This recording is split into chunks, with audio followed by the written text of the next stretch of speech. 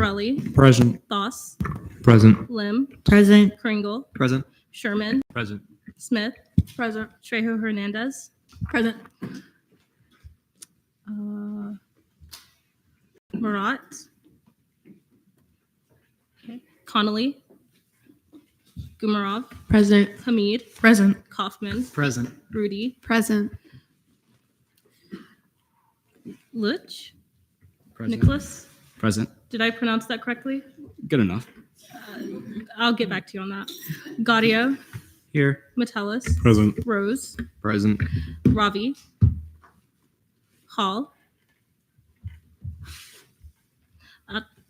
Chauhan, Present. Escobar, Present. Naguib, Wanjin, Johnson, Patel, Weiderberg, Present. Green, Present. Hendry, Present. Rubin, Present. Borges, Alcuda, Present. Benesh, Present. Condoloro, Present. Colazo, Present. Rodriguez, Present. Fenwick, Present. Janadra, Present. Pullman, Present. Renda, Present. Richmond, Shen, Present. Varilla, Present. Vasquez, Present. Lipner, Morset.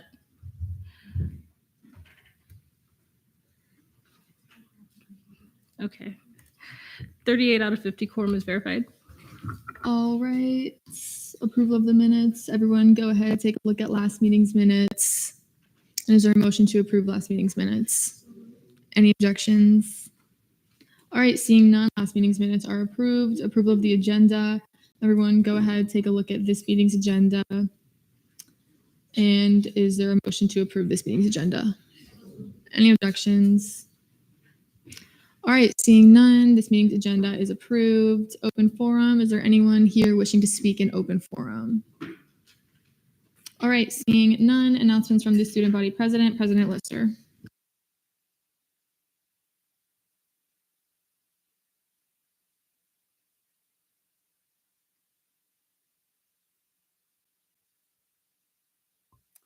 All right, can you guys hear me? I think so. Good evening, Senate. I hope you all had a fantastic week so far. On Monday, myself, Vice President Brawley, Safety and Transportation Coordinator Lisman, and Academic Affairs Coordinator Laliotis, we met with the Faculty Senate Campus Safety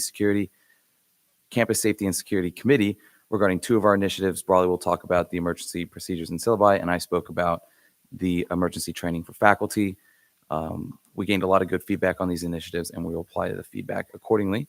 Also on Tuesday, myself and Safety and Transportation Coordinator Lisman were on the UCF downtown campus, handing out free coffee and donuts to students as part of our Coffee with a Cop event and helping students build a connection with UCF PD. And, in collaboration with Student Accessibility Services, our Digital Media Coordinator Neto and Diversity and Inclusion Coordinator Cower, we have worked on Spanish translated tours of our campus, which will be posted on our Student Government YouTube account and then also pushed through undergraduate tours and through student accessibility services. Also today, we completed another initiative, which was to offer graduate school test entrance exam reimbursements for qualifying students, which is pending approval by the Scholarship Committee. The test will include the GMAT, the GRE, and the MCAT. Applicants must submit proof of registration for the test within 1 year before or after applying for the scholarship. I will also hereby resign Graphic Design Coordinator Zoe Malone from the Black Caucus, and I will also hereby appoint Nathan Rickett for College of Graduate Studies, Seat 2. Thank you. Any questions? Varela. With like the grad school test initiative, why was the LSAT left out? Because UCF doesn't have a law school, the idea here is to obviously encourage students who want to go to grad school and to help offset that little bit of cost since UCF doesn't have a law school. Lazo. Kind of to bounce off of that, considering how UCF's School of Politics has one of the greatest pre-law enrollments, is there any way that we can try and advocate for an LSAT covering? Because that is almost a $200+ registration fee. So, I believe they wanted to start with with tests that coincide with UCF and kind of as a pilot program, and then see if they can expand it to LSAT in the future. Any further questions? All right, seeing none, thank you. Richmond. Present voting. Ely Richmond, present in voting, so noted at 7:12 p.m. Ravi. Present and voting. Senator Ravi, present in voting, so noted at 7:12 p.m. All right, announcements from the student body vice president, Vice President Brawley.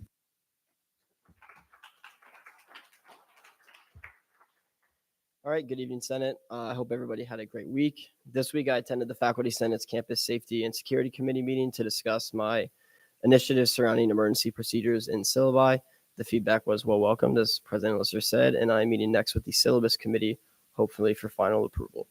Additionally, ASBE met this week, and the executive directors reported on plans for the spring semester, as well as transition plans for their next executive directors. This week, members of the cabinet were able to finalize the MSD Vigil plans, and I thank Chair Hamid for participating in that conversation. Diversity and Inclusion Coordinator Carr and Attorney General Pereira assisted me today in drafting a founding document and bylaws for the Interfaith Council, and we will be discussing these plans with a Ginsburg Fellow tomorrow. I look forward to continuing pushing this initiative. That's it for me. Any questions for Vice President Brawley? All right, seeing none, thank you.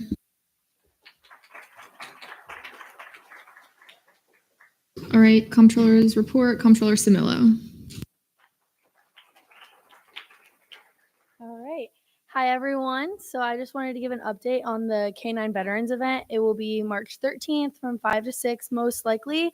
I do have to reserve Memory Mall, and I'm still in cahoots with the sergeant downstairs to go over the K-9s coming and some other tabling things that we're going to do there. I also reached out to STEP, which if you're not aware of what STEP is, it's essentially the service dogs that we have on campus, and they can come out and kind of talk about these animals are service dogs. They're at work. That includes canines and how to approach canines and things like that. I'm also currently working on pushing out a student loan financial literacy event with a couple of partnering banks and credit unions. I'm also working with the WVA to see if the Creative School of Learning has discount opportunities and priority registration for military and veteran students.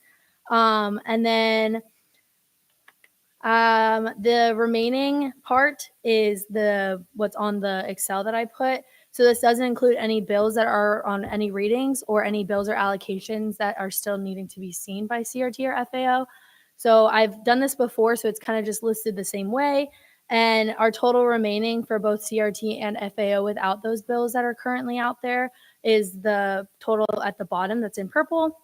But FAO's total balance is at 34,562.67 with a reversion of 0.38%, and CRT is at 38,847.15 with a reversion of 0.92. I also put a little Google form in there so you can drop a name if you'd like. It is a girl. So yeah, but that's all I have. Any questions for Comptroller Simillo? Is that a question? All right, okay. Seeing none, thank you.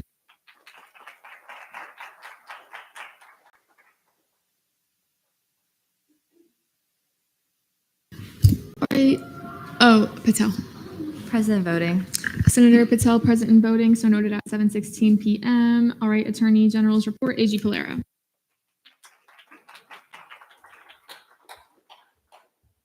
Good evening, Senate. Hope all of you are having a good week. I just want to let you know I drafted the first of the month revisions. They'll be coming out February 1st. And yeah, hope you guys all have a great weekend. Any questions for AG Polera? All right, seeing none, thank you.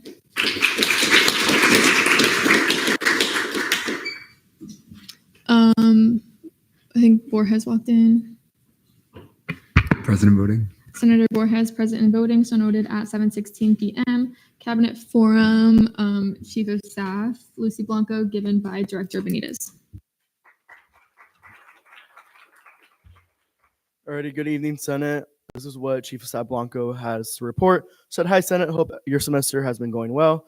Nothing crazy for her. She's just doing her best to support all the coordinators as we work through the semester, and just helping myself with universal nights distribution and gearing up to start planning our end of the year senior celebration graduation event for any undergrad and graduate seniors. Any questions regarding the Chief of Staff's reports? All right, seeing none, Deputy Chief of Staff, Christina Cabrera. Okay, this is what Deputy Chief of Staff Cabrera said. Hope everyone is doing well. EOC has begun and we became focused.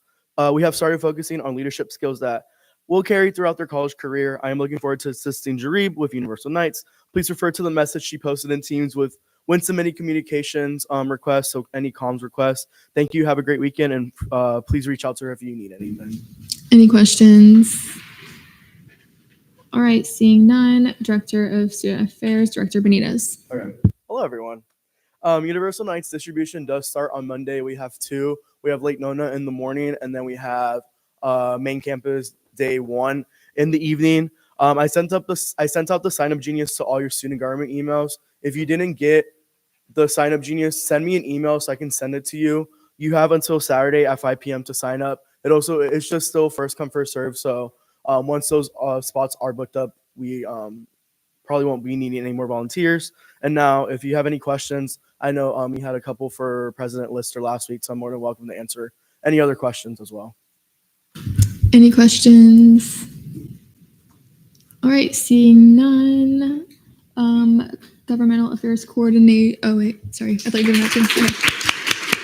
Okay. Governmental Affairs Coordinator given by Director Benitez. Last one, I promise. Said hi, Senate. Day at the Capitol applications go live tomorrow on Night Connect. Stay tuned for the Instagram post as well. Repost it, share it with your friends. Day at the Capitol is honestly a really good event. So really hope everyone applies. And yeah. Any questions? Lazo. You may. So you may not be able to answer this because I know that Prolera is not here. But the first question that I have is where did the decision to change the process for GAP committee members to from now on be forced to go through the interview process and also have the possibility to be denied when in the past all GAP members have been allowed to go? Don't quote me on this. That's also just a question that you can talk with to Gabby. But I just know, just due to number wise, in previous years, GAP wasn't as big as it is now. Very proud that it's the size it is now. So I think it was just previous years, it was a smaller number. So they just had those, didn't have those limitations. But any of these questions you can ask GAC Polera, and then she could give you the real answer. I don't want to give any false answers as well. For my second question, again, you might not be able to answer it, but why was the decision also made for the new interview process to be harsher in quotation marks, as was given to us in the meeting, harsher on GAP members and GAP committee members when they're the ones doing a lot of the research work? You probably just have to talk to Gabby about that one. And then for my last question, given the issues previously with the downtown day, I know how a lot of students were confused about that. How are we going to reach out to students for a day at the Capitol and make sure that they're going, since it is their money paying for it? So Day at the Capitol, like we said, we're going to post on our Instagram. Our Instagram has been growing successfully throughout the past year. So all the information will go on there. You can just not Google it. You can find it on Night Connect as well. If you just put in Day at the Capitol, the application will come out. If we see, I can talk with this with GAP Prolaire. If we see that the application numbers aren't the ones that she wants, we can work with our advisor Shane or even Brody to send out like a mass email to all UCF students that are registered through Night Connect. I can work follow up with her with that one as well, just to get that answer as well. Collazo. What's the right word? The capacity limit in regards to the group that we can bring to Day at the Capitol. So just how years pass, also just because of budget, it's one bus and one charter bus fits around 50 to 55 people. So that's going to be the capacity that Gabby is going to be looking forward to. Any further questions? All right, seeing Marilla. Again, only answer if you can, but do you know if GAC Polera has like a set like rubric or thing she's looking for an applicant so we can like be prepared for application? I don't want to quote anything, but I don't know if the previous governmental affairs coordinator, Brooke Martin, I don't know if she had a rubric that she followed, and she's probably just using that. I can also just follow up with her as that one as well. Collazo. Will the cabinet members also be interviewed, or will they not be interviewed? So all cabinet members will be, they are required to submit an application, just depending on how our governmental affairs coordinator sees the applications are, they will be requested to be set in on the interviews. Like GAC, this is it's just whatever she wants to do with the event as well. This is like, we don't want to like step on her feet as well. This is how she wants to run the event. So if she wants all of cabinet to interview, she's more than welcome to, but that once she sees the applications and she reviews them, I know she's going to have like a set like 2 to 3 days just looking all over all of them. Then she will determine if cabinet will be interviewing or not. Okuda. In that scenario, will she also determine if all of GAP can go as well? Any further questions? Vasquez. Something else, just so everyone's aware that Gabby informed me of today, is that there are no longer going to be excusal forms for anyone interested in going on the trip. So if you were kind of counting on that, they've been provided in the years past, but she told me that they're not going to be provided this year. Varela. I don't know if either of you can answer this, but why? What happened with the excusal form? Because that was kind of important. I wasn't informed of this, so we'll follow up though. Finish. Sorry, I'm kind of new to this. What's an excusal form? So an excusal form is, let's say Day at the Capitol is a Tuesday, so it's during the academic week. Let's say your professor has mandatory attendance. It's like a way for them to, if there's like an assignment due and like you don't submit it, you can submit that form to give you like, I think it's like 3 extra days, or it's like along those words. Just, it's a way to get your absences excused from class. Escobar.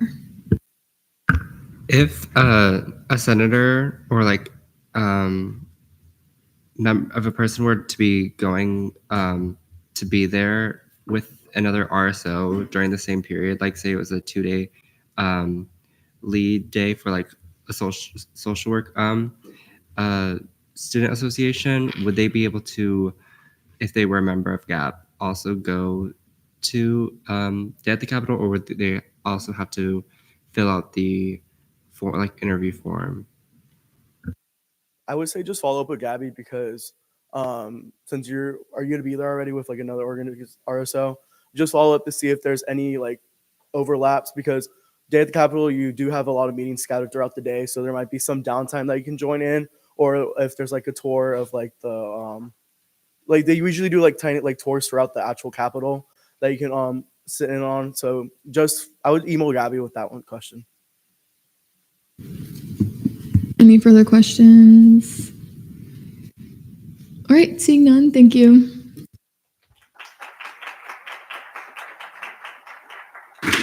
Morset. President voting. Pro Tem Morset, President voting, so noted at 7:25 p.m. All right.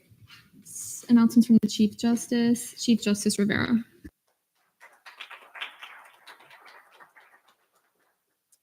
Hi, Senate. I hope all is well. As you know, Lounging with the Lawyer, our Judicial Outreach Committee signature event, will be hosted in this room next week on February 5th at 7 p.m. The RSVP is up on the Instagram, also with a brief description of our panel of lawyers. And also, the Judicial Council will be meeting with our friends over at USF tomorrow, and we're really excited to continue fostering our partnership with them. And finally, the Judicial Leadership Council had their mentor reveal yesterday, and we're really excited to have the rest of the semester with them. That's it for me. Any questions? All right, seeing none, thank you. Thank you.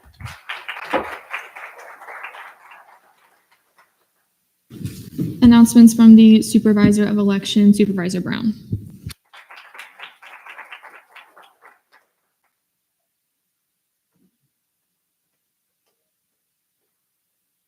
Hi, Senate. I hope you're doing great tonight. So as a reminder, you can all access the applications to reapply for Senate or run for President/Vice President on Night Connect once you've signed in. As a reminder, you need to attend an info session regardless of whichever position or positions you're applying for. Our next session is tomorrow at 1:30 in the Student Union 220, so Sand Key, if I remember correctly. And we have a session on February 3rd at 4:10 in this very room. We may start a little later so SLC has more time to finish their announcements. But 4 o'clock / 4:10 is our hopeful time, but that's up to SLC there. Thank you to the senators that helped the Election Commission table an involvement week this week. We were able to advertise the election to a large number of students and RSOs thanks to your help. On a side note, though, thank you to everyone in SG who attended Court's Involvement Week. It means the world to me and other court directors. It's also part of the reason why I kind of look extra messy today and have an entire bottle of Diet Coke on my table. And finally, I hereby appoint Luke Brown to the LGBTQ+ caucus.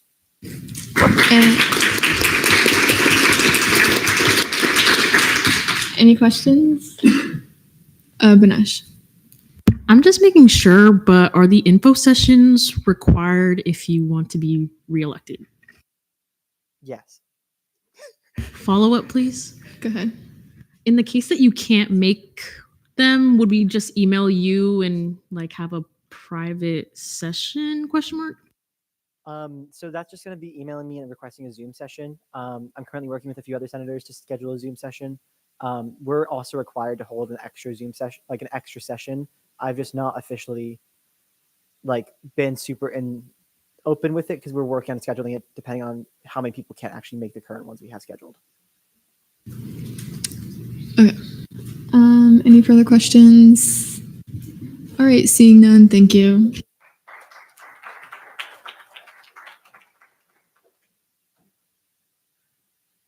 All right, announcements from the Activity and Service Fee Committee, Chair Kringle.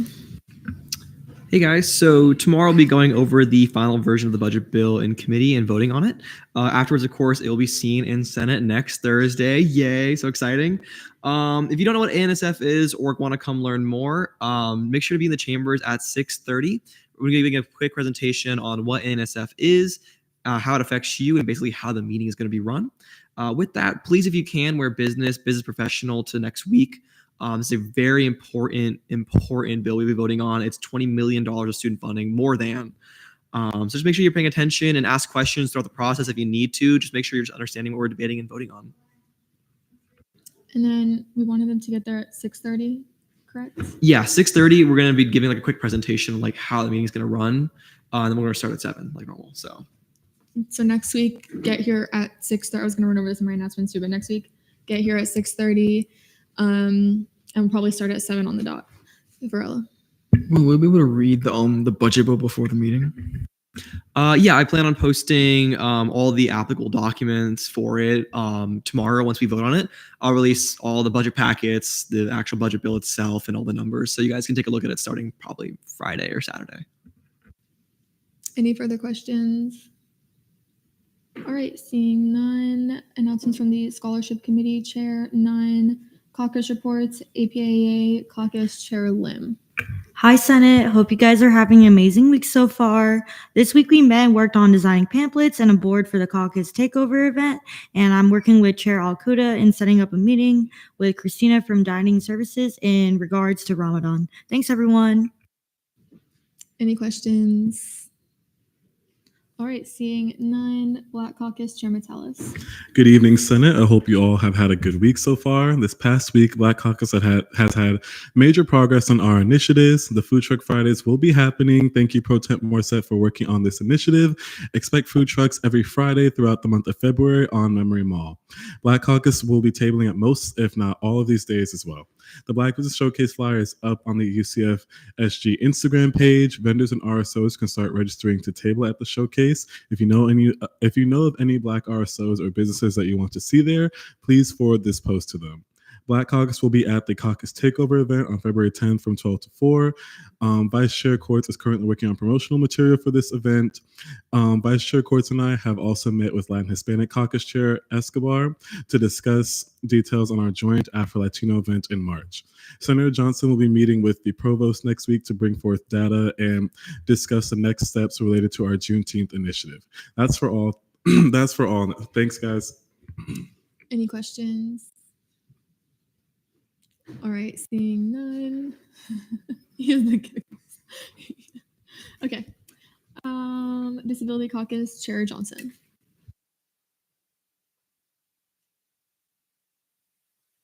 She's not here. I forget who the vice chair is. Vice chair. I thought new vice chair. Right? Oh, Simolo, right? I thought they got a new. Okay. Okay. Already out. Hi all. Thank you for submitting your diligence in helping the caucus identify. Not. That's okay. Okay. Latin Hispanic Caucus Chair Escobar. Good evening, Senate. Last week, the caucus met to discuss the caucus takeover, and the items we'll be tabling with there on February 10th from 12 to 3 p.m. We also met with Black Caucus leadership to discuss the details of our collaborative leadership panel, which will happen in March. We will also be meeting tomorrow at 9:30 a.m. to go over other initiatives for the semester. If anyone would wish to join, you are more than welcome. Any questions? All right, seeing none, LGBTQ plus caucus Chair Banesh. Hi guys, we met on Tuesday to discuss the caucus takeover, 12 to 3. I won't be able to be there, but my wonderful Vice Chair Green will, so shout out to him. In other news, we went over a proclamation which will be remanded today, woohoo, and our next meeting will be on February 11th at 9 a.m. Any questions? All right, seeing none. Military and Veterans Caucus Chair Collazo. Guys. Okay. Hi, everyone. We met this past Tuesday. Thank you to everyone who attended. We finalized proclamation assignments for the semester because I'm not writing any more internal legislation, as D like. So we also finished the pamphlet for the caucus takeover event. I also was able to pass them out during the open house today at the Military and Veteran Success Center. Great turnout. They had pizza, drinks, and veterans and military students were present. So it was really good. Any questions? All right, seeing none, Women's Caucus Chair Lazo. Alrighty, today in our meeting, we elected our new vice chair, Cameron Renda. Everybody give a round of applause.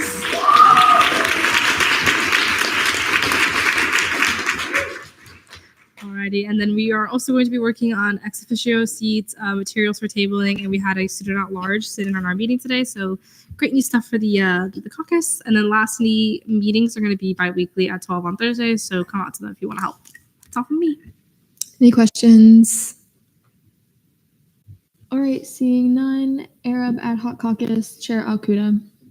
Hello, Senate. APIA Chair Lim and I arranged a meeting with dining services and other relevant RSOs in the next few weeks to discuss dining and catering accommodations for students participating in Ramadan, which is estimated to begin around February 28th. We are also working to promote awareness on the meaning of halal food with the opening of the Halal Shack in the Student Union. Our next meeting will be this Tuesday, February 4th at 12:30 p.m. in the conference room. Thank you. Any questions? All right, seeing none, Sustainability Ad Hoc Caucus Chair Lipner, not here. All right, Vice Chair Kaufman. All right, we held chair and vice chair elections, and Jordan Lipner was elected chair, and I was elected vice chair. And we split into teams to talk about updates on legislation and meet the caucus day. And we worked with our ex officio seat about upcoming events they want to hold and how we can help them. And I will put this all on the agenda. Any questions? All right, seeing none, Intercampus and Transfer Ad Hoc Caucus Chair Varela. Hi, Senate. Our bi-weekly meeting is tomorrow at 3:30. We will largely be discussing our plans for the caucus takeover event. And also, we are currently working on an ex officio seat for one of the student nursing associations here at UCF, since nursing students are largely attend our Connect campuses and will soon move to Lake Nona campus. And we're also still working on reps for the other campuses as well as transfers. Thank you. Any questions? All right, seeing none. Announcements from the Senate President. All right, hi everyone, just a few quick things. So we have Sign with the Senators next Wednesday, February 5th. The event will be from 11:30 to 2, but we can start setting up around 10:30. I will not be there, which I will get to in a second. but here's this when to meet. If you can just fill that out, just so we can get like a rough idea of who's going to be there. I forgot to tell you this, Ayala Akuda, but I put it in the master tracker or the volunteer. So SLC is obviously allowed to come and invited to come help us out with this event as well, because we'll need as much help as we can get. There's also a guide right here since I will not be there. I just kind of wrote down a few quick things. But yeah, so that'll be next week. If you can, your SG polo or the Ask Me About SG shirt, either works. But yeah, just it's going to be the same as last time pretty much. We're just hoping we can get the tables together. But other than that, like the exact same. I just got more slime and more glue and more slime activator so that we don't run out this time. But yeah, other than that, we have that event and I'll send more details on Teams. But yeah, just be ready to have a little spiel on student government or our branch, anything like that. As you can see in the guide, it's kind of split up by tables, and EC will be there as well, because at this point, any new senators would really be coming by election. All right, next week availability. So I have a little family emergency, so I will not be here Monday, Tuesday, Wednesday. That's why I will not be at the slime event. I just found out yesterday. So if anyone needs me, feel free to reach out. I may or may not respond to it until Thursday. I will be here Thursday for the budget meeting, but Monday, Tuesday, Wednesday will not be here. Again, if you do need to message me for something, if you think you'll forget or it's urgent, feel free. Again, I may or may not respond, but yeah, I'll try my best to still work for things that are needed. Again, just the office etiquette. We've been doing pretty good, but obviously just clean your stuff up, all that stuff, and be professional. It is still a workspace, and just make sure we're keeping our jokes clean and whatnot. Things like that. Big 12 on the Hill. So this is a new thing that we get to go to as student government agents. It'll be myself, President Lister, Vice President Brawley, Chief Justice Rivera, and GAC Polera, basically just going advocating on the Hill. We have to start setting up meetings with legislators soon, but just letting you guys know, I will be attending that, and I'm really excited. It's kind of like a more like fun thing that I get to do on the side. Again, new thing since we've entered the Big 12 conference, but that will be February 23rd through the 26th. Budget meeting details, Chair Kringle pretty much already did that, but again, business professional. We'll have administrators here and whatnot, and just one of our bigger meetings.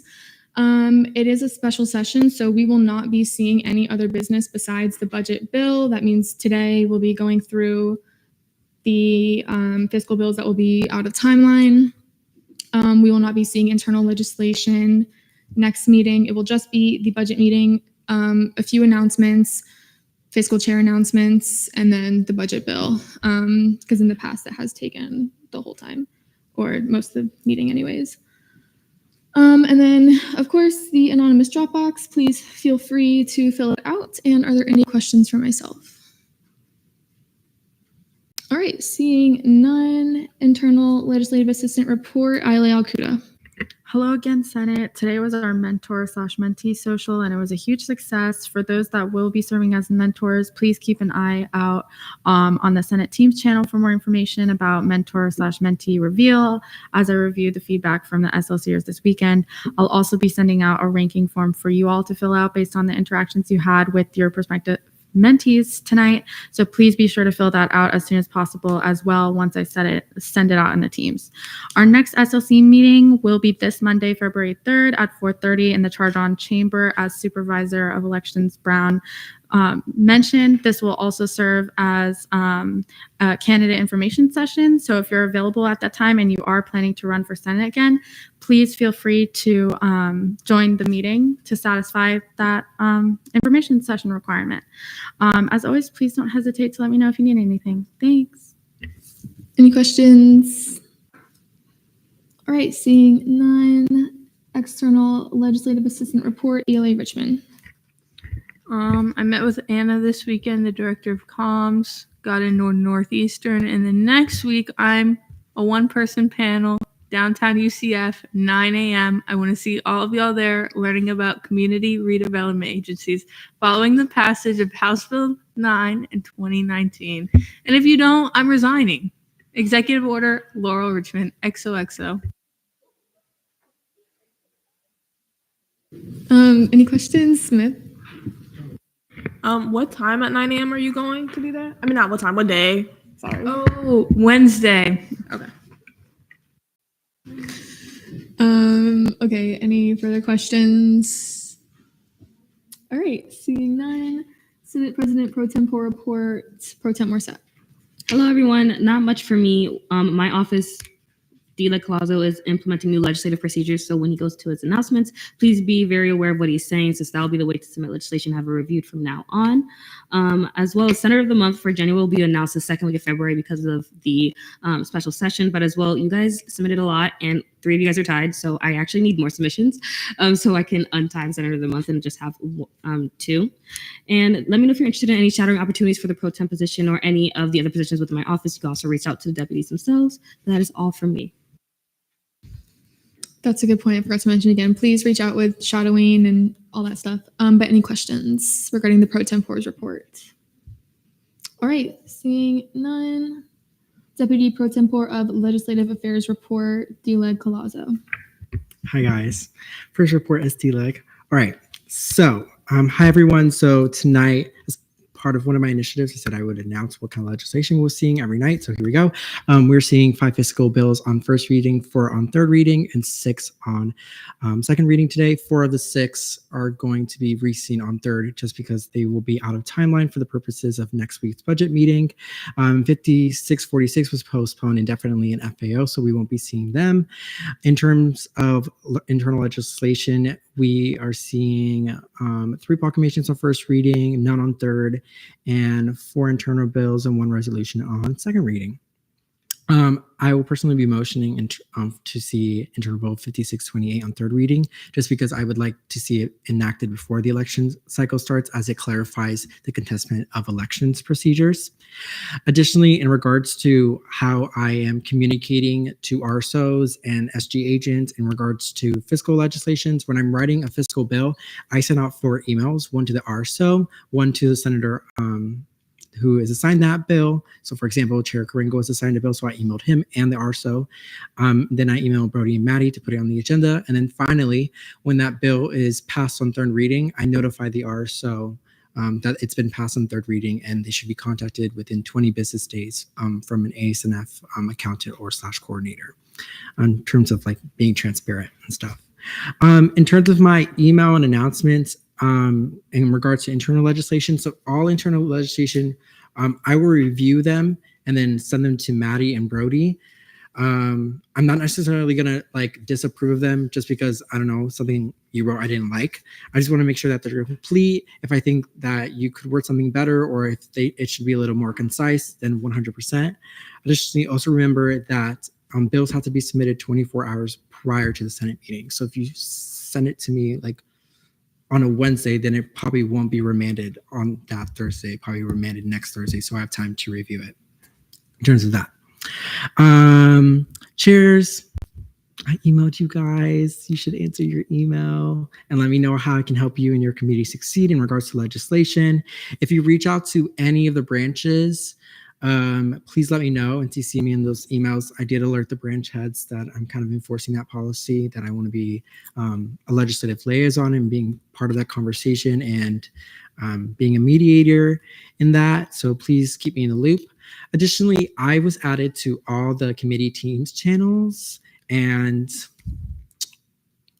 I had trouble finding some of y'all's agendas. I guess it was standard in ENA and LJR to have like just an agenda folder and all the agendas on there, but not to call anyone out. But some committees, please, I ask that you please create a folder in there that says agendas, because I go in there myself and I check your agendas just in case you have legislation, and or if you're discussing legislation, if I should be aware of anything in regards to legislation. Yeah, so please highly suggest taking my suggestion and creating an agenda folder. And if anyone here needs any help in regards to, making legislation, don't hesitate to reach out, please. Any questions? Any questions about the new process? Okay. Green. I'm sorry. Do you also want that to pertain to caucus leadership as well, or just committees? In regards to like proclamations? Like compiling an agenda?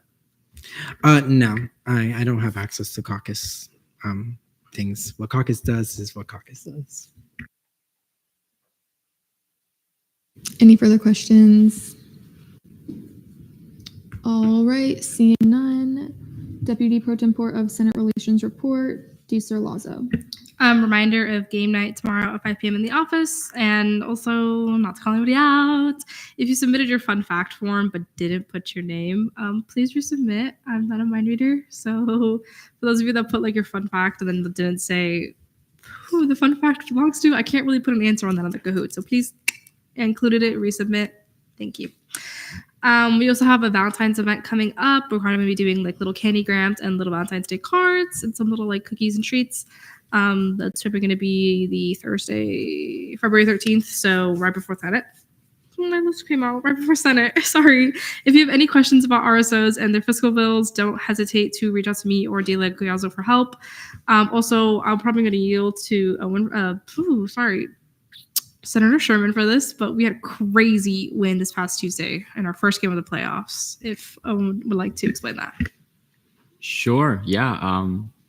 0-0 for a long time. And we came out on top.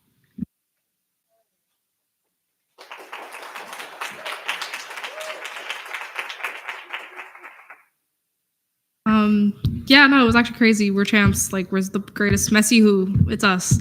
And that's it for me. Any questions? Why am I blank? Gaudio. Where's the picture? I didn't take it on my phone, but somebody forgot to send it. Lima, Ayala Okuda. I'll have it uploaded later. It was just such a hard game. We just probably forgot to take the picture. It's such a difficult game. Any further questions? Courts. I heard good reviews about your goalie last time. How did they perform this time? They were incredible. Oh my God, you would believe they were Navas. They were incredible. Everybody give a round of applause to Vasquez. She's just so good.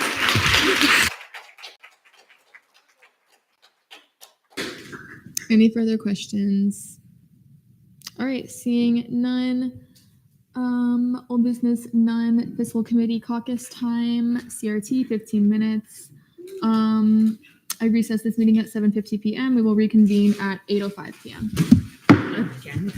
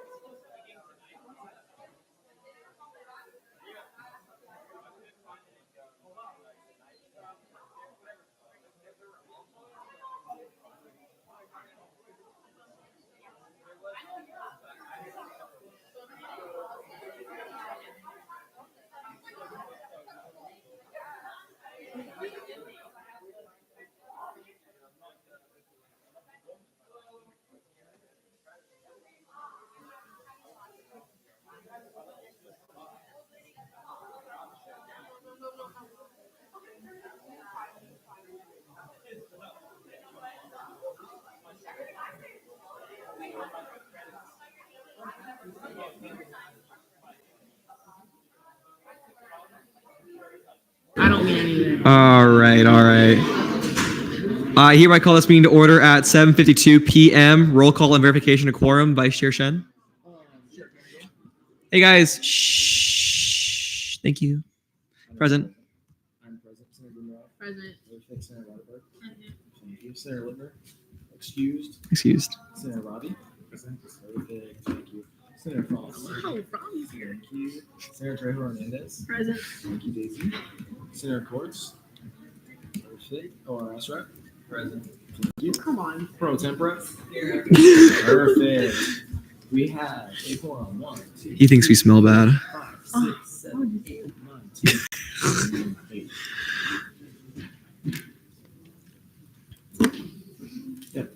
All right. Is there a motion to approve last meeting's minutes? So moved. Any objections? Is there a motion to approve to the agenda? So moved. Any objections? All right. Announcement of the chair. Hi guys. This is our third meeting this week. Anyway. Yeah, we're just gonna go over the budget really quick and last minute decisions on what we're actually going to do. I hope you guys have thought long and hard after that emergency meeting less than 2 hours ago.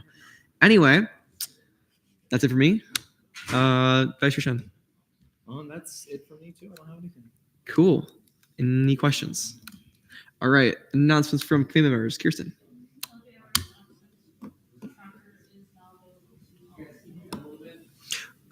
Oh, the committee absences. Fun. Does LJR recommend that C or T also publish it?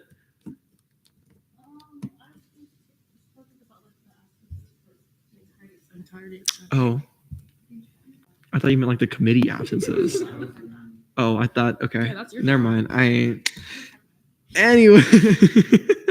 JK. Any other announcements for committee members or any questions for real? All right. Seeing none announcements from non-committee members.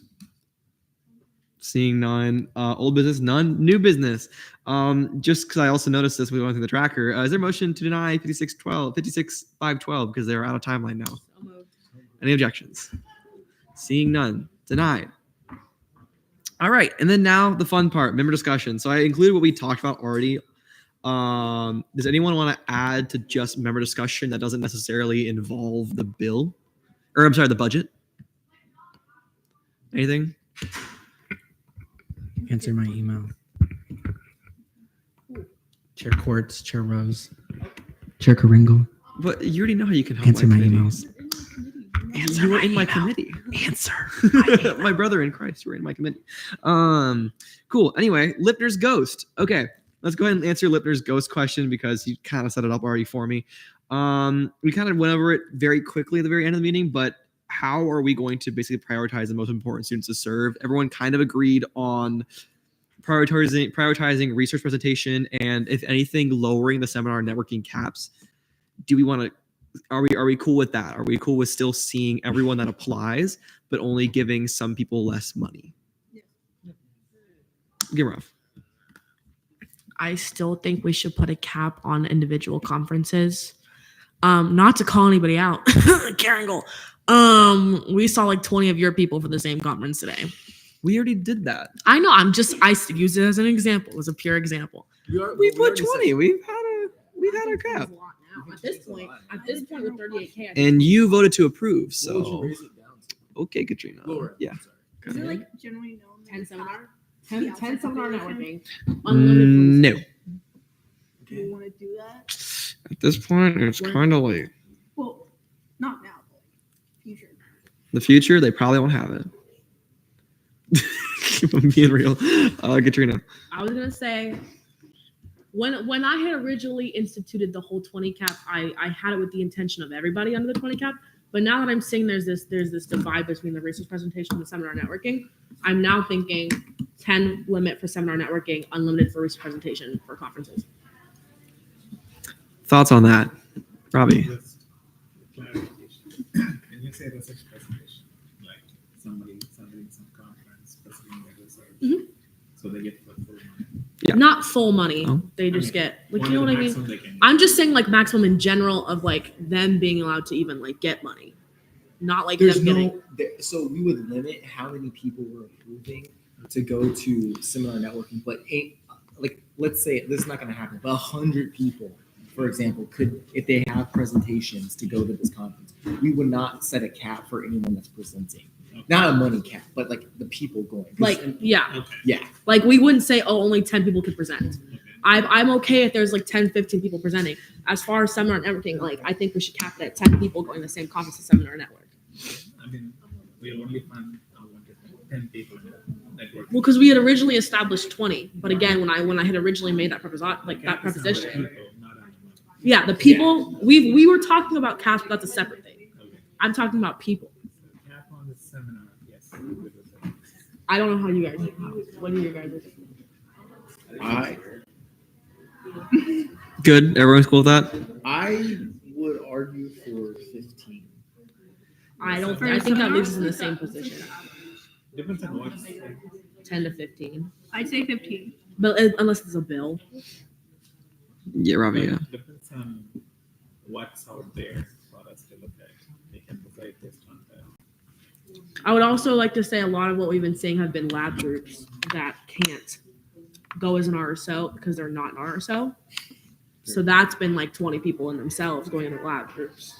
I fear as if we do 15, I think we're Okay, because we have limited time. What I'm hearing is at this point, let's just accept everyone in during the meetings because there's not going to be another conference where there's a million people applying. I'm just gonna be like straight up there. Like with the money we have 31,000 left. With the money we have, there's not gonna be another major conference that we even consider more than 10 applications to even with research. On an on basis. So yeah, what we need to be focusing more on right now is if we want to implement lower maximum allocation amounts, or do we want to keep the maximum allocation amounts and just accept anyone?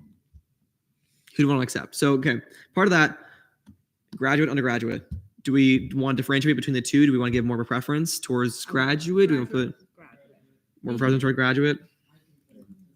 If they're presenting research, you can treat them the same. Oh yeah. I agree with graduate that. people.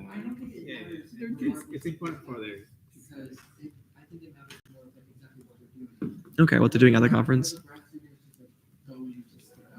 Well, that's why. Okay, so I was gonna say, what if we just drop seminar networking instead of because the base average now, like just basic undergraduate seminar networking is 250. We drop it to 150 seminar networking because then even if they're having to get they're a grad student, they still get the extra 50 on top, right? 200 on top if they're grad. Ooh. It's $200 stipend if you're grad. So that too, there's a $200 grad stipend. Shen?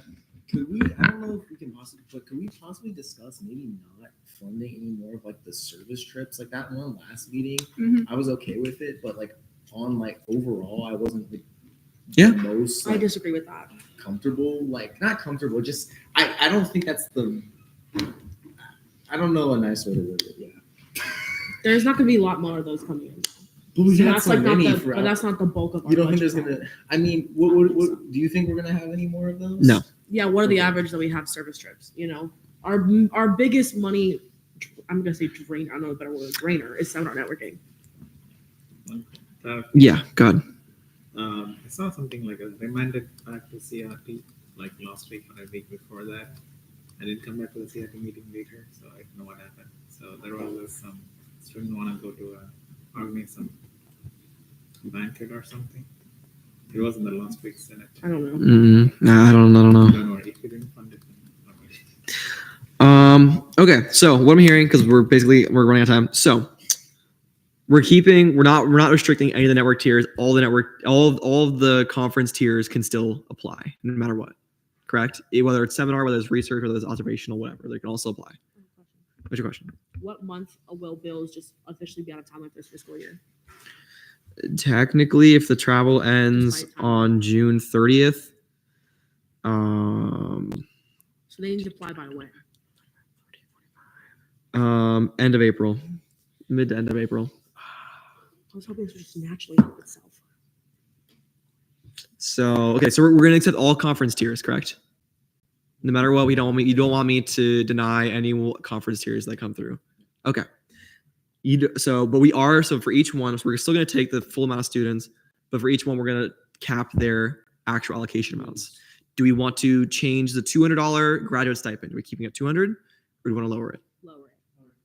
Lower it? I would lower it to 100. Lower it to 100. How's everyone feeling about that? Cool lowering it to 100? No facts. Why do they get 100 for being older? Grad school's expensive. No, yeah. 100 I think is nice help. The whole point is that we get to help everybody. You know what I mean? I fear as if going from 250 was a little bit of a slap in the face. Okay, international, they get $250 to $500 extra. Are we giving international students extra money? Do we want to also half that as well? Half it as well. International travel is so expensive. We don't get much international travel. No, we don't. So we're just gonna nix that. Actually, just kidding. Okay. Okay, and then for the actual tiers itself, research presentation, they get 500. Do we want to move that up, down? No. Keep it 500. Research presentation. I think that's one of our best. Yeah. All right, seminar networking. Are we moving it up, moving it down? 150 down. Okay, how do you feel about 150? Head nods, head shakes. 150. 250. It was 250. They want to move down $100 to 150. Yeah. Head shakes. Anyone off? Okay, we're gonna move it down to 150. Bills. Do we want to set a cap on the total amount for bills? Yes. You have 31,000 remaining. I'm gonna cap it at. I would cap it at Total. 5K for our half. No, those don't count towards 31,000. We're expecting 3 bills remaining today, and they're equaling about 6,000. You said total for all 3. Go a little lower. I would cap it for 5K our half, so 10K in total. I agree with Cole. You think so? Yeah. Usually the bills we see are expansive. So 3K our half. Any objections to that? Everyone sound good with that? 3K. 3,500. All right, cool. Any other things that you think we should discuss? Because I think really research and seminar and graduate and that kind of stuff is like the main things we're going to deal with the last little bit. Yeah.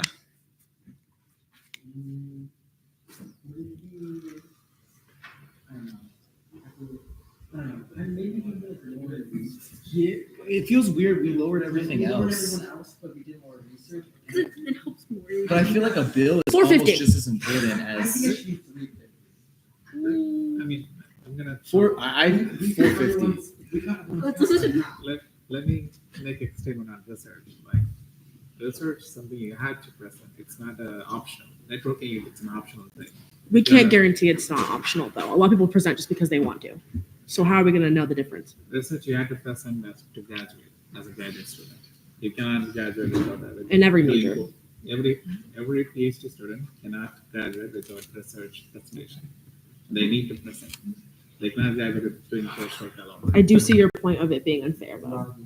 I do not. You're a graduate. Have you present or done research presentation? Do they send you something that like confirms Okay. that you are- Hand raise. We're lowering research. You want to lower it past 500. Hand raise. You don't want to lower it. We're keeping it 500. Sorry, we're running out of time, guys. I don't want to keep Senate waiting. Yeah, I was going to say because graduates also have Once a lot of again, opportunities to get graduate school. you can also make amendments during the meeting, during this committee meetings to amend total approved, and we will vote on it if it's that controversial. Oh, Any other things? Because we are out of time. I was going to say on that, please guys, let's not be scared to amend things in meetings. Don't be scared to amend, postpone, deny, make the motions. You guys have been doing it a lot recently, and I love it. Make the motions. We'll vote on them. Yeah, I don't want like I said. the Don't be scared to negative present your connotation options. of, like, we're not helping. All right, cool. Anything else? Is there a motion to adjourn for any final roll call? So moved. Any objections? Seeing none. Shaman's Mitchell, I hereby adjourn this meeting at 8:06 p.m. Sorry, y'all. I don't want to keep us waiting. So cool.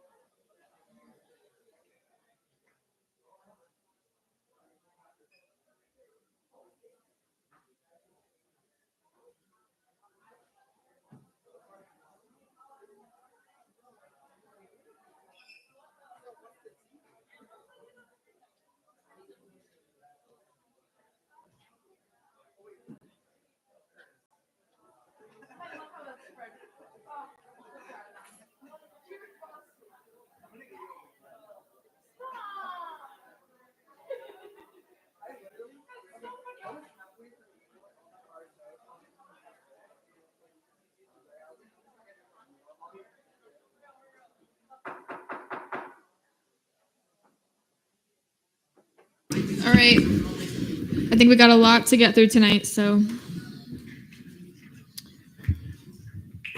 All right, I reconvene this meeting at 8:09 p.m. CRT, Fiscal Committee reports. CRT Committee Chair Kringle. Hi guys, CRT caucus 3 weeks in a row is insane. And we met Monday, today before Senate, and today for caucus. Crazy. Anyway, in committee, emergency meeting, and in caucus, we approved 56, 463, 469, 472, 473, 474, 476, 478, 479, 43, 46, 490, 491, 494, 497, 499 through 504, 506 through 511, 513 through 522, 524, 525, 528 through 533, 535 through 539, and fiscal bills 56, 48, 50, and 51. Postponed 56, 40, 498, 526, 527, 534, and 540. We denied 56, 496, 505, 512, and 523. PPI 56, 480, 41, 44, 47, 48, and 492. And we amended the total approved costs for 56, 404, 422, and 445. Also, we discussed some new funding restrictions. As it stands, we currently have $31,500 basically for the rest of the fiscal year. So about that, we're probably going to be keeping research the same. Graduate stipends probably going to be lowered down to 100. Seminar networking is going to be lowered down to 150. Bills are not going to exceed 3,000 on our half. And if you guys have any questions, concerns, comments for what we're doing, feel free to email me. Any questions? Borges. Are you able to share the meeting agendas where all this was discussed? I just want to be able to read them over. Yeah, I can go ahead and link them or send them to Brody and have them look in. Any further questions? All right, seeing none. FAO Committee Chair Kaufman. Hello. FAO is the largest it has been all session right now. It was so great seeing the conference room completely full of senators and SLCers, so thank you all. In committee, we approved allocations 56, 164 through 168, 170, 172, and 173. We approved allocation 56, 169 pending a quote for their items, and fiscal bills 56, 47, and 52. We postponed allocation 56, 171, and we PPI'd fiscal bill 56, 46. Any questions? All right, seeing none. ORS Committee Chair Rose. We had a pretty short meeting last week. We reviewed VPFs for fiscal bill 5624 and 5604, and we approved both of them. Any questions? All right, seeing none. Fiscal legislation and notice of legislation on first reading.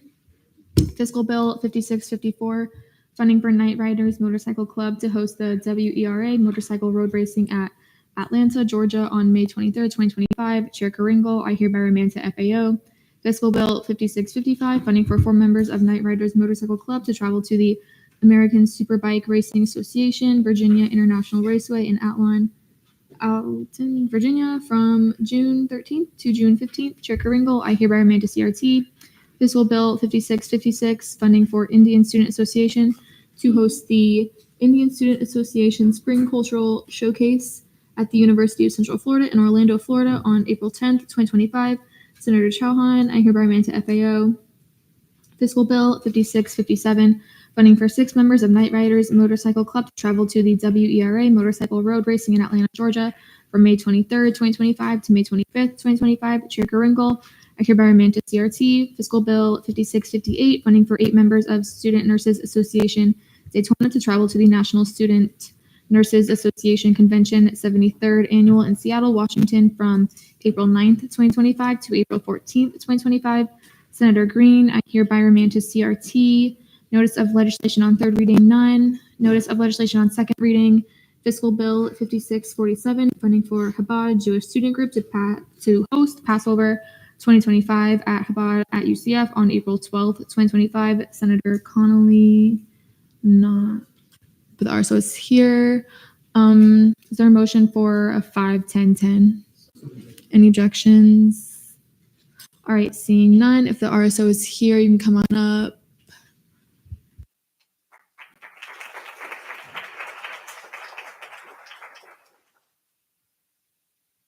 And you have 5 minutes. Whenever you're ready, I'll just start the clock whenever you start speaking.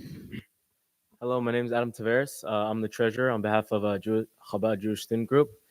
and I'm here to present for funding for the Passover 2025 event. Here are some of the details. We're expecting around 500 members. By attending this event, Jews will be able to celebrate Passover while away from home. Also, Jews from different backgrounds and levels of observance will be able to explore their Jewish heritage in a warm and welcoming environment at Chabad, which will encourage cultural diversity and inclusion on the UCF campus.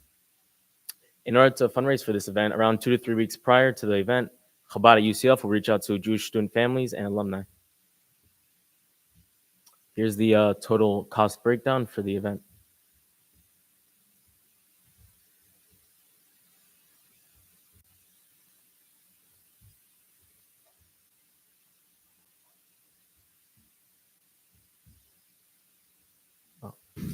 All right, we're now lined for questioning. Are there any questions? Gumrov.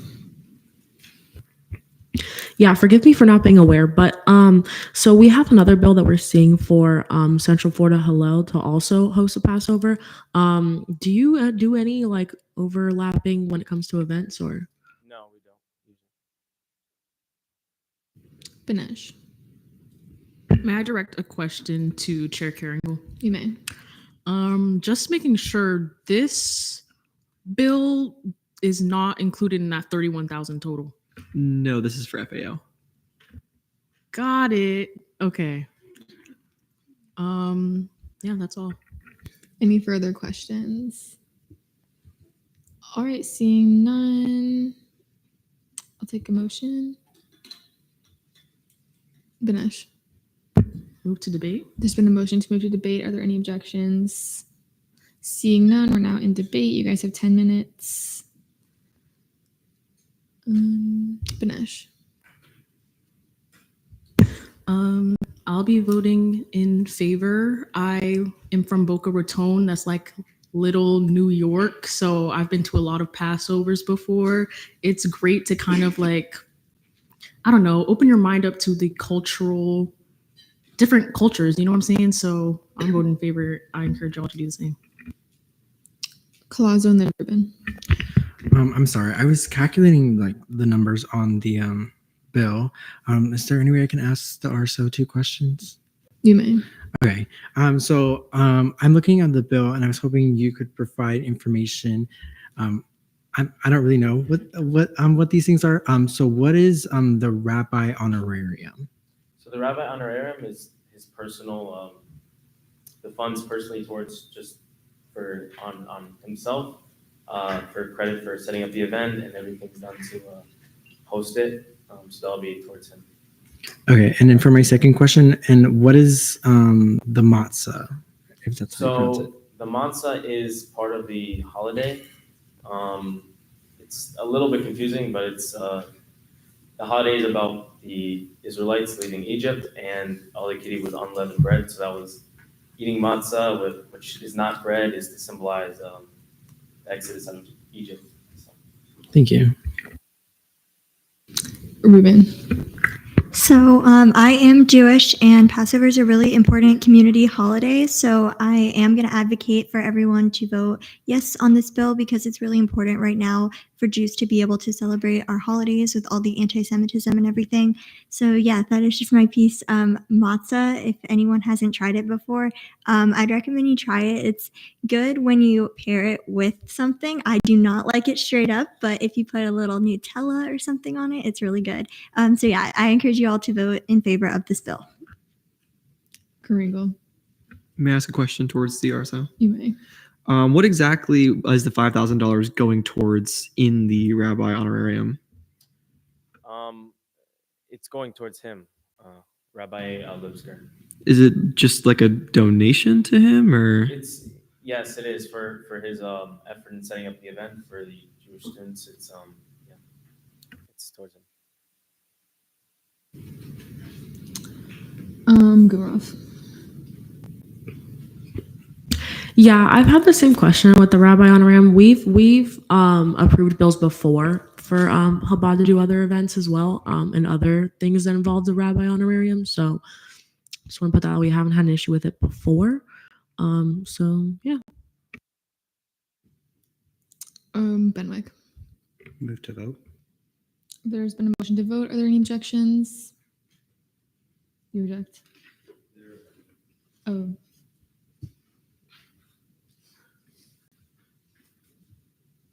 Okay. Do you withdraw for 1 second? I guess I'll see it as a technical. All right. Now I'll take a motion. Fenwick. Move to vote. There's been a motion to vote. Are there any objections? All right. Seeing none, we're now in voting procedures.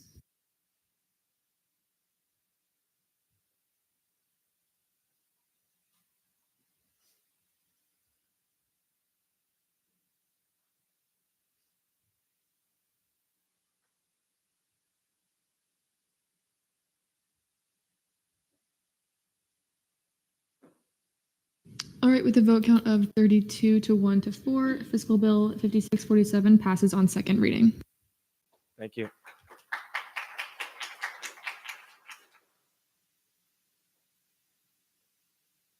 All right, Fiscal Bill 5648, funding for 16 members of the American Marketing Association at UCF to travel to the AMA International Collegiate Conference in New Orleans, Louisiana from April 2nd to April 5th. Senator Thoss, is your RSO present? Mayor President, he's walking up to the stage. Alright. I yield to the RSO. All right.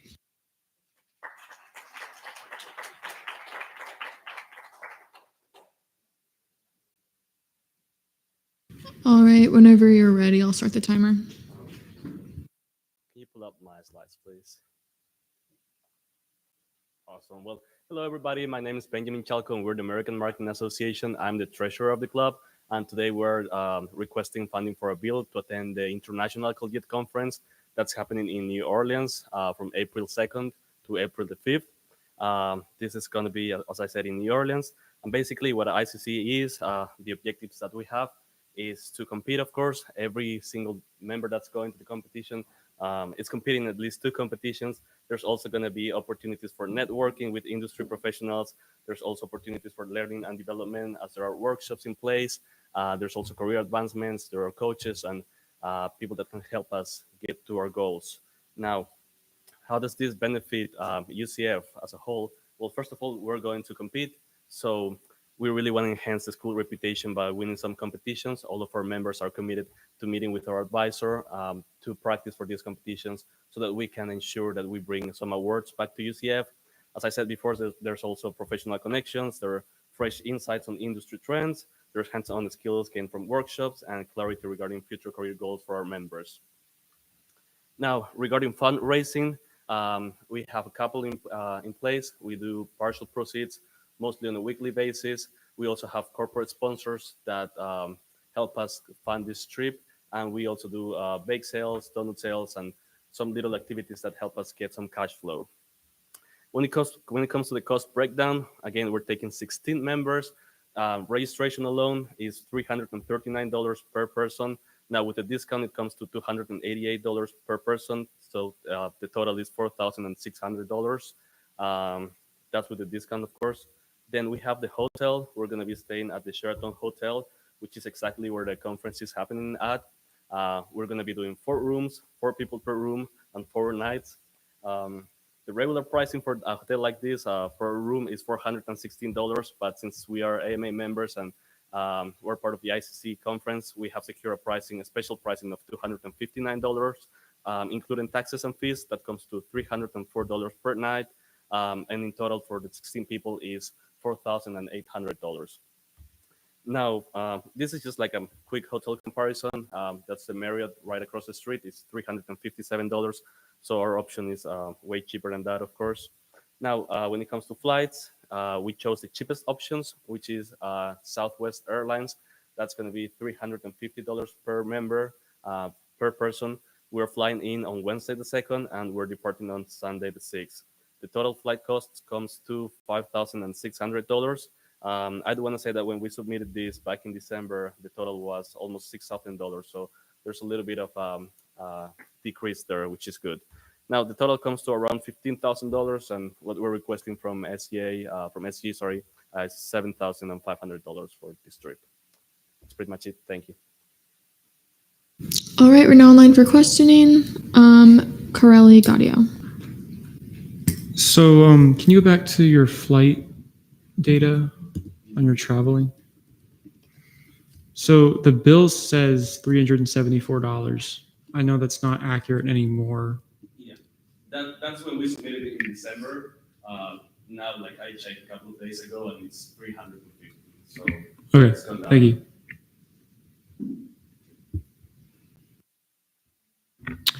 May I ask two questions? You may.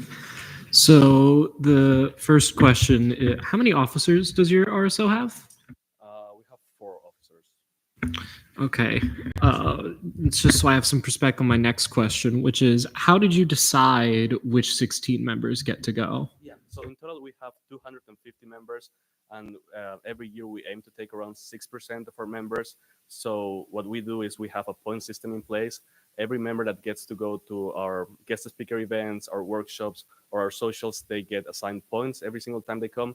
So what we did was we chose the top 16 performers, and we also chose them based on previous competition experience. Since one of our goals is to go to ICC and bring some awards back to UCF,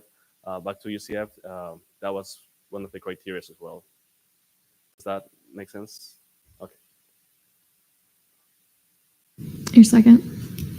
Yeah.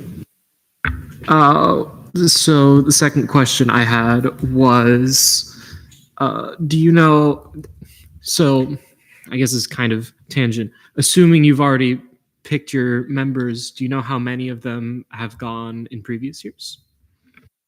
How many of the ones that are going this year? Like, because you said you try to go every year, bring 6% of your members. So I'm wondering if any of them have gone to this in prior years. I myself went last year, and I believe 2 or 3 other people that are going this year went as well last year. So we started going to ICC 3 years ago. The first year we took 9 people. The second year, last year, we took 12 people, and this year we're taking 16 people. Make sense? Gumrov. Will you elaborate more on the competitions? What competitions will you be competing in? Of course. So there's a bunch of competitions actually. All of our 16 members are going to be competing in at least 2 of them. The competitions that are going to be happening are sales, marketing strategy, marketing simulation, perfect pitch, digital marketing, t-shirt design, website competition, case study competition, and a couple extra more. And we all are going to be doing at least 2 of them. Any further questions? Lim. Just in case one member can't go, do you guys have a backup list? Any further questions? I'll take a motion. Motion to move the debate. There's been a motion to move to debate. Are there any objections?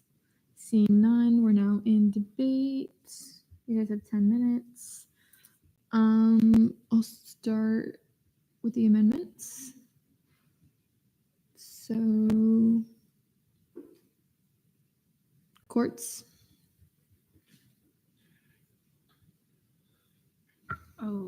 Motion to see my amendments and anybody else who wants to attach theirs as friendlies.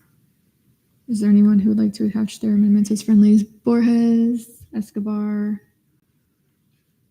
All right, there's been a motion to see Chair Court's amendments and Senator Borges and Chair Escobar's as friendlies. Are there any objections? All right, seeing none, whenever you're ready. Sorry, I blanked out there for a second. I'm just changing the numbers to the 349.96 as was said in the presentation. That's it. All right, we're now online for questioning. Benwick. Move to debate. There's been a motion to move to debate. Are there any objections? Seeing none, we're now in debate. Gumrov, Metellus. Move to vote. All right, there's been a motion to vote. Are there any objections? All right, seeing none, we're now in voting procedures on all of the amendments.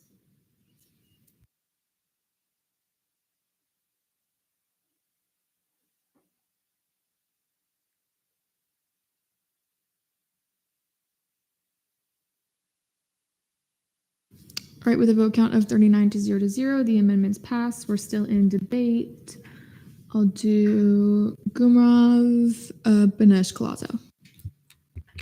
Yeah, so one of the things I'm a big proponent of is, especially when you are a chapter at UCF, I think it's highly important for you to go to your national conferences. And so while I do agree 16 maybe a tad bit, but since it is our national conference, I'm okay with it. So I will be voting in favor.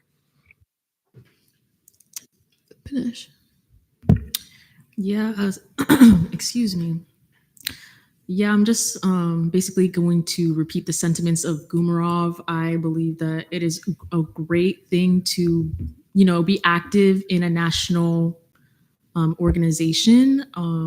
I feel like this is a great opportunity for these marketing people, and the competitions sound cool. Like, I want to be in a competition about sales, so I'm voting in favor. Colazo. Move to vote. There's been a motion to vote. Are there any objections? All right, seeing none, we're now in voting procedures.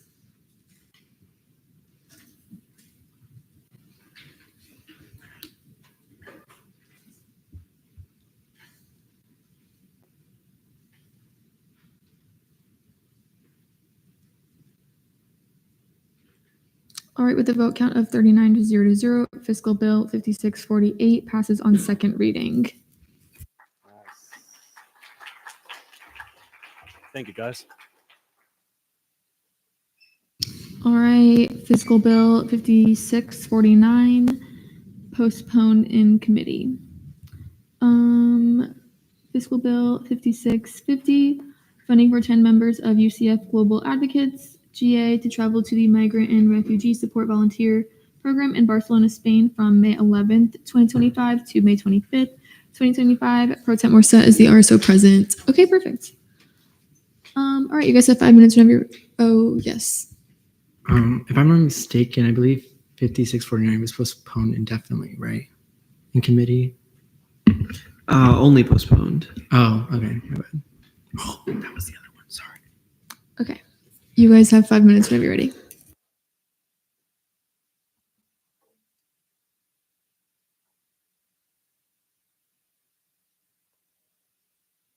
Okay.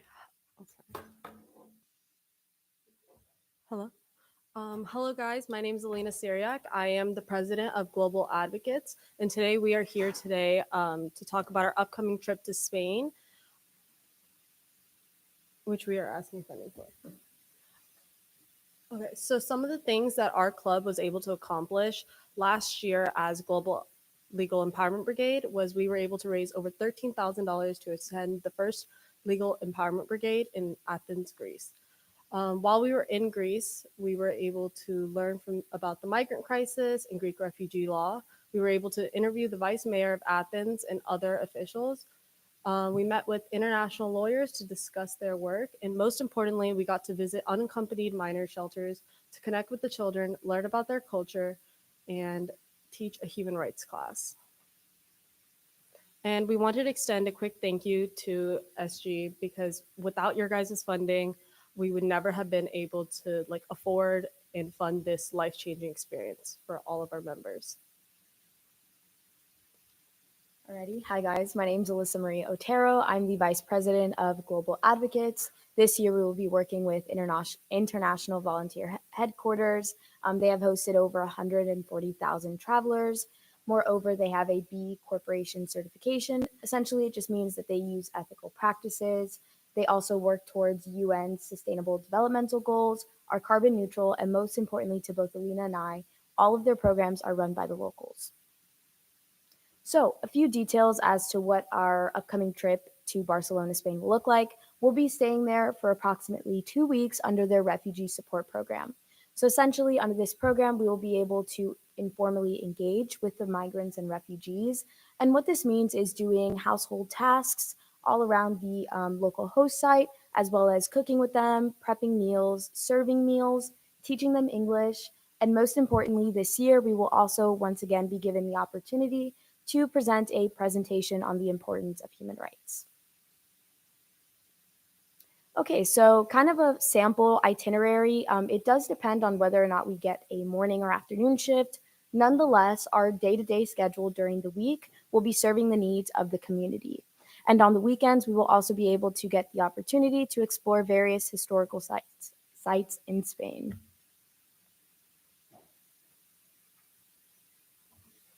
Okay, we also wanted to say what we hope to bring back to UCF and ultimately the benefit of funding this trip.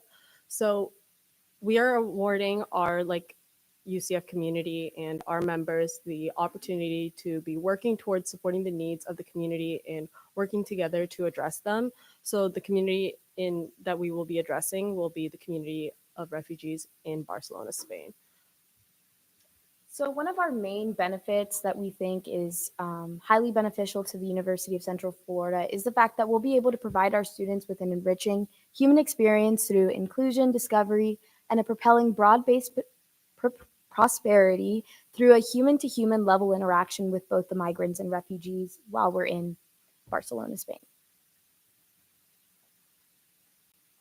Additionally, we wanted to mention that another benefit of our partnership with IBHQ is that it opens the door for more trips of this nature for upcoming class members so that they can continue to have this experience.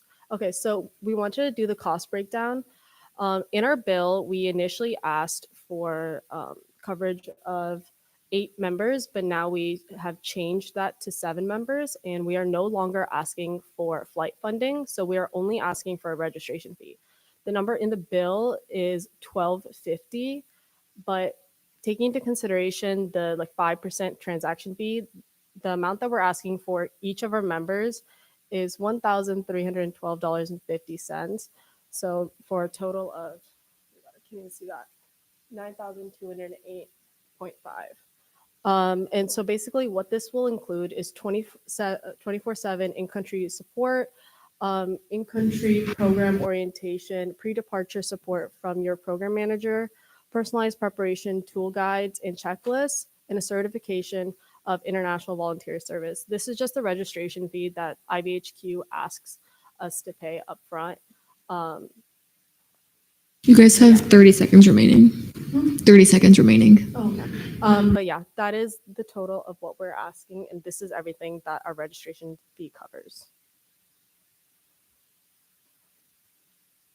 All right, we're now online for questioning. Colazo and then Escobar Gumrov. 2 questions, if I may. You may. Okay, so you guys don't need funding for your flights anymore? No, we already purchased them because the flight costs were rising, and we just made the executive decision that it was better for the club. Okay, and in terms of the registration fee, how much is it per person now? It is $1,312.15. 50 cents. That number that's up there, that's per person. Okay, thank you. Escobar.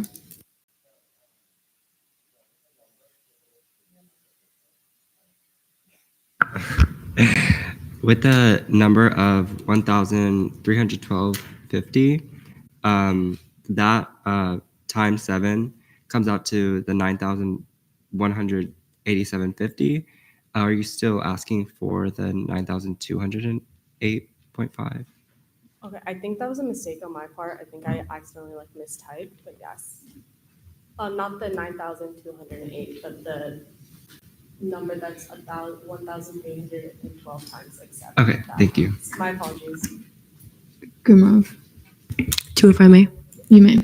My first question is, if you don't mind me asking, for all of your members, is there a majority major that's involved, or is it open to all majors, or what's?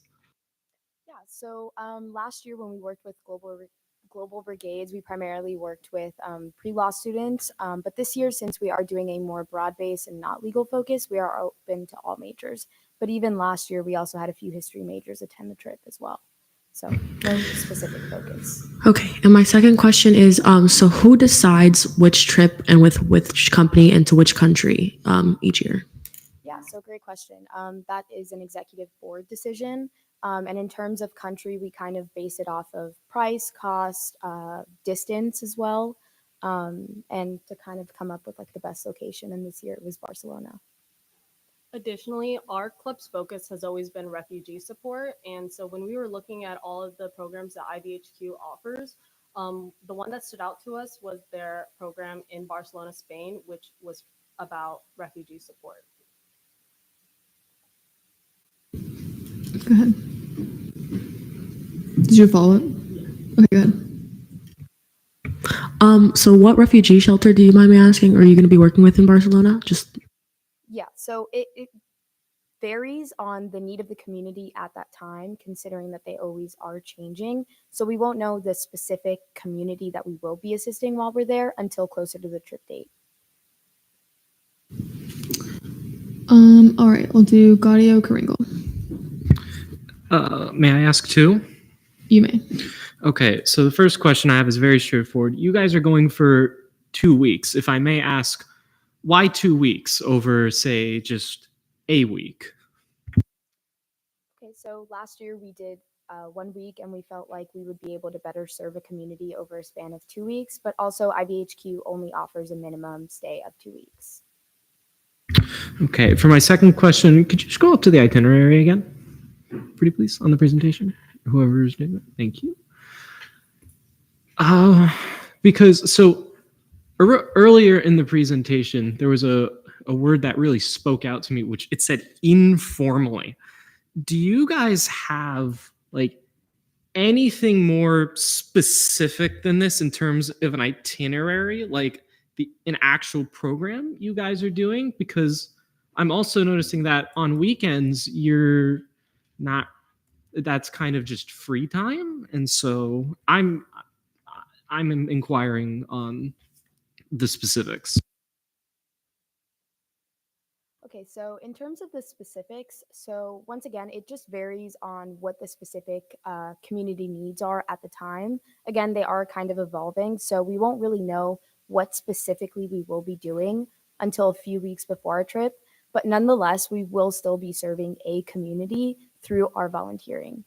And I'm not sure if Alyssa did mention it, but I think in the slide before this one, we do give a list of some of the activities that we are like participating in while we are in Spain.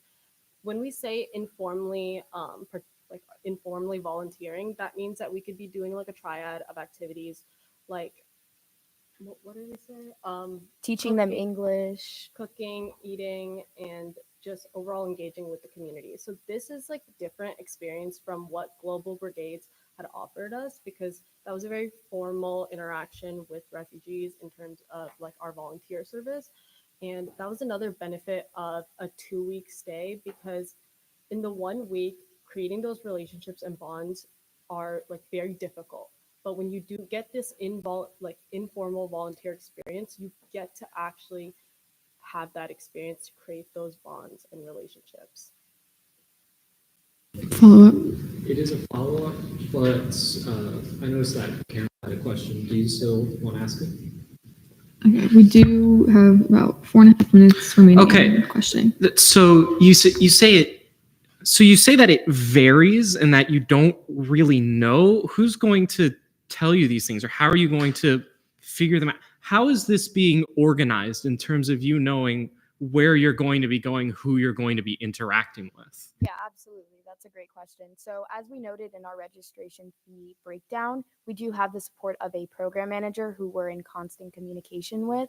And as Alina mentioned, like these are the activities we will be doing and conducting. So in terms of organization, they are going to be pretty much very similar, but just in terms of like the actual specifics, that we won't know until the specific community needs are distributed closer to our trip date.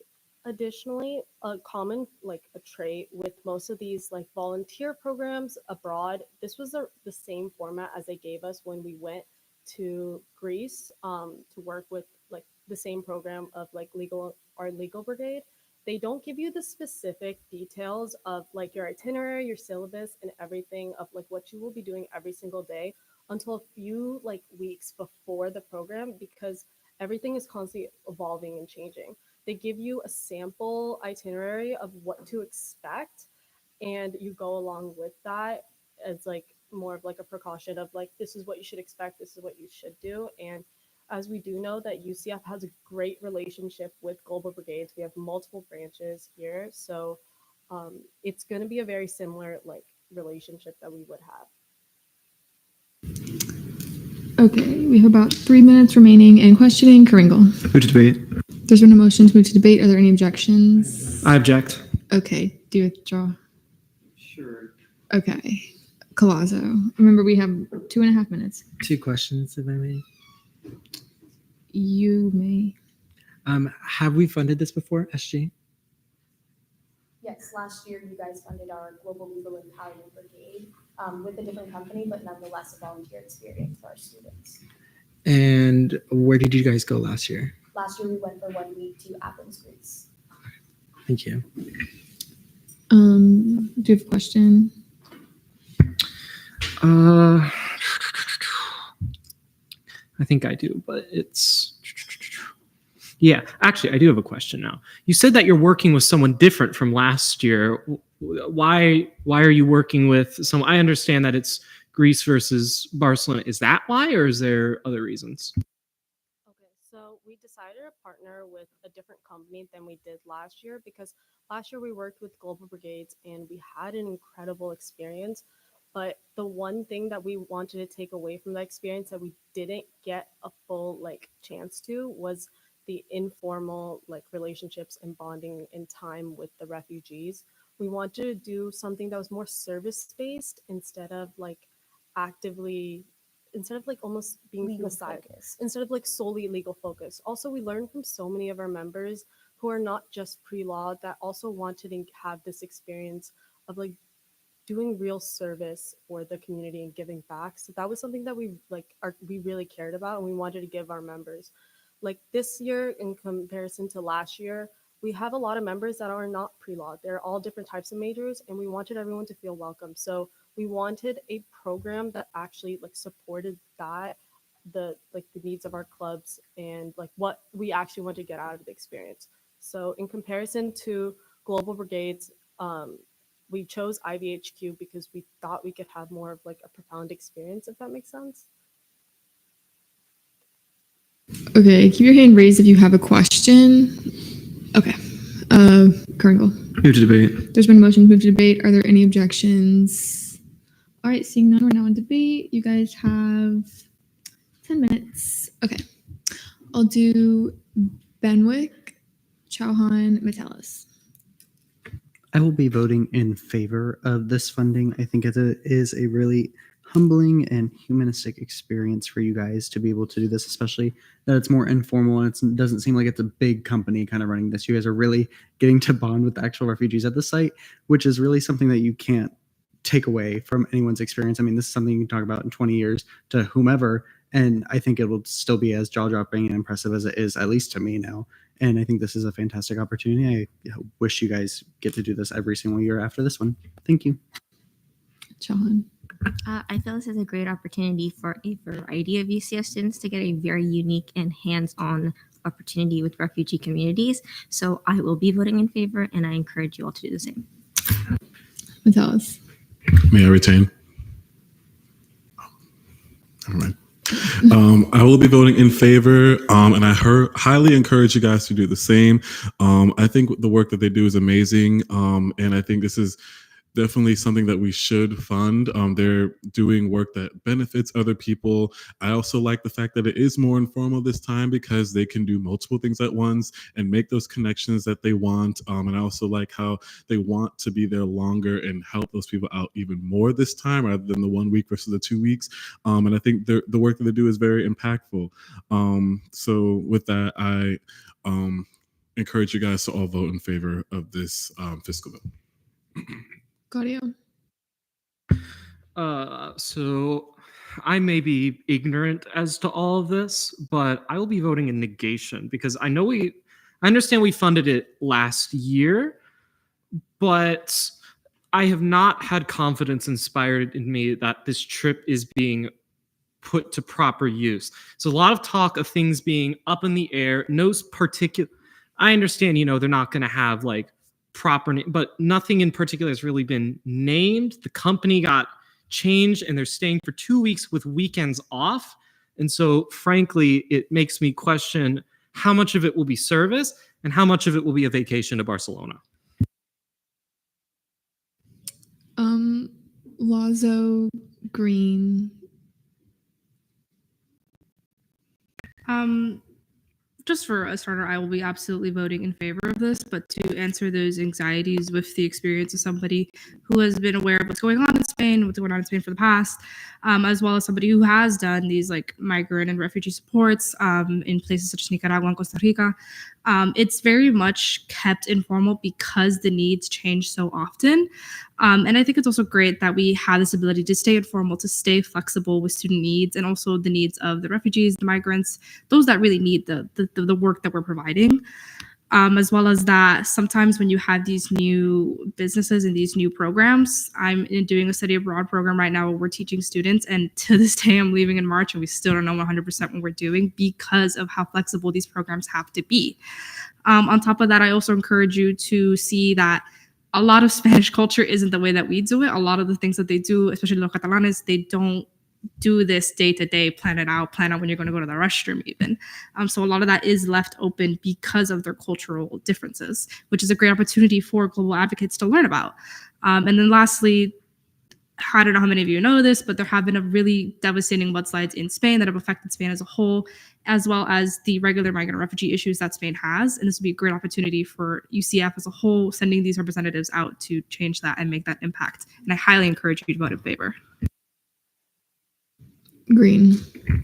Yeah, I will also be voting in favor of this fiscal bill. To sort of ease some of the anxieties of my colleague, I will say that one of the RSOs that I represent, very similar in like their missions and like what they do, international medical outreach. Similar circumstances with some of their trips where like they are sent sort of as needed to volunteer and to work in the communities that they're sent to. And like Dieter Lazo was saying, I'm not like an expert on Spanish culture, but I know like more broadly with European culture in general, it is very common for like, especially on Sunday, for establishments to be closed. So that may be a reason why, weekends are off. All right. I'll do Smith Karingal.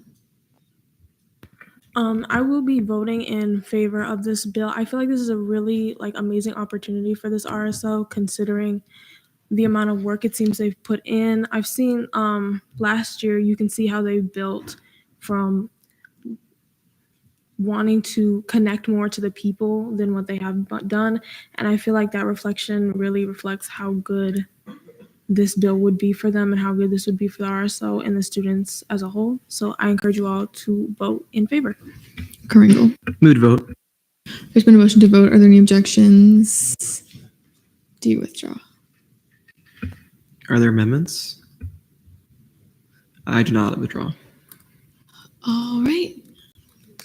We're now on the objection. I forget the name of it. That procedure.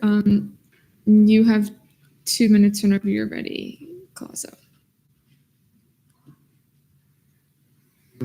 Well, we heard a lot of affirmation debate and we heard one negation debate, and I wanted to provide not really a negation debate, more of like an abstaining debate. And I think just for a good debate, I think both sides should be heard regardless. Mine's more of like a third perspective, just because I'm looking at the website of the event and it's not necessarily matching up with what was presented by the RSO. And so I wanted to make Senate aware of that. All right. 2 minutes. I'll withdraw. Okay. All right. We have about 4 minutes remaining in debate. Colasso. Okay. So I went to the RSO's Instagram. I went to their link tree. I went to the trip information into regards to the Barcelona, Spain. I've been to Spain before. Amazing. I want to say that first of all. Love Spain. But what I'm seeing here based on the program website of International Volunteer HQ, It says the duration of the program can be you can choose from 1 to 12 weeks, and the volunteer hours are up to 5 hours a day. I don't know. That kind of just like piqued my interest, just hearing what Senator Gaudio was saying. I don't want to say necessarily this is vacation because obviously they're going to be part of this program, but the decision to choose 2 weeks, and if it's up to 5 hours a day, or maybe it's modified, I don't know, what that rest of the time is going to be spent doing. I have concerns because we're putting money into this, so I just wanted to make the Senate aware of this. Morset, Can I direct a question to the RSL? you may. Can you provide clarification on the statement that was just made?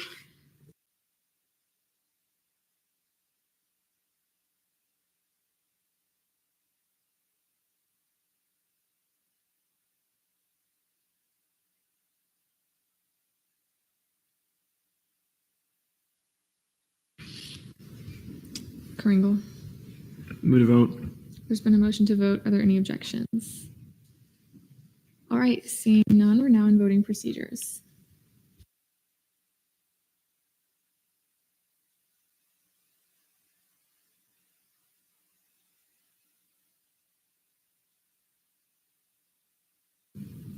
All right, with a vote count of 30 to 8 to 0, fiscal bill 5650 passes on second reading.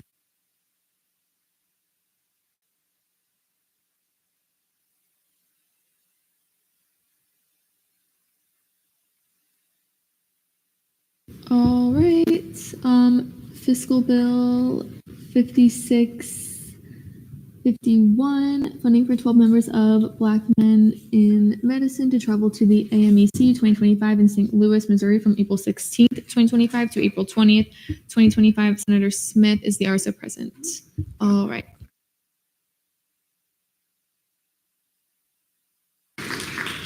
And do you yield to the RSO? I yield to the RSO.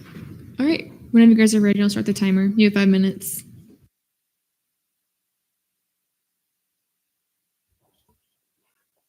Good evening, members of the Senate. My name is Abdul Abraham. I'm the current president of the UCF chapter of Black Men in Medicine, and we're presenting on our trip to St. Louis, Missouri, for the annual Medical Education Conference. So here's just an outline of what we're going to talk about. We're going to talk about who we are as an organization, more about our organization, information on the conference, the benefits to the UCF community, how we have fundraised for this, the registration costs, the lodging costs, and the travel costs. So here's a little bit about us. Black Men in Medicine was founded November 11th, 2019 on the campus of Florida State University. We were chartered here at the University of Central Florida, November 2nd, 2024.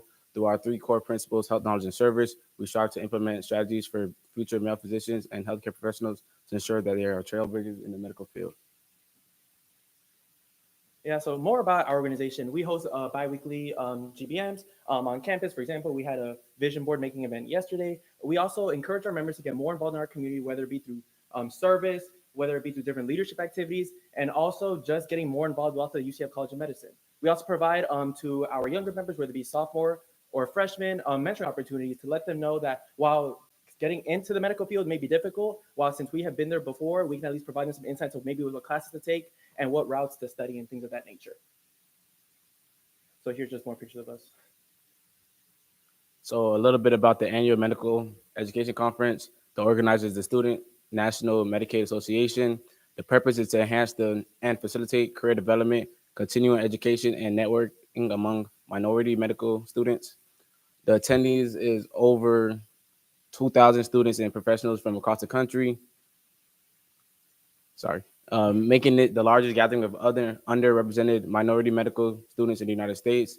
Key activities during this conference will be educational workshops and panels covering topics such as medical school admissions, leadership in healthcare, and healthcare disparities, networking opportunities with healthcare professionals and medical school representatives, skill building sessions, including CV building and interview preparation, advocacy and diversity focused discussions to support underrepresented groups in medicine. So the benefits to UCF community, first and foremost, we're a large community, and also a lot of students within our majors tend to be connected. So when we go to this conference and we bring back the knowledge, we're going to be bringing back tips on applications, because not only is this conference for undergrads in pre-medicine, but it's also for people that are currently within med school. So they're going to tell us what they did in the MCAT besides the sessions that will be provided within the conference, and different interviews and probably schools that we could possibly go to. Leadership skills, being in a room full of people that are also have the same goals and ideals of us, not only will encourage and inspire us, but it will also show us a bright future and direction for us. Networking connections. Not only do we get to meet other people throughout the country that are pre-medical students, but we also get to meet doctors, people that are leading healthcare professionals.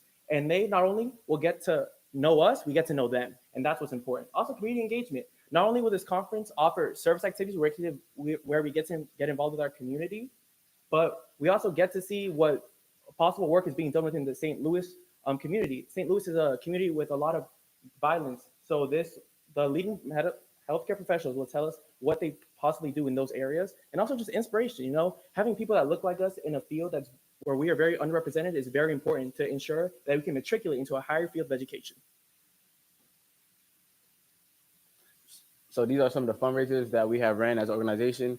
We had a partial proceeds with Astro Skate Club. Also, we had a pie e-board event where members and different friends come and pie us. We also had another partial proceeds with Blaze Pizza, and we sold drinks. We named it Med Packs at another Black Wednesday in front of the library at the Free Speech Lounge, and another partial proceeds was Steak and Shake. So the cost breakdown. So first and foremost, everyone that is planning on going this trip, all 12 people, are now members of the Student National Medical Association. So the regular fee that we'll be paying is $237 per person. Then flights. We chose Frontier because not only is Frontier one of the cheapest airlines, but it's also one of the few airlines that has a direct flight from Orlando to St. Louis, Missouri. Other popular airlines, they have stops in like Atlanta, and that would just cause more hassle for us, and also is more expensive. So we chose a cheaper option that is also more direct, so there's less confusion, makes it easier for us to get to our destination. And then lodging costs. The Marriott St. Louis Grand. This is a hotel that not only, while it may sound nice, maybe too much, this is a hotel that is directly in front of the convention center, but also based on the prices of also nearby hotels, it is one of the most affordable hotels, and it also has a nice amenities, and it's still one of the cheapest, unironically. So yeah, here's just the breakdown of it. 12 people, registration, that's $2,844. For the flight, 12 people, same thing as registration, $2,844. And for lodging, it's going to be 4 nights, 3 rooms, and each night for $212.88 for $2,555, for a total of $8,243. Right. And what we are requesting from SJ, which is 50%, is $4,122. Thank you. Any questions? All right, we're now in line for questioning. Banesh and then Lim. So I see you guys are bringing like half of your club. How did you pick those members? We have a point system that we use, so we use based off the point system. The highest 12 members at our club were selected. The point system, it is based off, first of all, you have to be a dues paying member. And from there on, we chose people that not only were very involved with our 3 principles of health, knowledge, and service, but also actively contributing to the club, because not everyone that is coming are executive board members. Around half of the people going are executive board members, but the other half that were chosen above our executive board members were shown through their commitment to the organization and to bettering health within the university. Lim. Do you guys have a backup list just in case one of your members can't go? Yes, ma'am. We have a backup list around like 10 people who are on the wait list currently. Gumarov Metellus. 2, if I may. My first question is, so have you gone this conference before last year? No, ma'am. No, not at all. Well, then my last one was a follow-up, so. Metellus. Move to debate. There's been a motion to move to debate. Are there any objections? Seeing none, we're now in debate. You guys have 10 minutes. Okay. Are you still working on it?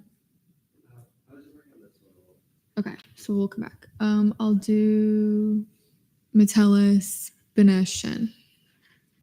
I'll be voting in favor. I've seen the positive impact that this RSO has had on not only Black men at UCF, but on campus as a whole. I really do think this conference would be beneficial for them, and I also appreciate the fact that they're considering UCF as a whole with the things that they learned during this event. And I think we should definitely vote in favor as a body for them to go. And yeah, I encourage you guys to all do the same. Finish. One thing about me, if I see Black people in medicine, I'm gonna say yes. Like, as a Black person in pre-med, I understand how difficult it can be to come across these opportunities, especially if you're a working college student. So I find great benefit in this conference, and I find it very professional. Like, they said that their members are a part of the national association, so I feel like that's very commendable, and I want to see these guys go get their opportunities. I wish that was me, so I'm voting in favor. Shan. Yeah, just to second everything that was already said, I think this is a great organization, RSL. I think the conference is going to be great for them. I also really appreciate that they took in consideration for the flights, looking for the well-priced flights. I really appreciate that. And this is a very concise, I think it's a reasonable bill. I encourage you all to vote in favor. Escobar. Motion to see my amendments as technicals. It was just the lodging, the math. Like, Is it like math errors? Yeah. Okay, I'll see it as technical.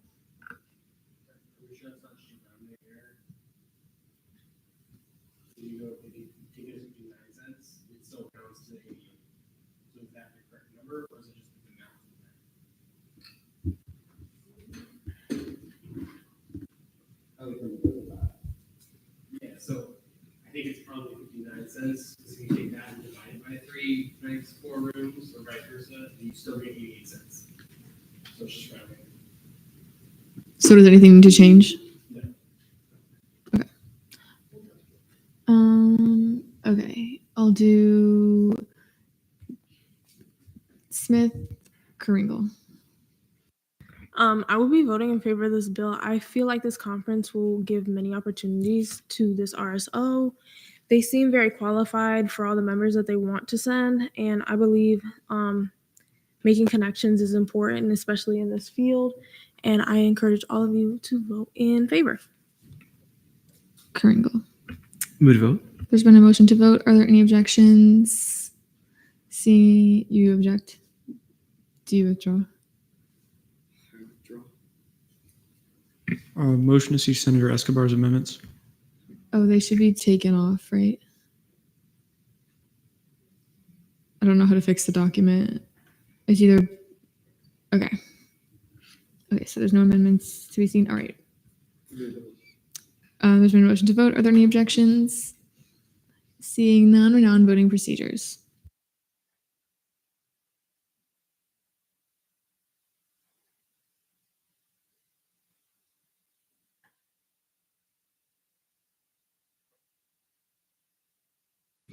With a vote count of 37 to 0, Fiscal Bill 5651 passes on second reading. Thank y'all. Thank you very much. Have a great evening. All right, Fiscal Bill 5652, funding for Central Florida Hillel to host Passover at Hillel on April 12th, 2025, Senator Connolly.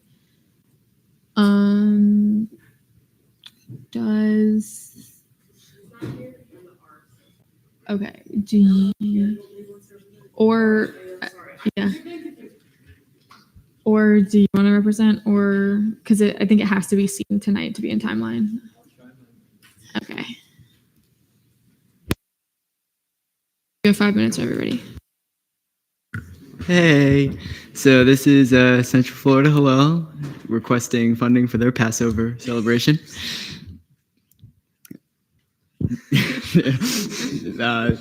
Passover event. It's a week of April 12th at the Central Florida Hillel in Northview. That's their description. So they're going to be promoting this event to their Instagram followers, and they've had student leaders create marketing ads to promote it. They've fundraised a lot, and they would be thrilled to have student government recognize their efforts. And they serve about 2,500 students yearly. That's the cost breakdown. It matches the bill. And their halves are different because they have a 10% sanction. So it's 60-40. So just letting y'all know. Thank you. I yield to questioning. All right, we're now in line for questioning. Kringle, Muratov. 3, if I may. Muratov, present and vote. Senator Muratov, present voting, started at 9:09 p.m. You're good to go. Okay, so first one, what's the reason for the 10% sanction? That can go to you or Rose. If I recall, they didn't contribute enough on a fiscal bill last year. Do you remember if there's follow up for that if I can? Do you remember if they just did total for our half and their half? Wait, can you repeat? Do you know which side they didn't contribute enough money on? Our half or their half? Their half, I'm pretty sure. Their half. Second question: if this is the same event as the previous, why is do you know if I don't know if you do know, but why is there no honorarium for this one? I do not know. If you want to answer, yeah. At FAO, they explained this. They have a paid staff, full-time staff, including someone who serves as like an educator and a rabbi. So they don't have to bring someone in for their events. They already have a full-time staff, and that's why they fundraise to pay. They pay their staff regularly. And is that the $700 line item?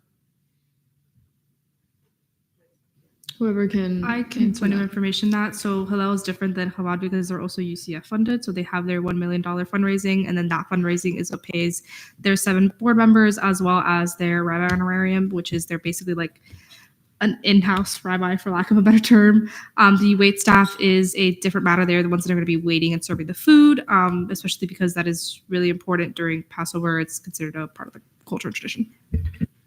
And then third question, did they communicate that they weren't going to be here tonight, or? No. Okay. All right. Gumrab Escobar Alcuda. Yeah, I just want to do a slight point of clarification, point of information. Chabad also has a rabbi that kind of lives in their sanction. I think they just bring in like a bigger, better rabbi, question mark. Escobar. Do we know what the $1 million in fundraising that they raise goes to? If anyone familiar can answer that, do you know more set? From my knowledge, if I'm wrong, but from my knowledge, they host like weekly events and they also have like bigger things. So this is one of the only events that we fund, but all the other events that they host on a weekly basis as well, all that fundraising goes to that as well as the staff that they have that they pay for. All right. Who else did I say? I said Escobar and then I said Alcuda. Yeah, so I guess the $1 million funding kind of came up in FAO, and I guess like I'm still, because I know that we kind of touched on a little bit, but I'm still kind of just like in a place where I kind of need more insight into like, because I know we've funded certain events and things that they Hillel has done in the past, but I'm just kind of needing more insight into like how they sort of like pick and choose like what we fund and like where the $1 million, what the $1 million can fund and what like we can fund. If anybody can answer that. Is there anyone who can answer?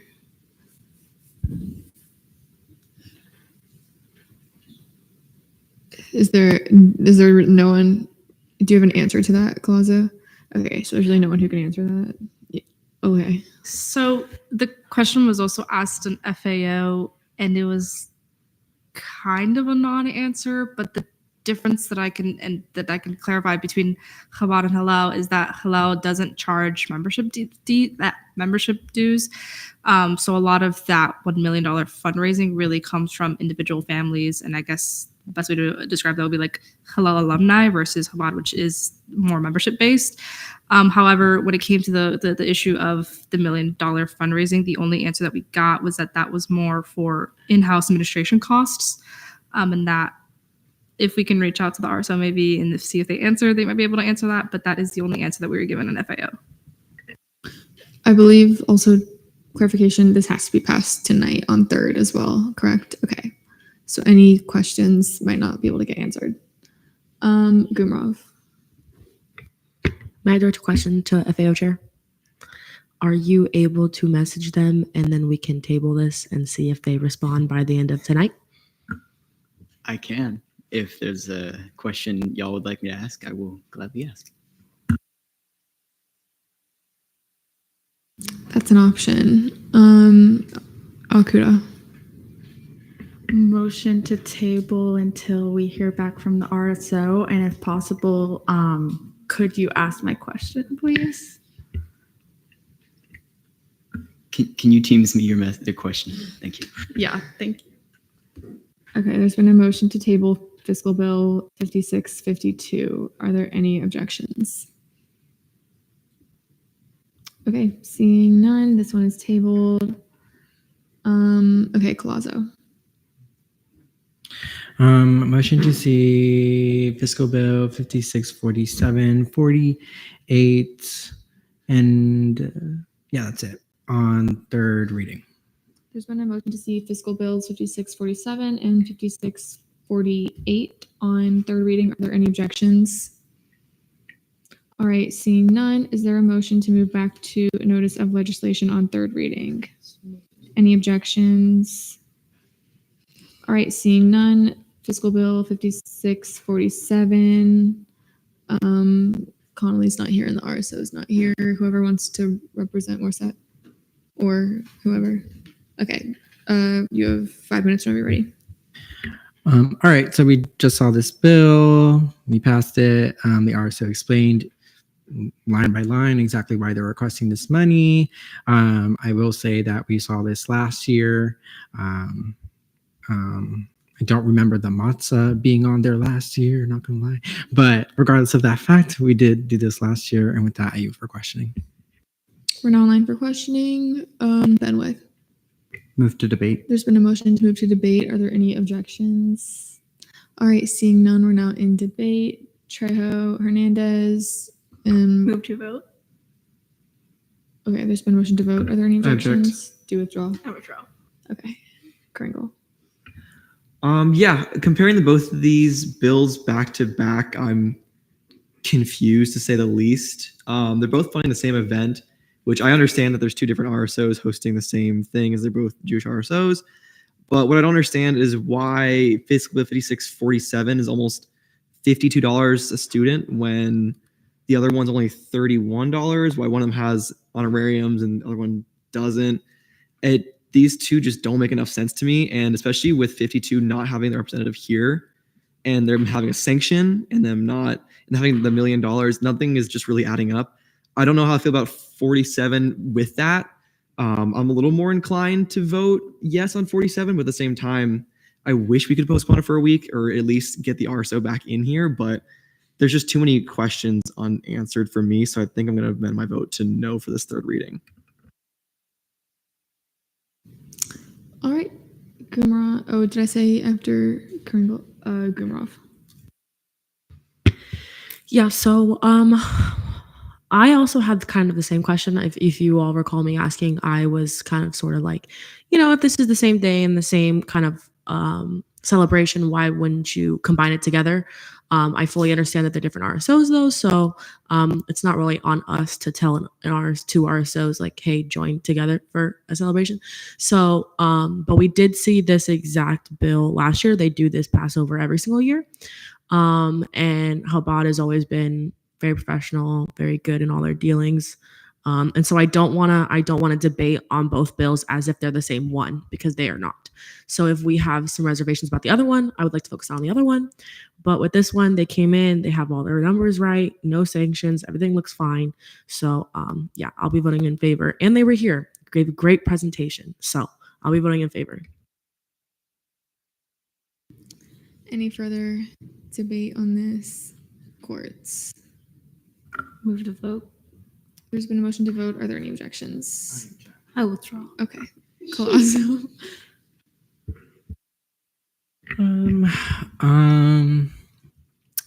I share kind of the same sentiments with CRT Chair Kringle. I think my only like real objection here is, and I had the same one last year, and I wasn't a senator then, so I couldn't really voice my opinion on it.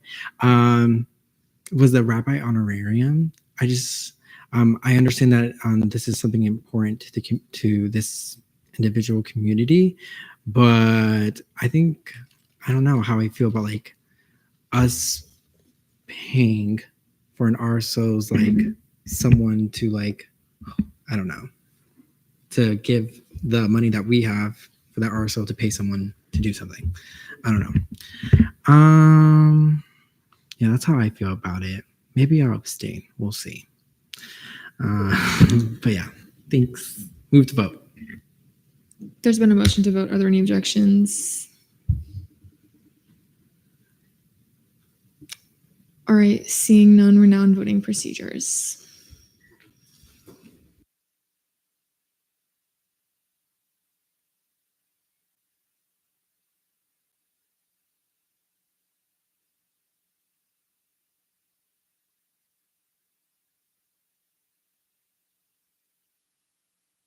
All right, with the vote count of 31 to 5 to 3, Fiscal Bill 5647 passes on third reading.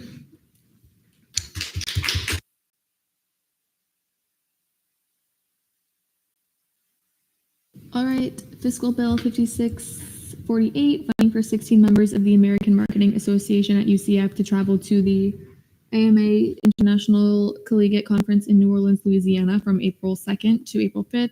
Senator Thoss. It's being seen on third reading. AMA? We left earlier. We're seeing it on third. Yes.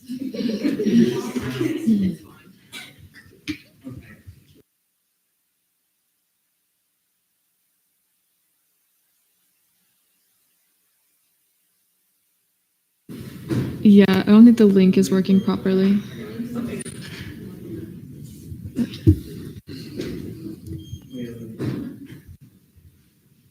You can, oh yeah, it disappeared. It might still be on the, it's still on the one from second reading. Just right click it. Oh, it's not working. Okay, once, Mike. Yeah, also, I'm sure you're confused, but you're good. Well, everything is the same from earlier. It's 16 people going. They are requesting $7,500. Move to questioning. All right, we're now in line for questioning. Benwick Metellus. Move to debate. There's been a motion to move to debate. Are there any objections?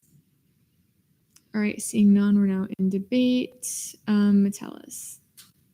May I retain? You may. Move to vote. There's been a motion to vote. Are there any objections? All right, seeing none, we're now in voting procedures.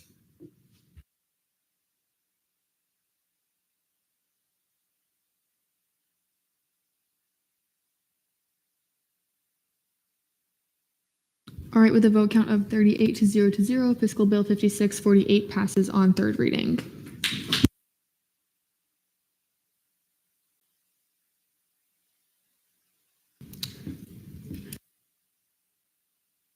Green?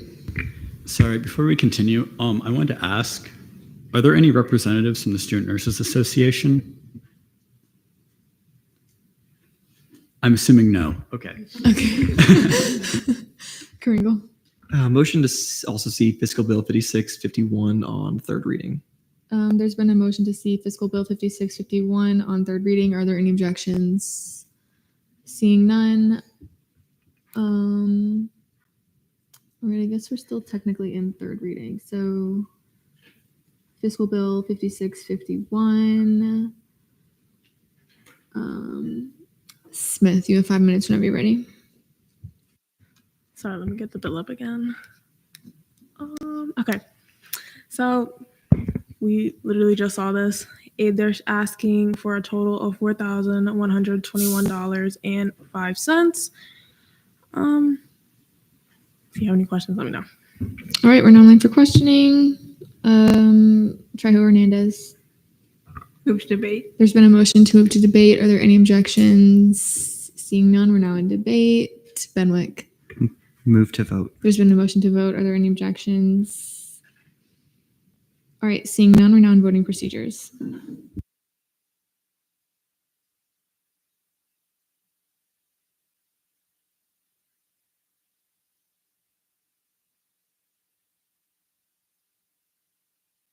All right, with a vote count of 36 to 0, fiscal bill 5651 passes on third reading.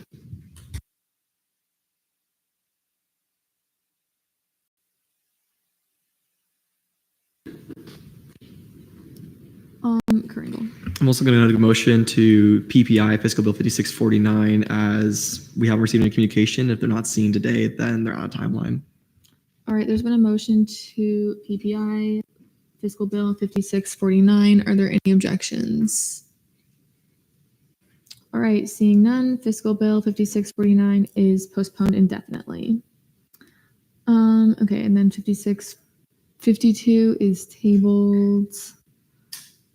All right, internal committee caucus time, none. Internal committee reports, ENA committee, Chair Escobar. Hi, Senate. This week we saw 2 confirmations, 1 internal bill, and also held chair and vice chair elections. And we also confirmed Evan Grosso for College of Sciences seat 8 and Dylan Morozov for College of Business Administration seat 3. Any questions? All right, seeing none, GAP committee, Chair Vasquez. Hi, everyone. I'm happy to say that GAP met their quota of getting over 100 submissions on the Legislative Priority Survey this week in its first week of being published. So great work. 5 big booms for GAP. We have another goal to meet by we have another goal to meet by next week, so I'll keep you all updated on how that goes. Then Vice Chair Varela and I had a meeting with the Director of Civil Discourse and Engagement, Dr. Haley Winston, where we discussed our collaboration on a panel regarding recent legislation that would impact immigrant students at UCF who depend on out-of-state tuition waivers and resident status, which will be held in March. And obviously, we're still working on research for Day at the Capitol. And if you guys haven't already filled out the survey, what are you doing? It's linked there, and please share it to as many people as you can. That's it.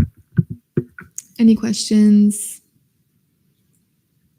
All right, seeing none, LJR Committee, Chair Courts. Hi, Senate. Yesterday was a pretty busy meeting for us. Congratulations to, I don't even remember what I said. Congratulations to Vice Chair Gaudio.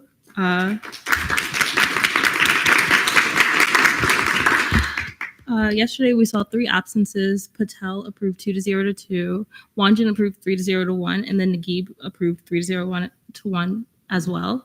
1 blanket excuse. JC Lim approved 3-0-1. 2 internal bills. 5622, 40-1. 5623 passed 2-0-3, and a resolution 5612 passed 2-0-3. Sorry, that's abstained. We actually had a conversation regarding transparency measures as I'm taking steps to make sure that my committee is as open as we can be. And now you all have access to our committee's master absence tracker. It's with the Senate attendance that you can also see to make sure that you are under the 2 unexcused absence limit. Any questions? All right, seeing none. Sorry, sometimes I get lost. SBA Committee, Chair Hamid. Hi, everyone. I hope you're all having a great week. So this week in SBA, we just worked on our initiatives. We tabled a bit for the court event yesterday. We got a few more concerns. Yippee. If you're ever interested in taking one up, let me know. Also, early Senator shout out to Deputy Lazo for making an Excel sheet of all of SBA's initiatives. So like now I can see all of the multiples that we get, aka 42 concerns about parking. Great.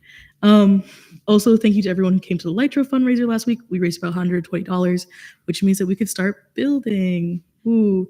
Also, D&D update. Group B is playing this upcoming Sunday, 10 a.m. with Brody right here. Group A, fill out your when to meet and we will figure out time. Group B, make sure that you turn in all of your character sheets to Brody by tomorrow, end of day. And yeah. Any questions for Chair Hamid? All right, seeing none confirmations. First up, we have Evan Grosso for College of Sciences, seat number 8.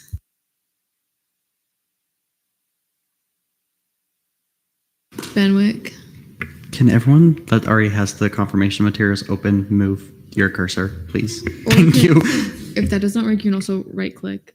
Is there a motion for 5, 10, 10? Any objections?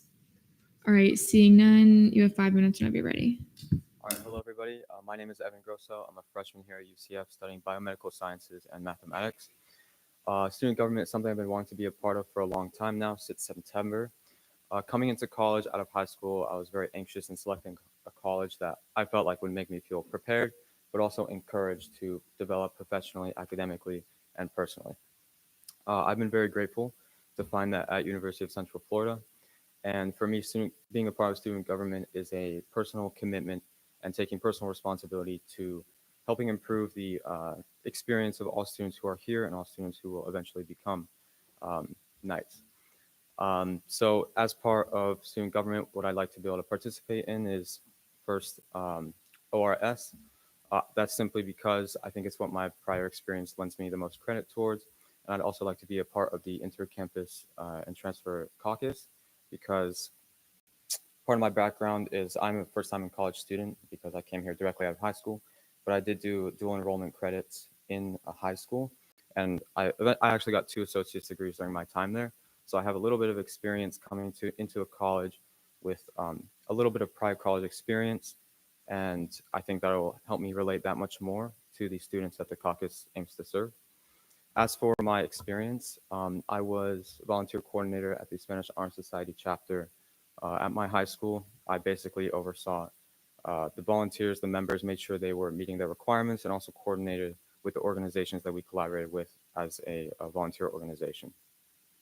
I was also a subject learning facilitator at Glendale Community College in Arizona, and that was my first experience serving students in a college that you yourself are a part of. I think that's a very unique active service. It's you get to see the impact firsthand, and you get to experience it yourself of the impact you're having when you work with these students one-on-one and as a group.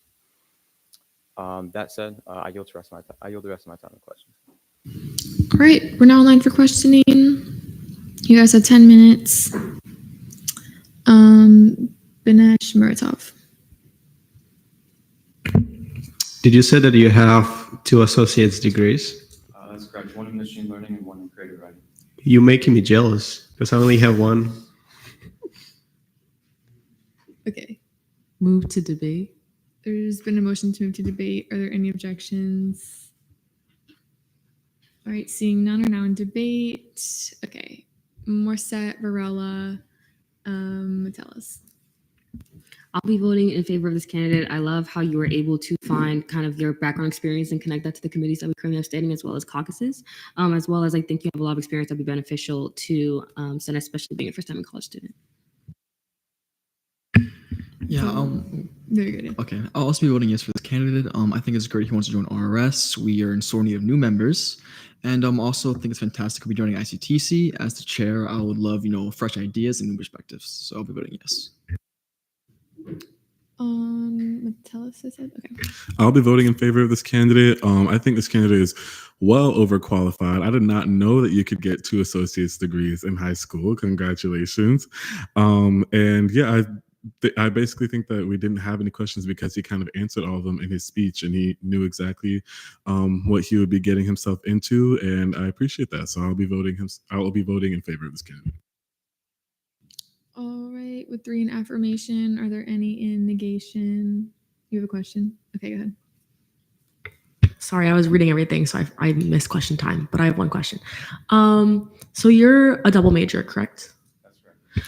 Okay, so I just wanted to know kind of with your time delegation, how will student government fit into that? Yeah, so it sounds impressive on paper that I'm a double major, but it was kind of almost by necessity because, like I said, I came here with a lot of credits, And so to even kind of fill up the 4 years of my time here, I would need to do 2 majors. So I would say that the rigor of the classes I'm going to be taking and like how many of them I'm going to be taking is not that much more than you would expect from a single major student. That said, I feel like I'm pretty good at time delegation. I'm pretty well aware of like the time commitment that student government is going to take. I've been doing a lot of research on it, and I'm definitely confident in my ability to have enough time to fulfill my responsibilities. All right. Benwick, Move to vote. there's been a motion to vote. Are there any objections? All right, seeing none, we're now in voting procedures.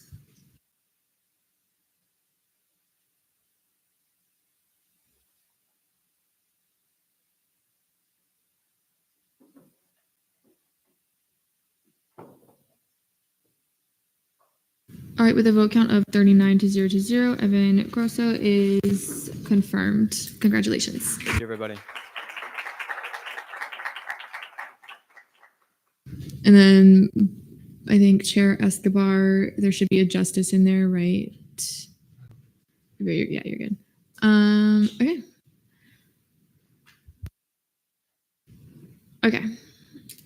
Next up, we have Dylan Morzov for College of Business Administration, seat number 3.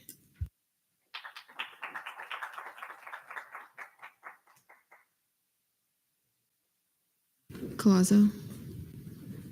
And just a point of information that the ENA chair makes the motion to vote for ENA confirmations. Oh, okay. Next time, remind me. Next time, you guys can cut me off and remind me. Okay. Also, do you know if the justice is coming in here to do it, or usually they have them? Okay, at the same time. Okay, that's fine. Okay, you have 5 minutes whenever you're ready. Oh, okay. Good evening, Senate.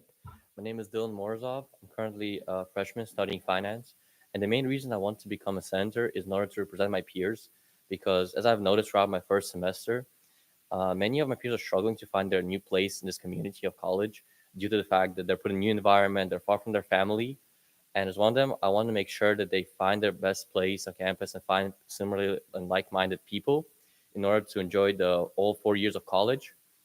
As well as I would like to participate in the Financial Allocation for Organization Committee of the Senate in order to make sure that there are more clubs created for those people, because I believe that there are some clubs and some activities that are not provided by the college yet.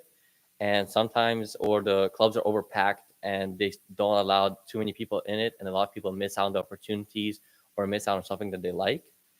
And that's why I believe that's the 2 main reasons I would like to join the Senate, even though I had no true prior experience to being in the Senate. I believe that I have pretty good communication skills, same as problem solving skills. And I believe using those would allow me to become a pretty good senator if you admit me. And I yield the rest of the time to questions. All right, we're now online for questioning. Are there any questions? Benwick Lim. As a senator, how many standing committees are you required to sit on? I believe you're as committees only, minimum 1, I believe maximum 2. Lim. Do you have any initiatives for the College of Business? I believe that as College of Business, we have the Entrepreneurship Club, but I always want to personally look into it, as well as ask a couple of my peers about it in the business sector, about creating a club that's not only entrepreneurship minded, which is just theory, but a club that works as a type of a company where we find different type of majors and students and bring them into groups and allow them to work on their ideas and give them lab time and give them time to research things in order to make their own companies in college and start some type of business out of college at the time. All right, any further questions? Gumov. What committees would you like to sit on if you were accepted? Can you repeat that, please? What committees would you like to sit on if you were accepted? Yeah, I'd like to be on the Financial Allocation for Organization Committee. Any further questions? Metellus. Move to debate. There's been a motion to debate. Are there any objections? All right, seeing none, we're now in debate. Gumrov Banesh Smith. So I remember when our first little freshman, Senator Sherman walked in here, and we had so many doubts. And look at him now. And so he's paved the way. And so now we have all these freshmen coming in. I'm loving it. I'm loving it. It's a new generation. And yeah, so I'll be voting in favor. Who did I say next? Banesh. Gumarov basically stole what I was finna say, like word by word. I was finna mention how y'all like remember how we were so skeptical about Sherman, and now look at us. We have so many freshmen like in our body, and I just think it's really awesome. I don't know. It's so cool to see so many fresh, new, young faces like just wanting to be so involved in school. I remember when I got elected at the end of freshman year, I was like, I don't know nothing about student government, but I'm gonna try. And look at me now, like I'm LGBTQ caucus chair, ENA vice chair. I'm sorry I had a flex, but yeah, like you can, oh my goodness, stop it. But like you can really put your mind to whatever you want to do. And honestly, I'm not part of business, but I really find that initiative quite interesting. So I encourage y'all to vote in favor. Smith. I'll be voting in favor too. I haven't been here for long, so I'm one of the freshmen, which I love seeing more freshmen come in here because there's more of us needed. So I encourage all of you to vote in favor. All right, with 3 in affirmation, are there any in negation? All right, Escobar. Move to vote. There's been a motion to vote. Are there any objections? All right, seeing none, or non-voting procedures.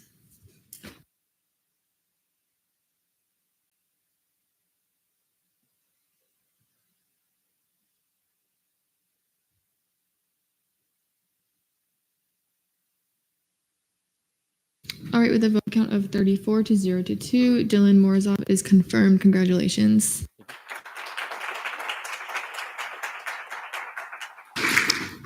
All right, yeah, now you're gonna go. And then remember when you get back to say present and voting. Remember to tell them that. Okay, moving on.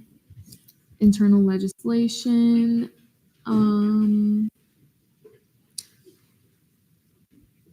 Richmond. Can we untable fiscal bill? I have someone from Hillel on the phone to answer questions. He can only answer questions now.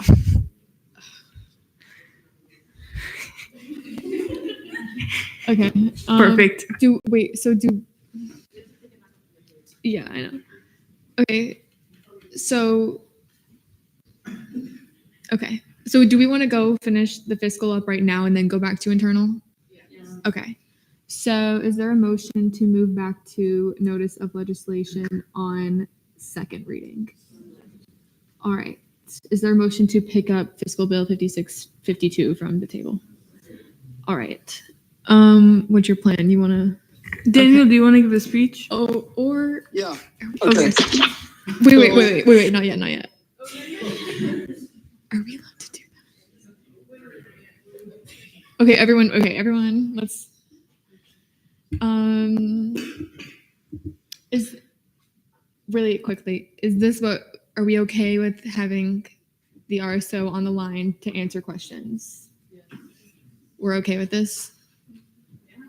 Okay, Gumarov.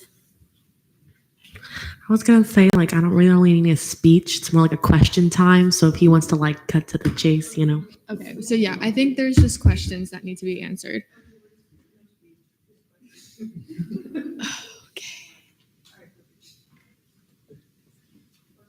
Is this with fiscal Colazo? Is this like okay? More sets? Are you guys comfortable with this? I still think we should motion for speeches, questioning, and debate time, regardless. Okay. Would you like to make that motion? I motion for 1 minute speeches, 10 minutes of questioning, and 10 minutes of debate. Okay. There's been a motion for a 1-10-10. Are there any objections? Okay, seeing none. Okay, everyone just pay attention really quickly. We're gonna have to cut out, except for right now. I know you're talking to him. Everyone there's kind of been side chatter this whole meeting, and we just need to, it's just distracting for me, so let's try to wrap it back in. Okay, but I guess who's gonna take this one? If it's Connolly, Well, someone has to yield their time to him, or I guess anyone can do it. Yeah, I'm gonna yield my time to Daniel. Daniel, you have 1 minute. I apologize I'm not there in person. I'm currently in Boston actually, at a convention, but I wanted to make sure that we got this resolved.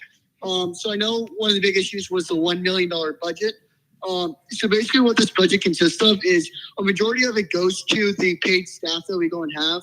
Who goes in and helps enrich Jewish life. So this includes every aspect of our engagement team, which goes and helps and goes and meets with Jewish students, help them go and feel comfortable on campus, engages with Greek life, to go and provide them everything that they need.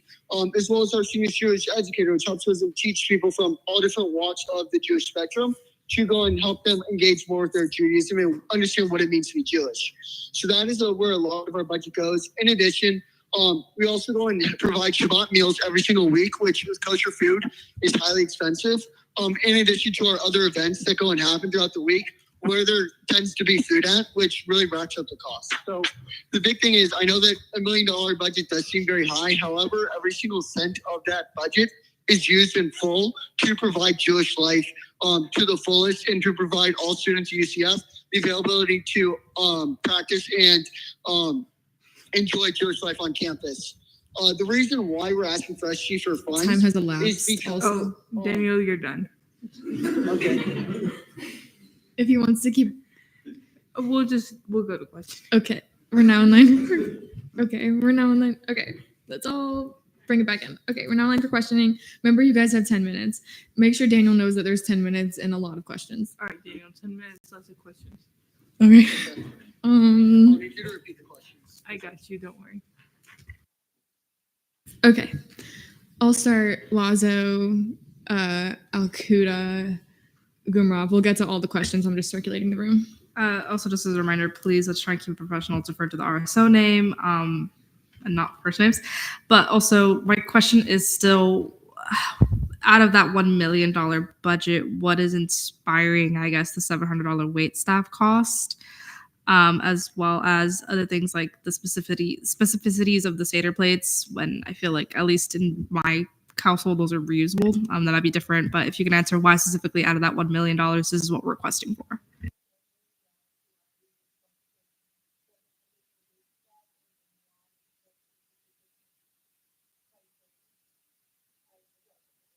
Okay, yeah. So the reason why we're asking for those specifically is because we want to make sure you guys are fully aware of what goes into the thing in general, like what goes into the Passover Seder. We do wait staff because for the Jewish holiday of Passover, you're not supposed to serve yourself because we are supposed to live like the idea of Passover is we were liberated from slavery in Egypt, and so we were supposed to live basically like royalty. It's the same reason why you don't pour your own drink. The idea is you're not supposed to serve yourself. And so that is one of the main reasons why we have wait staff. And the reason for Seder plates is because they are a specific dish, has to be basically made a certain way. They are very expensive. And by making them in bulk, we're trying to reduce the cost. By getting it in a bulk, and trying to reduce the cost. But it is still a very costly thing. The reason why we're asking for this in particular is because, as I said, that budget, although it is very large, it is all used to like the last penny. And stuff like the Seder plates and like kosher food, we try to go and basically make sure that it's the best possible for our students who are trying to enjoy the holiday. And because of this, stuff like the Seder plates, we go and get the extra Seder plates so students have the availability because it falls right around finals. That if they are unable to go, if they have to study for finals, they have the availability to take a Seder plate home and go and just celebrate the holiday in the dorm, and they have the availability to therefore go and still celebrate the holiday however they can, while not possibly being able to be there in person. So that's why like the Seder plates are there. They are also traditionally used in there, and they will be used in there, but also so in case at the very worst, students are able to do it how they can. That added cost is something that we as an organization, even with the large budget, aren't able to go and do, which is why we ask SG for help. Alcuda. Yeah, so I have like 3 and they kind of go off of each other, if I may. That's fine. So yeah, so the first one is, can you provide just a little bit more specific clarity into how you decide like what events and products like you want to be funded by student government? So I know that. Is there a part two? Daniel, what? Yeah, sorry. I thought there was a second part. That's why I waited. Oh, you didn't hear me? Okay. Oh, no. I heard the first part. Is there a second part after that? There's gonna be two other parts, but answer this question. So the first part is the money will go towards the food, because I know that because of the basically having the food covered by SG will allow us to be available, or part of it. I know the bill won't cover all of it, but having part of it covered allows us to free up the funds to therefore get the rest of it to provide to the entire student body and to allow all students availability to celebrate the holiday. And will you be using the $1 million budget to cover your portion of the contribution? Will you be using your $1 million budget to cover your contribution? Sorry, brain fart. So what it is so it's not like we have $1 million specifically for Passover. It's $1 million budget for the entire year, of which, like as I said, we have a large amount of staff that all goes is working at the full time. So it's not just for this one holiday. However, yes, we will be covering the rest of it through a part of our budget that we have for Passover. However, if we don't get the money from SG, we won't be able to provide everything that is listed on the what we're asking for in full.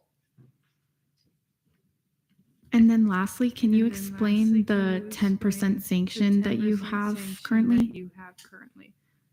So the 10% sanction came from a year and a half ago when we had a high holidays bill, and we were in contact with the university. We had asked for a sukkah for another Jewish holiday. A sukkah is basically the holiday of Sukkot. You're supposed to go and live in it. It's part of like the religious obligation. And from this, we were in touch with the university. The university came to us after the bill had already passed the Senate and said, "Hey, we are going to actually buy you guys a sukkah." And so we didn't end up buying it with the money that was allocated for us. The university then ended up coming back and not buying it, leaving us kind of in a bind because they told us 2 weeks before that they were not getting it, leaving us not enough time to go and buy the sukkah. And because of this, we fell about $2,000 short, even though the sukkah was $6,000. So we would have easily made it over that benchmark, but that is where the money got lost from and why that sanction ended up. I believe I talked with the ORS head, who is still there, if I'm not mistaken, and that was the case that happened.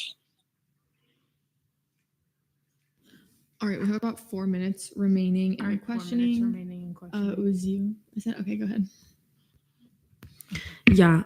Again, so I just wanted to ask, like, when Hillel and Chabad are having the same event for the same reason, for the same religion, I just want to ask, why is a crossover never considered? Okay, so the reason why is because there's different traditions throughout the entire Jewish community. Just as you aren't going to have a Catholic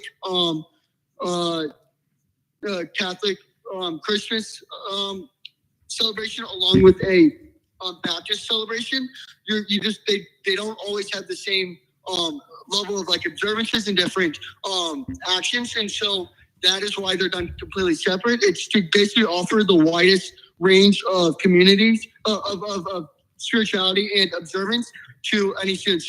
So basically, students can go and can choose which one they want to go to, while also having that different thing. Because some students go to Chabad for certain reasons because some of the observance works for them, and some students go to Hillel because that observance works for them. All right, I'll do Chauhan Karingal. 2 questions, if I may. Go ahead. Have we funded this bill before, or this event before? This bill before, or this Yes. event before? He Yes, said yes. every year for like at least the past 2 or 3 years. So then, like, about the cedar plates, like, are So they then about reusable? the cedar plates, are they reusable? Are they reusable? I do not. Yes, I believe so. Even if they're plastic, yes, they can be reused. I'm not sure if they're designed to be reusable, but they can inherently be reused. Yes. However, the funding for it will go towards the food, as I believe it is allocated, not towards the standard place. That'll be something that we will be able to purchase because of the funding from SG, helping us to cover the food. Okay, thank you. 2 minutes remaining in questioning. 2 Karingo. minutes remaining. I see you have $80 for the matzah. I see Is you it have $80 that for for all the matzah. students Is or that for all the students? why only or $80? Why $80? Yeah, so the $80 for the matcha specifically mentioned just because what we do with that is that's another cost that is opened up for us to go and do. Matcha will already be previously served because that's a traditional part of the however, it allows us to go and be able to send home students with a box of matcha because that is traditionally the only bread that they were able to eat. It's basically like a cracker. It's only bread and it's wheat and water that's mixed for 18 minutes or mixed and cooked for 18 minutes and not allowed to rise. It's the only food that you're allowed to eat according to Jewish law on Passover. And so we go and give that to every student to bring home so they have something they can go and eat that is kosher for Passover to help them go and keep observance according to Jewish law. Okay, 1 minute remaining in questioning. 1 minute remaining. The hands raised. Do we have a question or? All Oh, right. there's a lot of Is there a motion to extend Oh, it's getting questioning extended. by 7 minutes? Any objections? All right, seeing none, we have about 8 minutes remaining in questioning. Okay, I'll do. Oh, did you have a follow up to any of those? Okay, so go ahead. So why is like the price listed for cedar plates and not under kosher foods? Can you repeat the question? Of course. So why is the price listed for cedar plates and not for kosher food? Why is the price? Like, what do you like? Oh, there's- so during your answer, you said the cedar plates, like they weren't going to the plates. You said they were going to the food. So Well, the reason why is because it's the easiest thing for the business office to go and finance. Because the business office, like for them, it's easiest if they can just go and all chunk it in one thing. So because food is the largest thing, it's easiest for them to just cover that, and then for us to cover the rest. oh, I see. I see. Just making it easier on them. Otherwise, it's like 15 transactions I have to do. Okay. I was gonna do Benwick, Lazo Metellus. Okay, I have two questions. One is kind of a clarification. I'm sorry if it brushed right over my head, and the other is a follow up to that. So the cedar plates, So the they're cedar plates literal physical plates, are right? literal That we're talking about. Physical plates, correct? Or what? Are the cedar plates plates? So it's not exactly a plate. So basically, the way that the cedar plate works is you can Google it, but it's basically a traditional plate with certain like engravings and markings going. It's basically made in a circle with one spot in the middle. That traditionally has there are certain things you're supposed to put on a plate to go and remember various aspects of the Passover story. And each spot has each item has a place on the Seder plate. So it's not exactly like I can just go and pick up like paper plates from Publix. It's a certain specific religious item. Okay. Okay, got that. And so my follow up to that is, would the RSO be willing to be more conscious about trying to reuse this, given that it is Would a you be more conscious $2,600 cost, especially if we are going to continue to fund this, or if it passes on the floor tonight? I just think trying to reuse that would be more Oh, wait. cost effective. He's still talking, Daniel. Oh, my bad. Oh, wait. You're good to go, Daniel. Right. So yes, the intent with them is to allow students to go and like take them and use them for the holiday, and then if needed, bring them home, as I said, to celebrate the holiday, and that way they can go and keep it for if they need it next year. So the idea is to go and have it so that we don't have to spend a cost like that again, and hopefully we could do, if we needed it again next year, it'd be a much lower cost because students would have it available to them already. Perfect, Daniel. Sorry, Oh, one more you gotta follow up. follow up. So just to clarify, we are Just to aiming for clarify, that part of the we budget are to be much aiming for lower that in the part future. Of the budget to be much lower in the future. Is that a Yes, question? that is the goal. Again, the thing is that, so yes, that is the goal. The goal is to have that lower, and again, the focus of the SG money is going to be in the food, not in the theater place. That's something that by you guys being able to go and help us approving the bill and funding the food section, we are able to actually provide that service to the students. So it would be a cost that's always going to entirely be on us. For about 4.5 minutes remaining in 4.5 questioning time, minutes remaining. I said Lazo. Yeah, go ahead. All right, two, if I may. Oh, she may. So For So, clarification, clarification, the the Seder plates are being Seder listed on the plates are cost being simply listed on the because cost simply you will be because able to split up you the will cost be for able the to split kosher up the food cost for kosher more food evenly. Is that what more I'm evenly. understanding? Is that why something? Like, so like, are we adding it just to boost the cost? Is that what's being asked? No, basically, Daniel, I think what's being asked is whether, so you just want the university to pay for the food, but you need Cedar plates, but you're going to pick them out and pay for them, right? Yes. So basically, the way that the bill works, correct me if I'm wrong, more than half of the cost is kosher food. Am I right? Correct. Okay. So with that in mind, the easiest option for Senate to go and fund the food, because any other way, you're going to have the business office go and have to make like 10 different transactions to cover all the other small things instead of just covering the one big thing or a large majority of the one big thing and only making one purchase. So the Seder plates are one that we're going to cover just to make it easier on the business office and on everyone on the administration side, because it's much easier to provide one receipt to ORS at the end and go and say this all went to the food versus trying to go and provide 25 receipts of everything that the business office went and paid for. May I ask a follow up to that? Follow up. You may. We have 3 minutes remaining in I'm questioning sorry. time. So follow up to fiscal chairs, and especially like ORS, is that something they can do? ORS is asked if that's something You can answer. Yeah. Yeah, wait, so first to clarify to Daniel, Chair is asking if you I to can, clarify if he can. wait, Daniel, wait. ORS is gonna need ORS is receipts for your purchases like that Hillel makes on their own. So we would need to see receipts for like the plates and the stuff that you guys are paying for with your own money. Because we already have like receipts from the business office because we work closely with them. So we have that.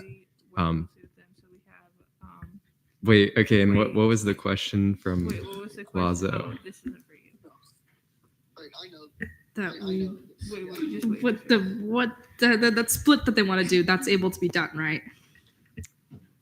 What split is just it's fine. Okay, so I'm pretty sure what Daniel is saying, the food is over half. So his idea is that the food will be like half of the food will be covered by SG, and then Hillel's gonna purchase like the little stuff like the plates, but that the little stuff adds up to the other half. Right, Daniel? Or is so basically what I'm trying to go and say is that it's a lot, like I understand that the business office sends receipts to you guys, but what I'm trying to say is that it's a lot easier, at least on our end, to kind of just go and track, okay, we got this here, and then go and just provide that receipt. Like it's very easy for us to go and put in a box and be like, this got paid for. It's just easier for the business office because I've worked with them before to go and just have them, they like to go and fund everything at once or just one big thing. So that's why we're saying we'll cover the food with the business office, just because that is the easiest way for them to work. Because we want to make it as easy as possible to try and cause as little issues as possible in the future. So that's why they're going to cover the food, and we're going to cover everything else, like including the whatever else the food isn't covered by the business office.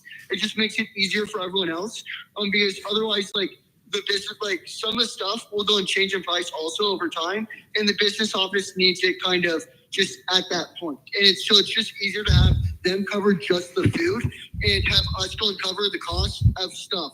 Because some of it doesn't get paid until much closer, and the business office needs it paid at a certain point. Okay. Who still has a question? Oh, there's a lot. Okay. Everyone has a question?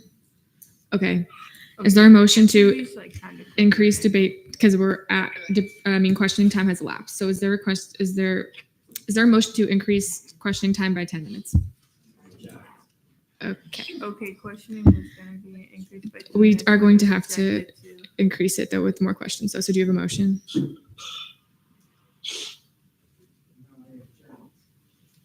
Oh. Well, okay. So questioning time has elapsed. Oh, debate has been moved to. There's been a motion to move to debate. Are there any objections? It's not even about the studies. Okay. Do you withdraw? Okay, fine. Okay. But then is there a motion to extend questioning time by 1 minute? Any objections? All right, seeing none, you can ask your question and let Daniel know Hillel know that they have 1 minute. What is your question? All I want to ask is, can he talk a little bit slower because it's very hard to understand him, especially because. Can I take over this point? Sorry. Can I you answer the question that's been asked that he's trying to respond to, but just at this point you might have to say in debate. We have 1 minute. Any further questions? Or Colazo? Move to debate. There's been a motion to move to debate. Are there any objections? All right, seeing none, we're now in debate. Kringle. Okay, I guess this is just more of a point of information, but basically what they're doing with the bill by adding the food in the plates, this is how every single bill works, no matter the event, no matter if it's CRT or FAO.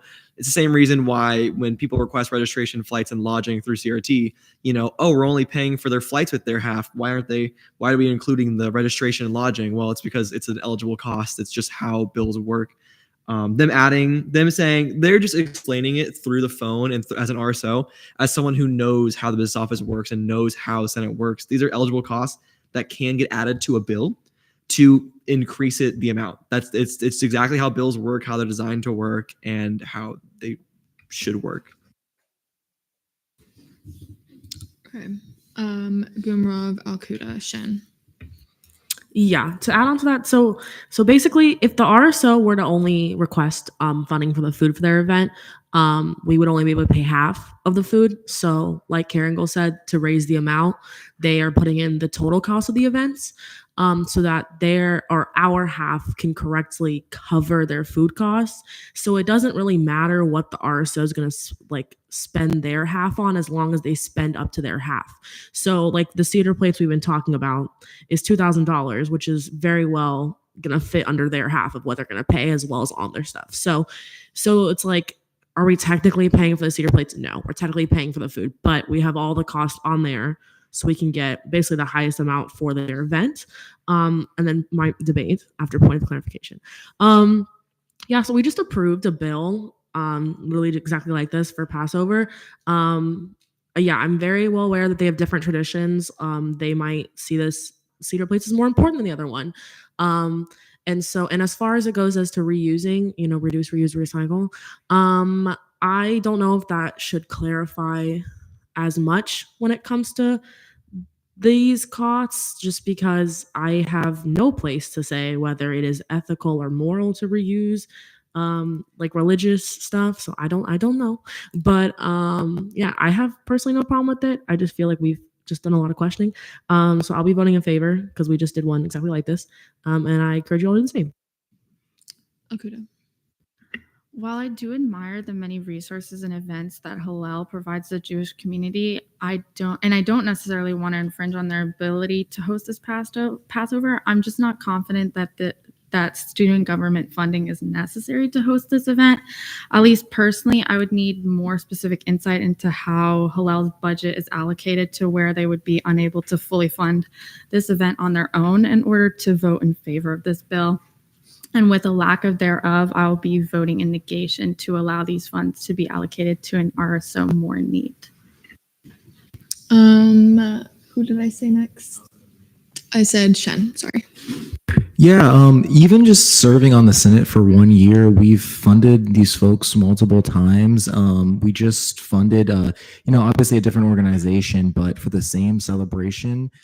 To me, it makes perfect sense that, there's going to be different traditions. I'm not Jewish myself, but any religion, you can't expect, one church to do the exact same thing as the other church. I think they've explained themselves well enough. Like I said, I can understand some concerns over it, but precedent, we've funded this event. We've funded various Jewish events before. I think they deserve to be able to do this. Like I said, it doesn't really make much sense to, not pass this one. We just pass the other one. But yeah, I mean, not all Jewish people are the same. They're going to do different things. So I think that's very understandable for any type of person, any religion. Okay, I'll do Ruben, Hendry, Muratov. Yeah, so I think what is throwing a lot of people off is the $1 million budget. And that I just want to say, I know that sounds like a lot of money, but because they do fund a lot of events, it does get spent. And I think this event, what they're asking for is not too crazy because unfortunately, being it is a religious holiday, and as a Jewish person, I know there's a lot rooted in this holiday. And to do it correctly, for poor choice of words, you do kind of have to have everything, including the Seder plates and all of the food and the matzah.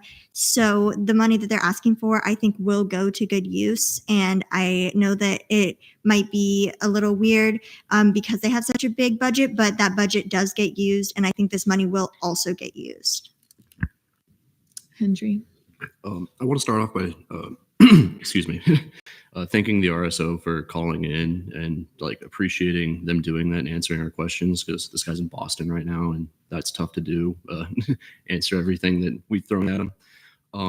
I also think it would stink. They put the $1 million budget in their PowerPoint, in my opinion, as a way to show that their RSO is functioning really well, and not only putting on a lot of events with that money, but actually paying people, like employing people. I think that's pretty good. Not many RSOs are actually able to employ people. So I'd hate to see that go against them. Muratov, yeah. Yes, so I have zero problems with the matter of the occasion itself. It's a nice Jewish holiday I didn't know even existed. Now I know. But as was mentioned before, I'm really here oblivious for this $1 million fact, and they just threw it up like this without any further explanation. Maybe, as what also mentioned before, they thought that it would increase their reputation, but in my opinion, it raised more questions. And so before before it would be more clarified that those funds are depleted or they're unable to use in this occasion, I think that they should be okay with covering amount that they requested. And I think that amount that they requested should go to the RSO that are less fortunate, that are just starting, that have lower budgets, but they still need to do their activities. And I believe that I will be voting no, only because I do believe that without any further explanation over that budget, it just leaves me in that oblivion, and that I could not support this bill without any further information. Thank you. Okay, we have about 2.5 minutes remaining in debate. Please bear in mind. I'll do Lazo, Green, Gaudio. So I will be abstaining from this bill, and just as I've seen an FAO, but that's due to my personal relationship with Judaism. But to play devil's advocate here, so in favor of the bill, Passover is a very important and the Seder dinner is a very important part of that tradition. And to answer the question as to why it just can't be made as a collab, Hillel is definitely more about Jewish culture, whereas Chabad is more about the religious and spiritual aspect of it. So they do things differently. There are a little bit different parts into how it goes. And then to voice my anxieties with this bill and as to why I'm also not really going to take a stance on it is that I'm kind of confused as to why the matzah isn't included in the kosher food. If we were going to be having gefilte fish and the orange seeds all in the kosher food, why would we also not have the matzah? But also, I haven't celebrated Passover in years, so this could be just an issue that we don't understand enough about. And another issue that we have that was brought up in FAO is that $1 million. With Passover being such an important holiday, I don't really understand why that wasn't budgeted for. And lastly, I also find it a little bit strange that these questions were brought up at FAO and we explicitly told the RSO it would be a good idea to come in on Thursday, even when they knew they weren't able to. I just find it a little bit confusing as to why they didn't send someone else in their place, as evidence the fact that this is a very confusing and very controversial bill. But I leave those two pieces with you, those two arguments, the in favor and in negation part, to do with it what you may.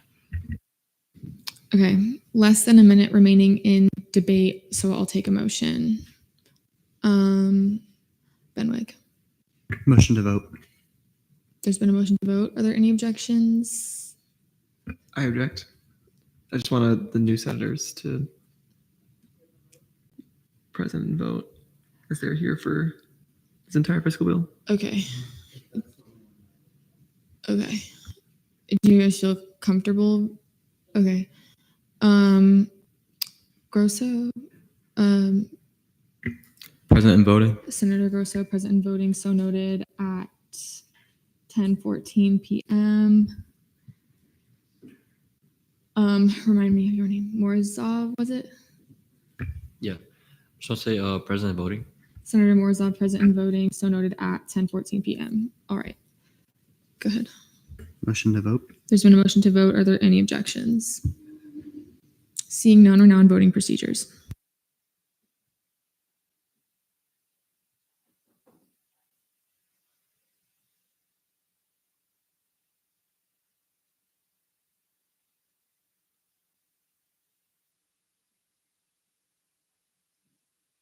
All right, with a vote count of 25 to 11 to 4, Fiscal Bill 5652 passes on third reading.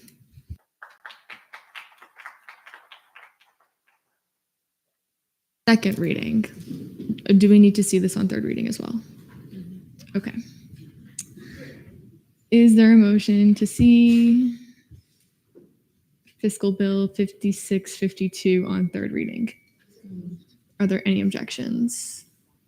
Is there a motion to move back to notice of legislation on third reading?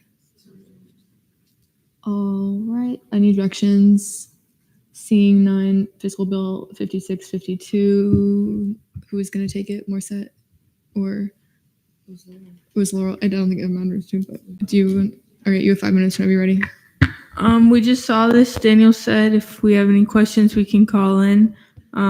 This funny, yeah, I know. I know he works very hard. He loves to have meetings with senators. He's like the most active constituent you can have, which is great. Love Daniel. He's also the president of Hillel. Yeah, we just saw this. There's really nothing else to say. Yield to question. All right, we're now in line for questioning. Are there any questions? Benwick. Move to debate. There's been a motion to move to debate. Are there any objections? Seeing none, we're now in debate. Chalman.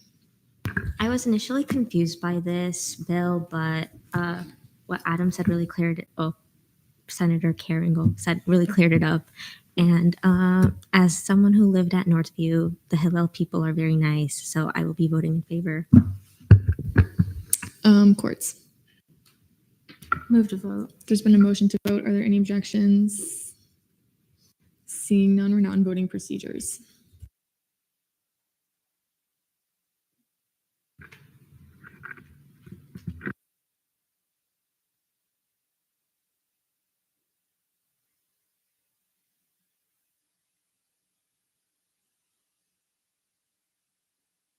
All right, with a vote count of 28 to 825, Fiscal Bill 5652 passes on third reading.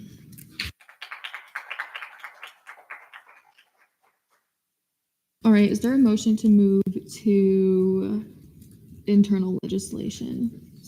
Any objections? All right, seeing none, internal legislation, notice of legislation on first reading, Proclamation 5627, proclamation recognizing February 11th as International Day of Women and Girls in Science. Chair Amanda Lazo, I hereby remand to SBA. Proclamation 5628, proclamation in recognition of Black History Month. Chair Banesh, I hereby remand to SBA. Proclamation 5629, proclamation recognizing February 7th, 2025 as National Black HIV/AIDS Awareness Day. Chair Banesh, I hereby remand to SBA. Notice of legislation on third reading, none. Notice of legislation on second reading. Bills, internal bill 5622, updates to Title 14, establishing the Caucus Leadership Committee, D-led Collazo. Is there a motion for a 5-10-10? Any objections? Okay, go for it. Motion to see internal bill 5627. Okay, there's been a motion to see internal bill 56. Do you withdraw?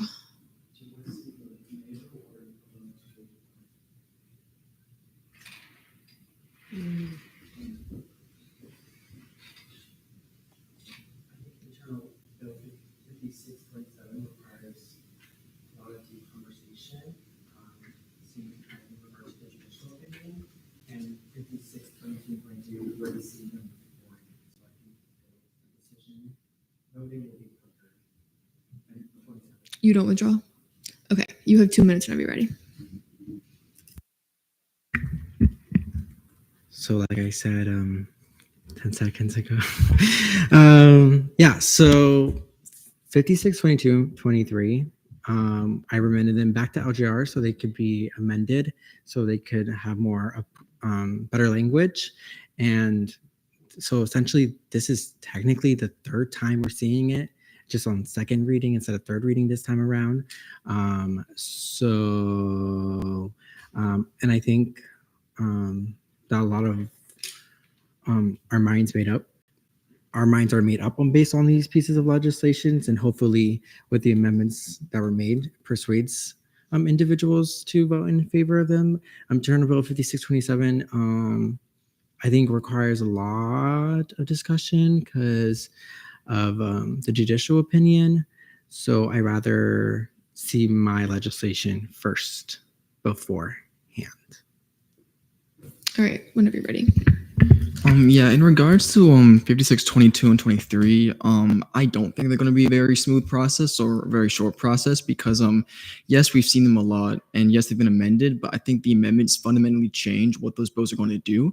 And if we're being honest, these bills kind of have to do with the future of caucuses, which I think a lot of us are very passionate about. So I can imagine us debating for a long time about it, especially because some of these changes, things that we haven't talked about on the floor before, even if the bill is pretty similar to previous renditions, there have been extremely major changes made that will completely change how caucuses work in the future. In terms of 5627, I actually don't think it'll be that contentious. I believe that I believe the bill there's like I can talk about more on the bill, but I don't think there will be that much contention with it. I'm pretty confident in my reasoning for it and the way I've gone about it logically. So I would hope that my logic is sound and there won't be too much debate on it. All right, we're now in a period of debate. Everyone has 5 minutes. Gumarov, Gaudio. Yeah, so I actually think all three of these bills are going to take a hot minute. So I'm indifferent as to which one we see first. I just think we should get to some business. So I'll be voting whichever way. Gaudio. So I don't know about how 5622 and 5623 are going to shape up because there's been quite a few changes from last time, but I do know that 5627 will not be a smooth ride because I certainly have some very choice thoughts on it myself. So, May I ask a point of clarification to either one of them? I just have a question. Are any of these going to be out of timeline? I thought whenever you were doing your announcements, no, none of them are out of timeline. Never mind. Lazo. I would like to see internal bill 5627 just because it has been an issue that's been affecting students, and I think that's a little bit more on the external side than the caucus leadership and executive judicial, the Gens and X committee. But whatever the body feels more necessary. I'm just advocating for 5627. Benesh Courts. I'm also going to advocate for 5627. Similar to what Lazo said, I feel like it is imperative that we look at it. I think it's really important, especially seeing what season we're going into right now, like appointments, elections, whatnot. So yeah. Courts. Correct me if I'm wrong, but 5627 has been postponed to the next Senate meeting twice, right? Or something like that. I feel like it's imperative that we see it, especially considering the fact that everyone keeps saying that we're going to have long discussions about all three. I think the one that has been here the longest, even though the other two did get remanded back to LJR, 5627 has been on the floor and postponed for the past 2 meetings and has not been remanded back to LJR. Collazo. I agree with the fact that they're all three important. However, I submitted my bills first as they're 22 and 23. Also, the timeline for appointment, I know that's very crucial. Trust me, I know as ENA vice chair. However, the chief of staff is on top of all the appointments and the interviewers. I can contest to that, especially when Aiden left, Chair Takara left. She was on top of everything. So I wouldn't say this is necessarily a grave concern as of right now. The chief of staff is on track with interviews and appointments. As you can see, we've been getting appointments after appointments after appointments because she's doing interviews after interviews after interviews. So I would hope that we can see 22 and 23 first.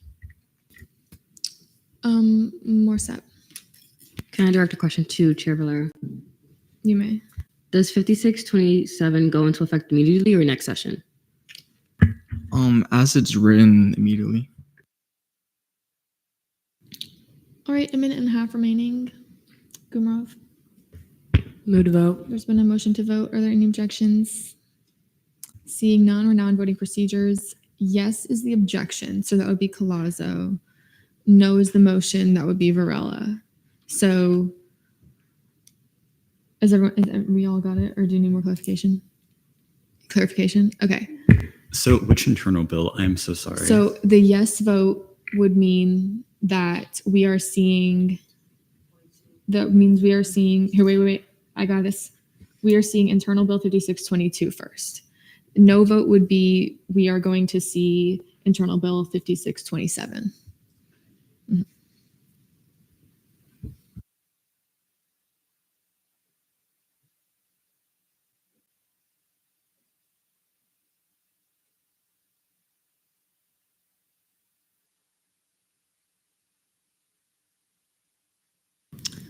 All right, with a vote count of 7 to 28 to 0, the objection fails, meaning we are going to see internal bill 5627 first. Okay. All right, is there a motion for a 5-10-10? Any objections? All right, seeing none, 5 minutes whenever you're ready. Hi, Senate. Yeah, it took us a long time to get here, but we're finally here, seeing 5627. The first thing y'all should notice is that it should look very familiar to you. That is because this is a repackaged version of a separate bill that was deemed unconstitutional by judicial review. So I recommend you have that judicial review open, JR2, which should be in the general chat, kind of far up there. But I believe I've made adjustments to make it constitutional that falls within the boundaries set by Judicial Review 02. But before I get into that, I kind of want to focus on the bill itself. It is just a bill to add some accountability for appointments. Because as we, heard last semester, there's some issues with students kind of being left in limbo and not really understanding where they stood in terms of their application for Senate specifically. And obviously that's not okay. Our new senators here can attest to that. It's just not, a very good way to run our body. And it's just not, again, this is not really a bill meant to place restrictions or limitations on the power of presidential appointments. It's mainly just to make sure the process is clean and better. And then kind of going into the more constitutionality part. For section 2 of this review, I believe it's the one that says it is, irreconcilable that Senate would, make a rule for, itself and not the other positions. And that's because the last bill was only applying a timeline, quote unquote, to Senate appointments, not to every presidential appointment. I fixed that because I agree with that reasoning. That would be unconstitutional. So I made it so it counts for every presidential appointment, EC, the judicial branch, Senate, the county positions, everything. And then, talking about section 3 and section 1 is more addressed in my amendment, which is really important, which is why I didn't really mention mechanisms for specific days or how it's going to enforce accountability. So, I will kind of encourage you all to look at that amendment that I made because it is very important and it is very crucial for the constitutionality of this bill and kind of how it responds to the Judicial Review 02. Because again, it is very important because upon further research and upon taking into consideration ENA's debate and questioning during the committee hearing, I have decided that the original version of the bill was actually unconstitutional, which is an oversight on my end to not change it then. So I have changed it now. And also just want to point out that there is judicial precedent for the appointment clause being a slightly regulated. They're called the appointment cases. So it's not like Senate has zero power ever to regulate an appointment. It's very limited, and I do believe that this bill would, as amended, stick within those limits. So you might have the questioning. All right, we're now online for questioning. Remember, you guys have 10 minutes, and it's 10:30. Collazo Gumrov. So I'm just a little bit confused in chapter 400.4 section A and B. I feel as though that it's almost repeating itself. Could you clarify the language of your bill in those parts?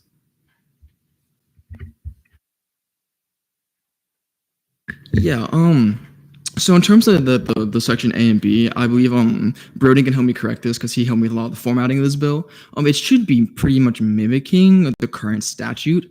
That was necessary for the bill as not amended because of just the way I was repackaging everything. But because I'm removing a lot of the bill as it was originally written, I think that just kind of keeps the statute in place and keeps all of the current statutory provisions there. What I'm adding is the thing above that, which is the amendment. Yeah, if there's like a formatting issue, yeah, that's something that would just us helped with just making sure everything's intact. Gumrov. Yeah, so can you explain clearly how this would not be infringing on the student body president's powers? I think that is about the amendment, but if you allow me, I can speak about the amendment, if that's okay. We're not seeing the amendment, so that I can only really speak on the amendment.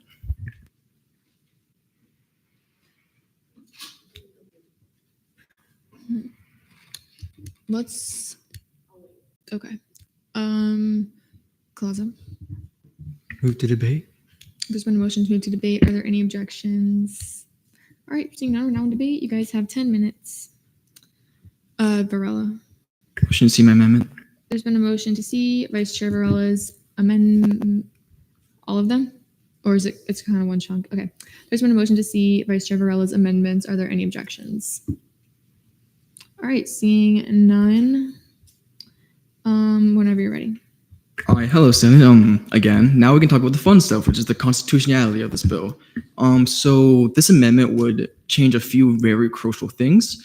One is it would change the timeline that says you need this interview and then you need to get back to them and all that into just a 30-day window of academic days, which is, I think, a month and a half on normal months in terms of academic days. And that is very important because it doesn't prescribe the president any sort of process to do what he wants to do, right? Because the original bill would make him do an interview, essentially is how it was written. And that I believe is unconstitutional because that would regulate and limit the president's ability to do the appointment process. When you change it to this 30-day window, it doesn't matter what the president wants to do to appoint that person. And once they apply for the position, they can have a boxing match that determines who gets the position, and that's well within their right. I believe the judicial review mentions that it is the president's jurisdiction whether they want to follow tradition or not. I agree with that. So just giving them a window saying, hey, do whatever you want to do within this window is perfectly okay. Me and Vice President Brawley had a very brief conversation about this, and he okayed the 30 days, that it's enough time. Any competent administration wouldn't go over that time limit. And the reason that even put a time limit is just to make sure there is an enforcement mechanism and see if there's negligence. We don't have to dip right into our enforcement accountability statutes because, as we all know, that's not very fun. We can just issue a pretty simple non-compliance as a slap on the wrist, say, hey, get these people appointed, please. And it should be a pretty easy thing to resolve. The next thing it changes is that it adds a provision that says, if there's a set start and close date to the application, then the 30 days will start at the end of the close date. That is to account for if the president wants to accumulate every candidate that he applies for. Say, if the AG goes, resigns, and there's an application for today to the next week, right?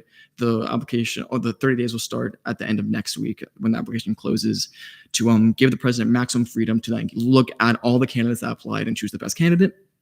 And then the third one, which is extremely important, is it gives the president power to defer as an action.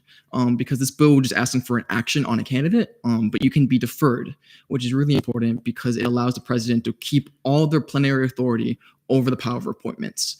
It does not impede the president at all because I can understand the reasoning that if you're forced to accept or reject a candidate within 30 academic days, why we think that is plenty of time. There may be circumstances where that is not enough time, right? And there may be circumstances where you simply cannot make a decision. It's impossible to make a decision for some whatever reason, some unforeseen circumstance. So being able to defer is important so the president maintains all of their authority over that power. Again, the main is just putting in writing, that the 30 academic days, so there is an enforcement mechanism in case they're just sitting in the application window forever. And even if they're, I guess, permanently deferred, that at least tells the applicant where they stand, right? I'm sure we're all us again in the college. We much rather get deferred from a college than not hear back at all from a college. So yeah, I would be happy to clarify any confusion in questioning. All right, we're now line for questioning. Gumrov, Collazo, Akuda. Yeah, so can you kind of explain where these 30 days play into the timeline with their interview process as well as ENA and all that kind of stuff? Okay, so there is no timeline anymore because I do believe a timeline, quote unquote, would be unconstitutional because you would be prescribing an exact process, but how they do the appointment process. This is just 30 days to accept, reject, or defer the candidate. And then once they're accepted, I guess, they would go to the ENA process. So this is simply just, once a candidate applies, you have 30 academic days to accept, reject, defer. Yeah, so that's how the deadline more so would come in. Collazo.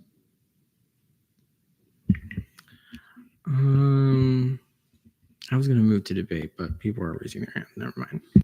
Okuda. Yeah, so my question is, have you talked to the other branches, and do you think you'd get any similar pushback to the bill before the amendments were made? So mainly the reason why I amended the bill was because of concerns brought up in ENA. They voiced a lot of issues with the constitutionality of it. And, at first I was like, I'm pretty confident in myself, but then I kind of did a second check. I dove into case law, I dove into the precedents, and kind of just did a lot of research about how the appointment clause works. And I decided that, the strict timeline and the inability to defer could be seen as placing an undue restriction on the president's power of appointments, which is his power as deemed in the Constitution. It is complete, it is absolute. So no restrictions can be placed on it. This bill does not place any restrictions. It just says the process, it just deems the process must be efficient, period. And even if you believe you can't make a decision for whatever reason and you need to, enforce your power in the future, you can defer the candidate. So it does not at all impede the president's ability to give an answer. All this bill is asking for is action. Right? Just you must use your power at some point. So again, as we all have experienced, deferment is a much better outcome than nothing. So yeah, and no other branch talked to me about the bill. Gumrov. Sorry, I had a follow up. I didn't want to shout. Okay, so does this also apply to chief of staff interviews, when they have to do their interview, or no? So if please interrupt me if I get the question wrong, but I believe this is not mandated in interview because interviews are technically not mandated by the Constitution. All that's mandated is the president appoints someone. He can just select someone if he wants out of nowhere. He could do a Mario Kart tournament, whatever the process is, that's his decision as deemed delegated by the Constitution. So all this bill does is say, exercise your delegated power as much as you want, but you cannot leave people in limbo once they apply. Right, you're not constitutionally granted the ability to not exercise your power when someone applies to an open position. Follow up. Go ahead. I'm just so confused. Does chief and staff do an interview for process? Let's not call it a process. The process. They apply, interview, appointment, ENA, Senate. Correct? Or am I wrong?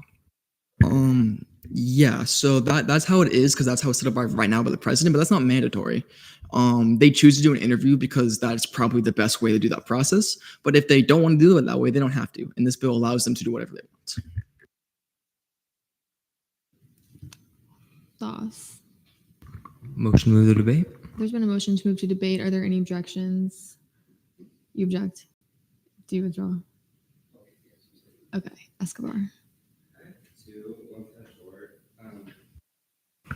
When it says student body president shall approve, does that like mean shall appoint, or is it just saying like approve, like yeah?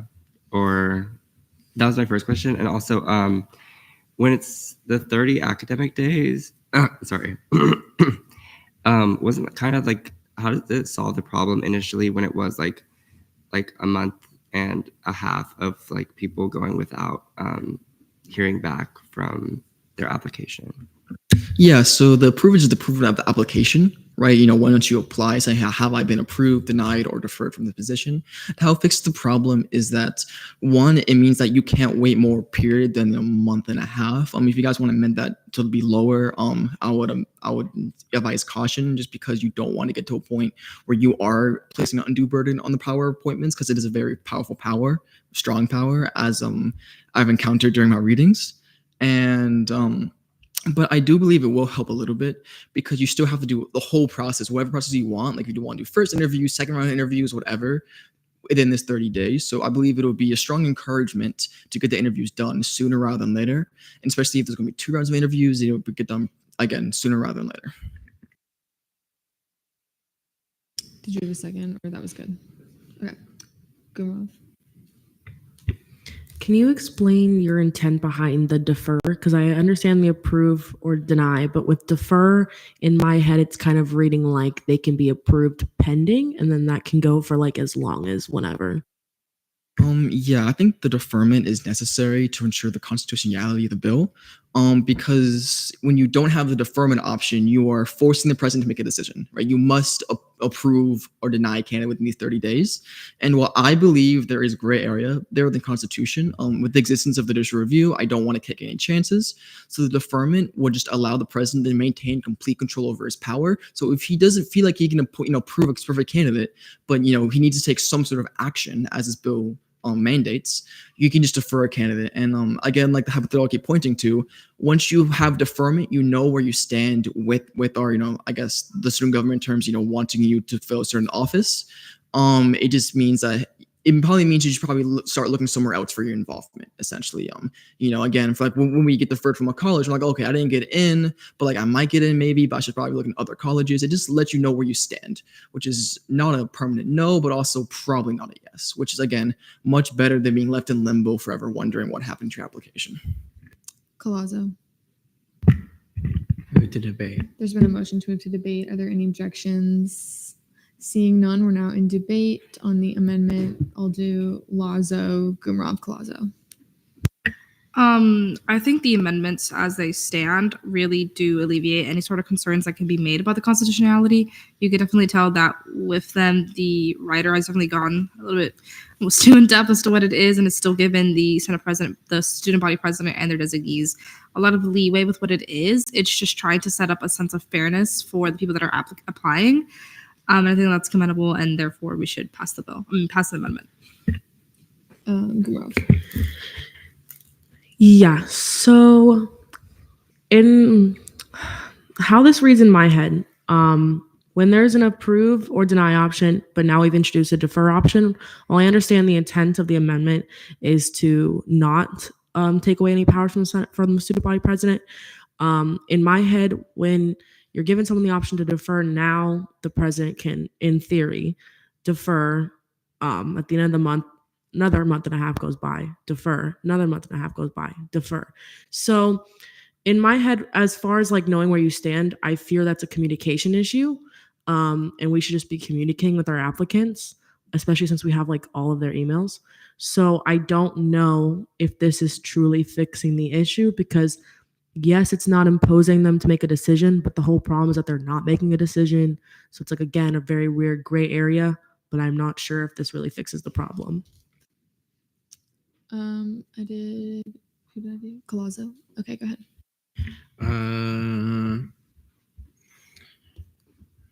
I will say if the bill doesn't have these amendments, then the bill reverts back to being unconstitutional. So I say vote for the amendments. We do have one more reading if we vote in favor of this bill. So if there are any concerns in regards to the word defer, then we'll address them. But realistically, they're not going to necessarily do that. And there was a time where the chief of staff did defer an applicant because the college seat was not open. Then they reached back out, and because that seat was open again. And of course, they let the candidate know, like, hey, we don't have the seats available right now, but I'll reach back out. And that application stayed pending on Night Connect.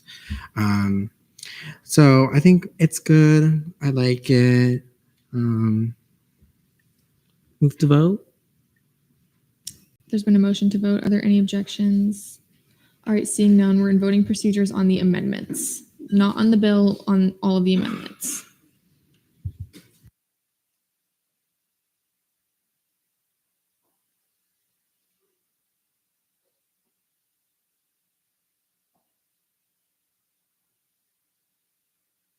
All right, with a vote count of 37 to 1, the amendments pass. Okay, we still have 10 minutes in debate. Gaudio Collazo. So I firmly believe that 5627 is unconstitutional as it stands, even in spite of the amendments. Despite all these changes, including removing the requirement for an interview or a particular process, it still infringes on the authority of the executive. I believe personally the judicial opinion was very clear, and my interpretation of that is that until the student body president goes up on that podium and says, I hereby appoint, we cannot touch anything without an amendment to the student body constitution. We do not have the authority to place a timeline until after that has happened. Their process and timeline for searching and selecting the nominees is one that is at their sole discretion, even if said process includes the ability to defer, as we are still forcing them to take an action, even if said action is inaction. As a quote, the delegated power is in question is the power of the student body president to appoint students to student government offices with concurrence of the student body senates. If you pay attention to the verbiage, the president holds sole power over the entire appointment process, regardless of any restriction or timeline we may want to place on it. A quote from the judicial opinion: the student body senate does have a responsibility to review and revise statutes. However, its legislative prerogative cannot exceed the bounds of constitutional authority that belong to other branches, like regulating the exercise of a delegated power. There are no stated or explicit provisions in the University of Central Florida Student Body Constitution granting the Student Body Senate the power to do so. If the president is truly being negligent with timelines, we have the power to question him as he is on that podium giving his report every week to us. And if we do not like his answers, we have the power to censure him and hold him accountable for that. Collazo. So Senator Gaudio made a point, right? I'm inclined to agree with Senator Gaudio in a way, kind of. And my reasoning is because of it says the candidate's application. Like, we can't tell the president how to select someone, and we are assuming that they're going to request a candidate's application when selecting someone, even though they don't necessarily have to. Again, with the shall approve, deny, or defer a candidate, I mean, I guess the verbiage is better. However, technically it's in their prerogative to not look at the application at all. Like, we can't control how the president appoints a person, how they interview a person. We get the power in, with the candidate after they've been appointed. Once the president says those nice little words, I hereby appoint, then we have the power to exercise our review and our consent and whatever, consent and advisement, I don't know, concurrence, whatever. Yeah, so I'm inclined to agree with Senator Gaudio in that I believe that it's still could violate the judicial opinion, I'm also inclined to remand it back to ENA so the senator can take the time to reverbiage it, so maybe it can be constitutional. All right, we have a little over 5 minutes left. Varela, Green, Lazo. So there's a couple things I wanted to address. The first is that the idea that Congress has never or will never or can never place any sort of anything on presidential appointments is untrue. We've seen through case law, through the history of the United States, that the Congress has a very limited but some minuscule power to affect how the president can do their job for appointments, mainly in regards to timeliness. You need to look no further than the Vacancies Reform Act, passed in the 80s. It mandated that when there's a vacancy in a federal office that's presidential appointed, the president must appoint a replacement in 210 days. Obviously, way bigger time than we have here in student government, but it's a bigger government. So that law wasn't constitutionally challenged. So there is precedent for saying, hey, you can do your job however you want, but the timeliness is not something that is constitutionally protected. Two, I'm okay with reverbing it for a simple amendment here, but this, in my interpretation, this bill isn't mandating an application. All it says is that when there is an application, you have to process it. Processing applications isn't the same as appointment power. The president says, "Hey, I don't want to take applications for AG. I want to get my guy. I don't want to have to do an interview process." He can reject every application, or even not even have an application. He doesn't have to post an application at all. It is not mandated. He can just say, "I'm going to take this guy. I'm going to take him." So this bill does not at all impede what the president can do with his power. Not at all. If this bill passes or doesn't pass, right? The president can still exercise his power however he wants. The only thing this bill would do is say, hey, you cannot live in a candidate once they you cannot leave a candidate once they apply in limbo, which is commonly understood by both our federal government and state government as okay. You're allowed to place some sort of restriction on timeliness because processing applications isn't the same as appointments, right? You can choose whoever he wants, and again, the process, you can choose whoever he wants. That's fine. This bill doesn't affect that at all. This does not at all affect how the president will go about his job of appointments. So I just wanted to clarify that. 3.5 minutes remaining. Green. So I want to ask a quick point of information, if I may. I guess a question for Chair Varela. So with this revised bill, did you consult, and again, forgive me, I had to step out of the chamber for a minute, so this may have already been asked, but did you seek the counsel of either the Judicial Council itself or Chief Justice Rivera? Wait, no, the Chief Justice, I'm sorry. So in terms of the Judicial Council, no, because I didn't want any appearance of impropriety. They are supposed to be very neutral. So I believe that if I, was talking about this bill that, is, we had different opinions on, maybe just with the judicial review and the current, state of student government, I didn't want any appearance of impropriety. I thought it was just best to let the congressional process play out. But I did have a very short conversation with President Rowley about it. I wanted to make say, hey, this 30 academic days, that's okay to do your job, right? And he did clarify to me that, that would not at all impede the job of appointments. It'll any competent president will be able to fully exercise his power within those 30 days. Lazo.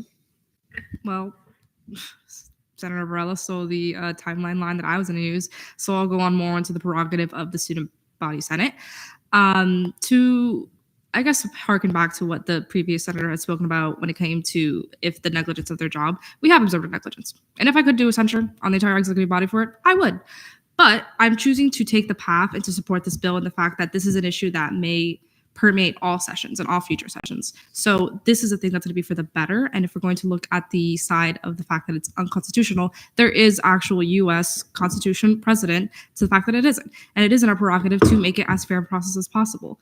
So if we're going to be going on the lines of precedent and on the lines of semantics, both of those are inherently wrong purviews. And lastly, it is our job as student body senators to make the process as fair for student body. At the end of the day, everybody that's getting appointed is a student. And therefore, if their application is sitting in limbo for 3 to 4 months, as some people in this body have had their application sit there, that is absolutely abhorrent of our body to do. And we should be preventing that as much as possible. It is in our student body senate prerogative and our powers to put that in action and to make student lives better. Please vote in favor. Borges. Yeah, I'll be voting in favor, but I also would like to recommend we can amend the Constitution. I've done it twice. If you guys want help, I can help you do it. I'll do it a third time if I have to myself. So. All right, we have less than a minute remaining. Gaudio. So I would like to touch on a point that has been made, namely concerning the operations of our federal government. And I would like to counter that idea with the US Constitution and Congress does not hold power over this body. While their case law can be helpful, it doesn't actually have any true bearing on how we conduct our business. And this has been reflected in past attorney general opinions, such as those involving censures. If you even look at the statutes cited in this very bill, they're all transparency measures, bar 400.3 and 406.1. 400.3 has no bearing leading up to an appointment, and 406.1 is noteworthy because it is directly relevant to the passage of legislation and the timeliness of it to prevent the president from having a soft veto by never signing or vetoing a measure to prevent it from being passed or being sent back to the Senate. In terms of how we conduct our business, there is no precedent for this sort of bill. Debate time has elapsed. So, Collazo. I move to extend debate time by 5 minutes. There's been a motion to extend debate time by 5 minutes. Are there any objections? I object. Okay, 2 objections. Do you withdraw? No. Okay. I think you had the initial objection. I object solely for the opinion that I believe everyone in this room has come up with their opinion, and that any more debate on this bill is not going to change anyone's opinion on how they'll be voting. I also know that we have 3 more internal bills to see tonight that I know will take plenty of time to see, and I don't think we should be tabling them for 2 weeks, as well as a resolution to see. You have 2 minutes whenever you're ready. So I found a court case before the Supreme Court of the United States that states that Congress can't impose procedural restrictions on the president's nomination of an officer. So I wanted to share more details into that, as we are essentially imposing I think that we're imposing procedural restrictions onto a president's nomination. Additionally, oh yeah, that's it. That's why. Sorry. We're now in a 5-minute debate period. Varela, Courts, Gumrov. 2 things. First, completely agree with Senator Benwick. I believe everyone in this room has made their decision already. But just a quick response to Senator Collazo. So yeah, Congress can't place restriction on who the president nominates. This bill doesn't do that because it doesn't affect who he nominates. It's just, say for instance, we say, hey, the AG must be a legal studies major. That won't fly, right? But to say that you must make a decision on a candidate's application in 30 days, that is fully allowing you to exercise your full power to choose who you want to choose, especially when you can defer. There's no even it's not really even a real time pressure, because if you really believe, again, you can't do it, you can defer the candidate, and then at least the candidate knows where they stand, and you get to keep your absolute power over appointments. And then again, if the timeline was super restrictive, that could also affect who the president can nominate, because you have to really scramble to get the right guy. But I've already confirmed that this 30 academic days is more than enough time to process all the candidates that apply and find the best person for the job.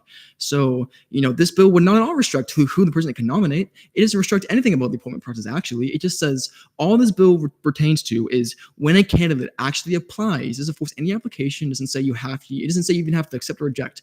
After a candidate applies, there has to be some sort of action so they're not left in limbo. In the end, this is not essentially a bill about presidential appointments, is about the application process, which is very similar but different, which is very necessary when you're thinking about constitutional law. Things are very nuanced. Courts. Okay. Gumrov.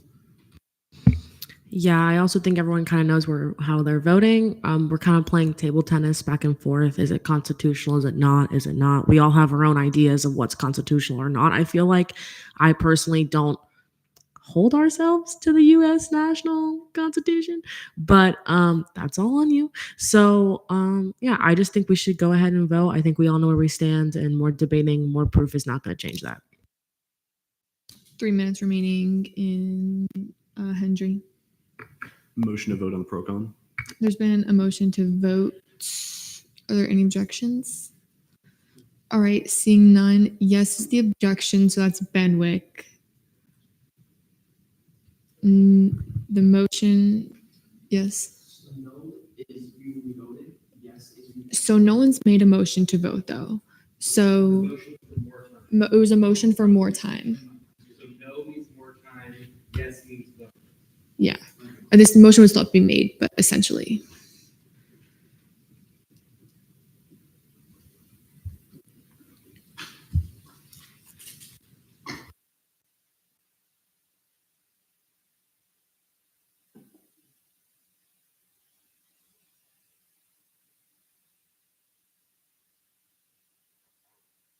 All right, with a vote count of 33 to 4 to 0,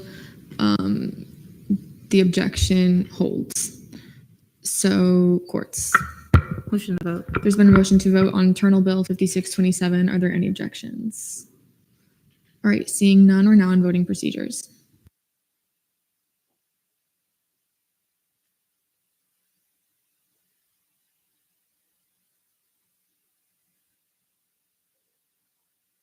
All right, with a vote count of 32 to 6 to 0, Internal Bill 5627 passes on second reading.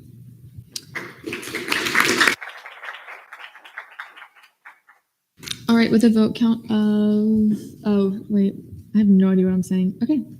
Internal Bill 5622 updates to Title 14, establishing the Caucus Leadership Committee. Deleg Colazo, you have 5 minutes whenever you're ready. Hi, everyone. I know you guys are so happy to hear me. So this was remanded back to LJR because Brody and I talked and we thought the bill could be worded better. So let me go over the few of the changes. So first of all, the Senate President will just appoint an acting chair for the Caucus Leadership Committee with approval of the other branch heads. If you remember from last time, it said the Senate President pro tempore. However, the Senate President pro tempore is a caucus chair, then it puts them in an awkward position. So this just gives the branch heads to appoint the authority to appoint whoever they think is perfect for acting chair. Composition and powers of the Caucus Leadership Committee, all standing and ad hoc caucus chairs, not committee chairs, sorry. We'll have debating and voting rights, because they're members. And duties and responsibilities, the biggest thing right here is number 4, allocate a budget to the member caucuses provided by each branch head and the supervisor of elections. So what this essentially means is that a branch head could allocate money to the Caucus Leadership Committee, and the Caucus Leadership Committee will allocate it to the member caucuses. What this also allows for is that no other branch head can outvote other branch heads when it comes to allocating budgets. Not budgets, but money for the caucuses. So let's say the Chief Justice and the President don't want to allocate money, but the Senate President and Supervisor of Election does. Nothing is preventing the Supervisor of Elections and the Senate President from allocating money to the caucuses, just because the Chief Justice and the Student Body President said no. In simple terms. And everything else is pretty standard. What happens during the first meeting, duties and powers of the committee chair and vice chair, committee attendance, standing rules. We got rid of the part that was talking about how to announce the dissolvement of a caucus, an ad hoc caucus. We took that out. We're leaving it as is, which is the current statutes, which is notifying all the branch heads, which is just a simple email. And so we didn't need to change it. So we just got rid of that out of the bill. And with that, I yield for questioning. All right, we're now live for questioning. You guys have 10 minutes. Gumrov. Yeah, so as far as the budget allocation goes, so let's just say for an example, like nobody wants to allocate any money. So what's stopping kind of caucuses from being in that tough position since they don't technically have a spot now within the budget? So the caucus leadership chair is being allocated an ex officio seat on the Student Government Executive Committee. So they can go to that committee meeting and ask them why aren't they providing a budget or allocating funds to caucuses when caucuses are full of student government agents who want to advocate on behalf of the student body. And caucus chairs can individually go ask as well if they do choose to do so, but the chair is there for a reason to advocate on the behalf of the caucuses to the branch heads. Courts. Move to debate. There's been a motion to move to debate. Are there any objections? Do you withdraw? Okay. Do you have a question? Go ahead, yeah. Okay, so when you're saying, and forgive me if it's in the bill, I was looking for it, but when you're saying like that they would exist on the Student Government Executive Committee, so that means that that chair, basically, if this bill were to pass, but the other bill doesn't pass, like the Executive Committee bill, then that solution wouldn't apply. Like they wouldn't have somebody to like fight for a budget. No, the solution still stands. There's just not an official committee meeting where the caucus leadership committee chair will go and, have a conversation with the branch heads. They would just have to individually approach them one-on-one and be like, why aren't you giving caucuses funding? Follow up? Okay. Gumrav, did you have a question? So I see the composition of the committee now no longer holds any branch heads. But yet, so like things like where the vice chair has to send meetings now or the meeting minutes now to all the branch heads. So I guess my question is like, is this like an overseeing committee, or are they still technically overseeing us, or what is your intent with this? So the branch heads haven't been a member of this committee since I submitted it last summer. So they haven't been a member since I've reintroduced it in this part of the session.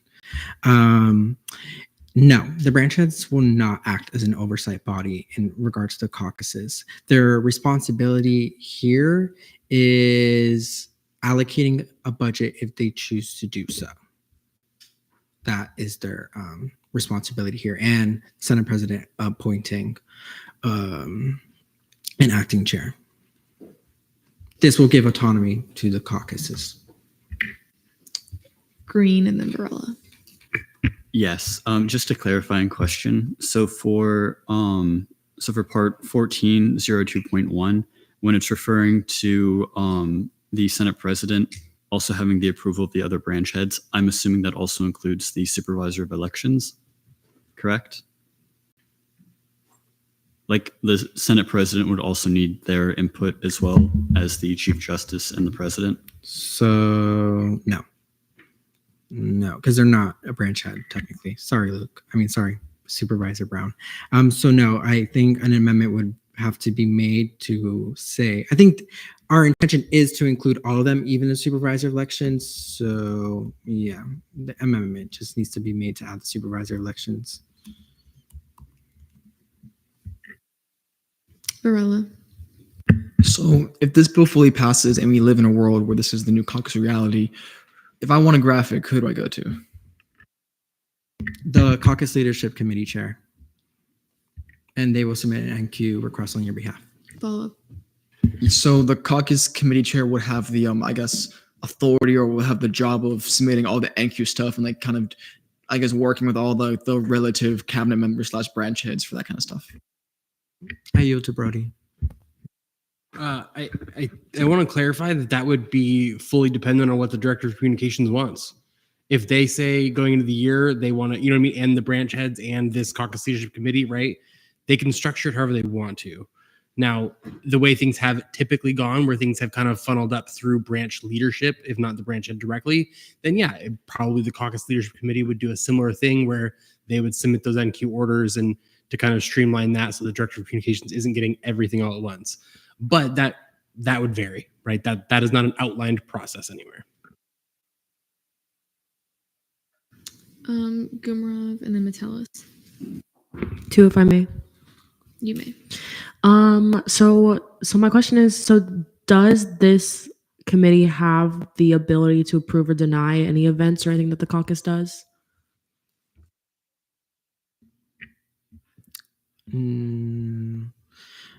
No, we removed that last reading because we didn't think that was a good idea, that we should deny each other's caucus events. But in there, it does say that we will be discussing our initiatives and projects. This committee will provide an avenue for discussion and for collaboration and to really just come together and, how we can best make a path forward for caucuses. Caucuses are student government wide. I do not think it's reasonable to put them back in Senate. I simply don't. I think caucuses should be responsible for themselves, and I think this provides a good avenue for one so they're responsible for themselves. One, to allocate a proper budget to the caucus members, and three, to have some sort of direction and leadership with committee chair and vice chair. And my second one, I guess anyone who can answer this, is it like a possibility if this were all to go through for the caucus leadership, executive, whatever committee chair to gain a seat on the ANSF committee? Is that a thing? Could that be possible? Yes, it would just have to be modified on the it would just have to be modified in statutes in the finance code. However, I will emphasize that I don't necessarily think it's completely necessary. I mean, that's my own personal opinion. If anyone disagrees with me, go ahead and submit that legislation. I'd love to see legislation in my inbox. But the scholarship committee chair is not on the ASNF budget, and they are allocated a certain budget for scholarships. So I think I said Metellus next. Okay, we have a little over. We have 2.5 minutes remaining. More set. Apologize if this was said already, but is there a time frame in which the branches would be required to submit a budget to the committee? No, there's not a time frame. I do think that once that meeting is called, I think the very first thing that caucus leadership wants is a budget and how to best allocate that. So I don't think it's going to be like something that's going to slip this committee's mind or any caucus chair's mind when requesting a budget from branch heads. So, and I also don't think it's necessarily necessary to impose a budget, because maybe during fall, hey, like I can allocate right now to like $200. I'm sorry, I can't be more, but right now I can do $200. But maybe spring semester, hey, now I can allocate $800. So uno nunca sabe. Sorry, no one know. You never know. Sorry, spoke in Spanish for a second there. Yeah. So just also, it's still technically the branch's prerogative into allocating that budget. So I don't necessarily want to pose a time on them. I mean, we don't pose a time restriction on them when it comes to allocating funds for, events like Winter Wonderland. So we have 1 minute remaining. Courts. Move to debate. There's been a motion to move to debate. Are there any objections? I withdraw. Okay. Okay. You have 1 minute. Last question, swear. Do you think it would be a tad bit difficult with the this overarching like leadership committee chair to be a part of or to be a head of one of the caucuses as well? Because we don't really have, I guess, that happening right now. Like Senate president doesn't really deal with like what we do in here, as well as like we don't have an overarching thing for committees. So I'm not sure if they'll be like more favorable to their caucus, or do you see an issue with that or no? 15 seconds. no, I don't see an issue with that at all. I mean, we can look at it as the fact that I was the vice chair of 2 committees and took up 2 Senate executive committee leadership seats, and that wasn't an issue. So no, I think the chair will act in best faith in accordance with all caucuses. Okay. This was debate or questioning. Question time has elapsed. So Benwick. Move to debate. There's been a motion to move to debate. Are there any objections? Seeing none, you guys have 10 minutes. Okay, Metellus, Escobar, Courts. We'll make our rounds. So I would love to hear the caucus chair's thoughts on this, because so here are my thoughts. Like I like the initiative with this, and I'd like, because this is still better than what we have now. No matter what, this is whatever changes are made is better than the system we have now, because it's very messed up and not very clear. However, I feel like my personal opinion is I would personally like to see caucuses honestly just go back to Senate. I feel like there was more structure there. I felt like there was things were just more streamlined, and I feel like I said, there's more stability. Things are more straightforward, and we wouldn't have. I feel like something like this might possibly end up being very convoluted. Again, we don't know without seeing it happen first, and without, I guess, trying it. But we started trying this whole thing of having caucuses not be in the legislative branch, and it turned out to be a mess. And I'm not sure. So I would love to hear caucus chair's thoughts on it, and then I'll make a decision. Escobar. Yeah, so I'm personally in favor of this. I mean, committees have their executive meetings with Senate President, and where they discuss all they do, all their business. And I think having caucus leadership also have a meeting where we discuss and we just collaborate, and we just go to each other for just anything, especially me being a new caucus chair. There are some things I still don't know and still figuring out. So I think this would be a great thing to have. I don't really see any issues with it, and yeah, I'll be voting in favor. Courts.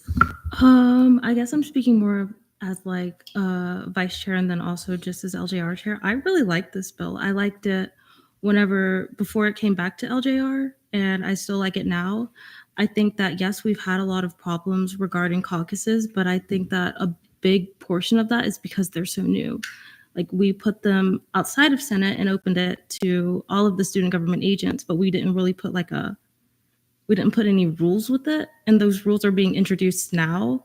It's a big hurdle, and it's been hard to all meet with each other, whether it be just conflicts, not looking at messages, however, so be it, not judging anybody. I fell victim to all of it too. But I do agree, I do like this bill, number one. Number two, it makes it statutory. So you guys, the caucuses would have to meet, which would ensure that there's communication, which is one of the biggest things that I've seen that the 56th session is about, is communication. That, and I just believe that it should stay out of Senate because this is a really good step. Alcuda, Gaudio. So, thank you, Chair Metellus, for bringing up that point, because you reminded me that I do want to clarify just some things. So first of all, Title 14 making the caucuses external, it never really changed anything. The only thing that it changed was that it made the caucuses external. So it took it out of Title 3, but it didn't necessarily change anything. Because Title III didn't really directly put the caucuses under Senate or make it solely the Senate president's responsibility to sort of spearhead caucus operations and stuff like that. It was just a duty that sort of got placed on Senate presidents for several years in a row and was precedent to kind of take up caucus affairs since it was in Title III, but there was always a lack of structure for caucuses. And I think it's also important to kind of recognize that the caucuses themselves are only a few years old. Having the caucuses, it's only been around for a few years. So I just think that, every year we kind of improve more and more. And I do think that this is a step forward and not backward, because originally, after kind of hearing the temperature of the body a few meetings ago, where this issue was really, kind of brought to the floor and to the forefront of, our attention, I really resonated with it. And I myself, like my first feelings were, like, it doesn't make sense. Like, why did we take them out of Senate? But I think it's important to recognize that they were never really in Senate and they always lacked that official structure. So I think that this is really the best way forward and to move forward and not backward. So I really support this. I think that also, if we were to move it back under Senate, it would be placing a lot of restrictions on the caucuses by only having them be like a single branch entity and not be external. And I just think, like I said, like it would be moving backward instead of forward. And now we have this precedent of, having it be a student government wide initiative to, give these identities as many resources and support as they need, because we're representing, very niche issues of a very diverse campus with very, pressing matters to discuss in each of these identities. So I really like this bill. I'll be voting in favor, and I encourage you all to do the same. All right, we have about 4 minutes remaining. Thoughts and Gaudio. All right. Hello. I just want to come out the gate and say that I do like this bill. I think it provides structure and I think it's innovative.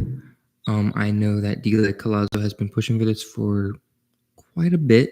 And as Senator Metellus has said, it's better than what we have now, which is, to my knowledge, just about nothing. So I think this is one of those things, let's give it a try. If it doesn't work, it doesn't work. Yeah, that's all I would say. Gaudio, and then I'll do Colazo for the amendments. There has been some talk about, should we keep caucuses as they are? Should we move them back under Title III? I think that regardless, this is a good thing to have, just because even if we do fold it back under Title III, it still gives them an alternative to what Senate exec is to the committees. So I think regardless of what happens in the future, this is pretty cool. Colazo. A motion to see all my amendments. There's been a motion to see all of DLEG Colazo's amendments. Are there any objections? All right, seeing none, whenever you're ready. Okay. So first one's up is adding that line. However, if the member is an election commissioner, the resignation must be submitted to the supervisor of elections. I just saw an amendment earlier and it said branch head and the supervisor of elections. So it kind of like puts the member in a position of like interpreting the statute of, so I have to send it to the branch head and the supervisor of elections. I don't know. It was just like got confusing. So just to clarify even further, I wrote that in, then added the supervisor of elections in regard to the other branch heads, then changed committee to caucus, then removed all voting members of the committee are eligible for nominations. That was only there because ad hoc committee chairs and vice chairs could not vote. So therefore they couldn't become the committee chair or vice chair. So I'm removing that because all members have voting and debating rights. And with that, I yield for questioning. All right, now line for questioning. Benwick. Move to debate. There's been a motion to move to debate. Are there any objections? Seeing none, we're now in debate. Metellus. Can I retain? You may. Yeah, I think these are good. Motion to move to vote. There's been a motion to vote. Are there any objections? Seeing none, or non-voting procedures on all of the amendments.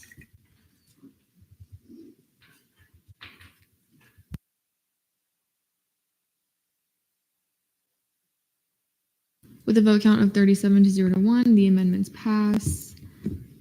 We have a little under 3 minutes remaining in debate. So if you're going to speak, be mindful of the time. Metellus, Varela, Gumarov. After hearing the sentiments of my fellow caucus leadership and fellow senators, I will be voting in favor of this legislation. Again, I do applaud Colazo for working hard on this. And like I said before, I do think that something is better than nothing. And I'm intrigued to see how this will go. And I hope this works best for all caucuses and leads to great things in the future of student government. Varela. Yeah, so full transparency for you all, I had the bills to put caucuses back on the Title III written and ready to be sent, But I decided to wait for a couple of weeks to see how things would play out, and hoping to be moved to say, hey, this is a better solution. And when I'm not convinced it is a better solution, I'm still very skeptical of it. Because the main issue right now is that there's a nebulous chain of command. Like we don't know who to go to, because all three branches are sort of kind of basically no one's in charge of caucuses. Like what Thaw said, there's kind of no apparatus. And having like the chair of the chairs, like the chair, if you would, is a better solution than we have now. But I still kind of have skeptics of like kind of what is the relation with the branch heads, like what if the president does like something the caucus is doing, what the Senate president has issues, right? Stuff like that is what I'm very skeptical about. But I am willing to vote yes on this because I want to see it play out, and I think it is beholden on the future sessions to kind of do assessments, see if it hasn't worked or not. So for those of us who are going to be back next year, is kind of be our duty to say, hey, has this worked or not, and kind of use a sober mind to decide that. But yeah, I'll be voting yes, but with skepticism. Good one. Yeah. I'll make it quick. I like this. My only real skepticism is regarding the budget. I don't like the idea that kind of whatever money the branch heads feel like throwing our way is kind of what we have. The only reason why I felt as if I was also a proponent for like moving it back under Senate, the only reason why I felt that way is because I felt if we were under a branch head, then we were under their budgetary packet, which was able to, that's like a safeguard for us. So with us having our own committee, I just don't like the idea that we don't have a set pool of money. So like I can see how this plays out, but I would hope that we would fix that in the near future. All right, about 20 seconds remaining in debate, so I'll take a motion. Hamid. Move to vote. There's been a motion to vote. Are there any objections? Seeing none, we're now in voting procedures.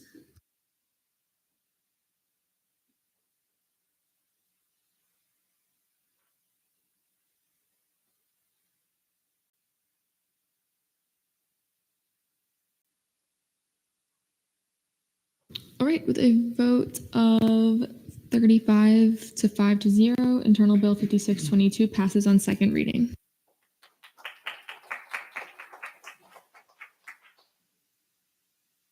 Okay. Are you still wanting to see 5623 DeLeg Collazo? Can I motion to see 5628 instead? Yeah. Do you want to then postpone 5623? Yeah, we can postpone it until the next regularly scheduled Senate meeting. Okay, that'll be 2 weeks from now, by the way. That's fine. Is there a motion to postpone Internal Bill 5623 until the next regularly scheduled Senate meeting? Any objections? All right, seeing none, Internal Bill 5623 is postponed. All right, Internal Bill 5628, updates to Title VI, contest of election. DeLeg Collazo, you have 5 minutes whenever you're ready. Hi, everyone. So this passed favorably in E&A. This is something that Supervisor Brown requested my assistance on with my experience on the council. So this clarifies what grounds for contestment are in regards to our elections here. So if you didn't know, the federal statutes do not have any form of like a federal candidate to contest a federal election. The Supreme Court ruled that that is reserved to the states. So a candidate has to individually contest an election within the states. So I looked at Florida statutes. This is almost exact verbiage from Florida statutes and how Florida handles contestants of elections. However, something that is important there is says that grounds for contestment of election include but are not limited to the following. So while these are examples of contestments, the Election Commission can decide there are other grounds for election contestments. Additionally, if you go down, it clarifies the role of the Judicial Council. So the contestment of the candidate or ticket is because of the actions of the Election Commission. It will be viewed by the Judicial Council and not the Election Commission first, since they're the ones being called into question. And then preponderance of the evidence is a standard of proof when it reviewing appeals. And the council has to adhere to the JRP. Preponderance of evidence is the current standard of proof for all student government things. So this isn't something new. And with that, I yield. All right, we're not online for questioning. Courts. Move to debate. There's been a motion to move to debate. Are there any objections? Seeing none, we're now in debates. Benwick. So I fully support this internal bill. I think it's really clear, and I don't think there's many. I mean, literally, there were no questions about it. I don't think anyone's really confused on any of the material that's brought up here. I would say move to debate. However, I do see D-Leg Colazzo's hand, so I'm not going to try and do that again. Yeah, and I encourage you all to vote in favor of this bill. Colazzo. I move to see the amendments on the bill. There's been a motion to see Senator Wangen's amendments. Are there any objections? All right, seeing none. I'll pick up her amendments. Okay. Whenever you're ready. Okay. Yeah, I think Wangen is correct here. My grammar is wrong. With that, I yield. All right, we're not online for questioning. Benwick. Move to debate. There's been a motion to move to debate. Are there any objections? Seeing none, we're now in debate. Metellus. Move to vote. There's been a motion to vote on the amendments. Are there any objections? Seeing none, we're now in voting procedures.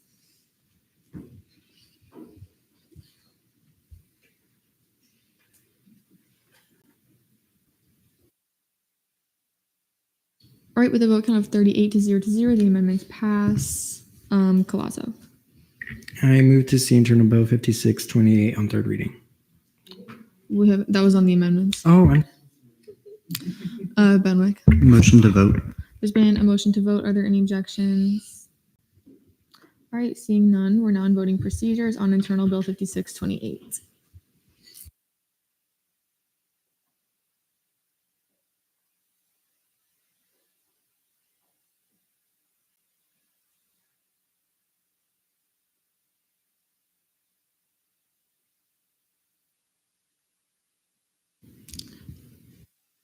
All right, with a vote count of 40 to 0, Internal Bill 5628 passes on second reading.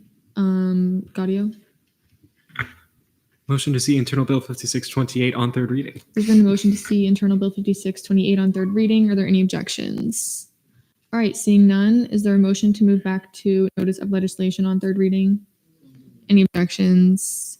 All right, seeing none, Internal Bill 5628, you have 5 minutes whenever you're ready. hello. We just saw this. I yield.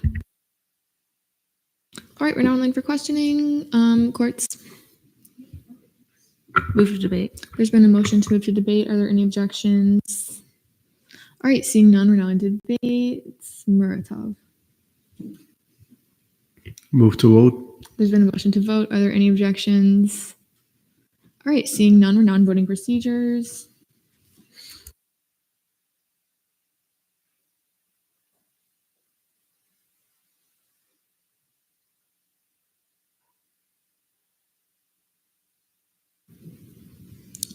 All right, with a vote count of 38 to 0 to 1, Internal Bill 5628 passes on third reading.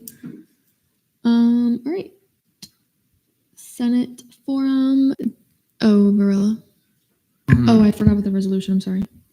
Yeah, the resolution, but also can you motion to unpostpone something? Because I think we can, the 5623, because we passed it last time we saw it, and it hasn't changed much. So I think we can probably pass that pretty quickly. It's not controversial. You can make the motion. Motion to unpostpone 5623. There's been a motion to unpostpone Internal Bill 5623. Are there any objections? All right, seeing none. Notice of legislation on second reading, Internal Bill 5623. Updates to Title 12, establishing the Executive Judicial Senate Committee. Zila Colazzo. You have 5 minutes whenever you're ready. Thank you. We amended the name, so it's Student Government Executive Committee. Just still has the old bill name. But this comprises of all the branch heads and their vices and the ex officio members, which would be the AS and F chair, the scholarship committee chair, and the caucus leadership chair. I removed the committee staff, and Brody added on 1202.3 D, request information or guidance from the Attorney General, Comptroller, or other student government agents as needed. I feel as though that is just that covers it. The committee chair and vice chair shall be the student body president and vice president, respectfully. I think it's just like appropriate. They are the face of student government. Also, they appoint the chief justice and assistant chief justice, the supervisor of elections, and the assistant supervisor of elections. So it just makes sense. The only other members that are elected are the president, senate president, and the senate president pro tempore. And that's it. That's pretty much it. Yeah, we just kind of just reduced everything, made everything concise. And with that, I yield. All right, we're now in line for questioning. Henry Morset Benwick. What was the logic behind choosing 48 hours for the chair to reach out to the committee members for the convening?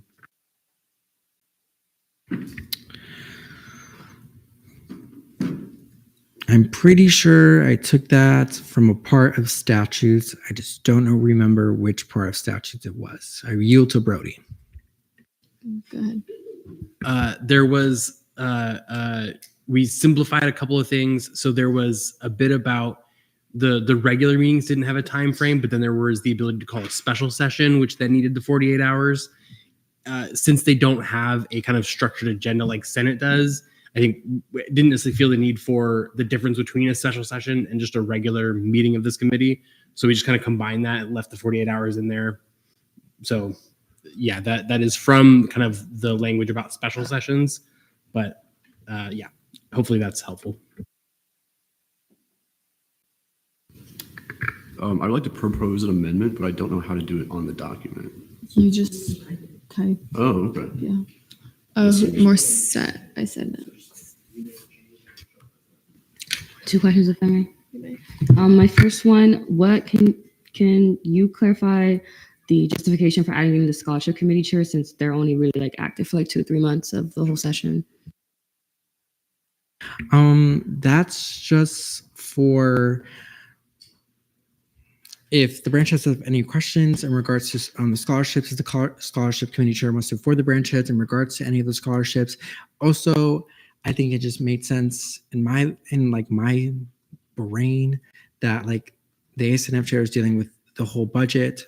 The scholarship committee is dealing with an allocation of the ASNF budget, and the caucus leadership committee is also allocating budget, which was allocated to them by the branch heads. So I just, to me, I kind of just find it appropriate since they're dealing with money and things like that. If the branch heads want to know anything, things like that. Also, I think it's good to give them a voice in that, just in case they have any concerns in regards to the ASNF budget. Maybe the caucus leadership committee chair wants to advocate for a budget line in the ASNF budget. You never know. Yeah, for me, it just like makes sense. You have a comment? I yield to Brody. Thanks. Yeah, part of the thought process was just the idea that is one of the other entities that is kind of a cross-branch entity that has an elected chair.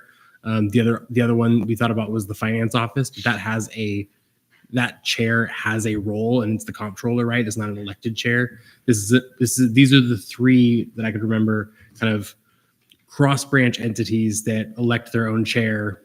So that's kind of why those 3 made sense. And then for my second question, can you just clarify what would be the difference between the vice chair of the committee and the committee secretary?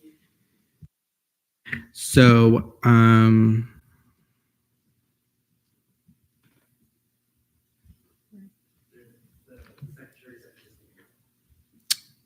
yeah, that's my bad. I meant to remove that. Benwick. Move to debate. There's been a motion to move to debate. Are there any objections? Seeing none, we're now in debate. Let's pay attention to the time. But you guys have 10 minutes. Benwick.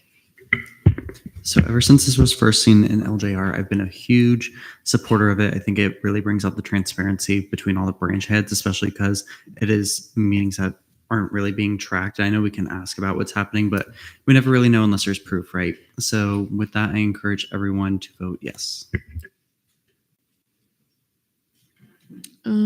Henry, for your amendment.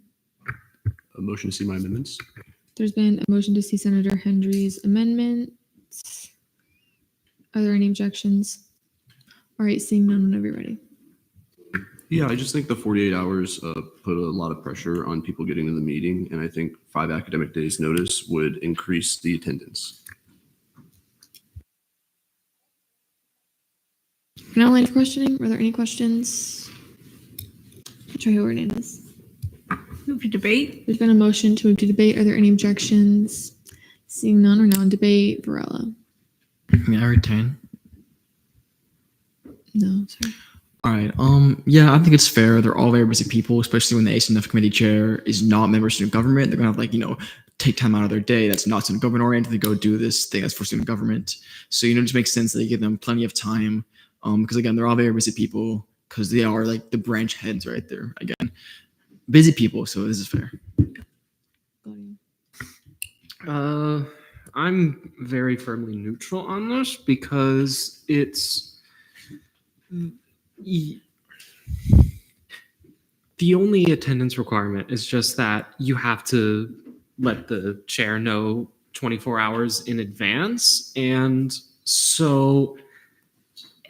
there's really no requirement that you have to be having this. You can do it another time. So I just think 5 academic days, 48 hours doesn't really make a difference. So Thoughts? Motion to vote. There's been a motion to vote on the amendment. Are there any objections? All right, seeing none, we're non-voting procedures.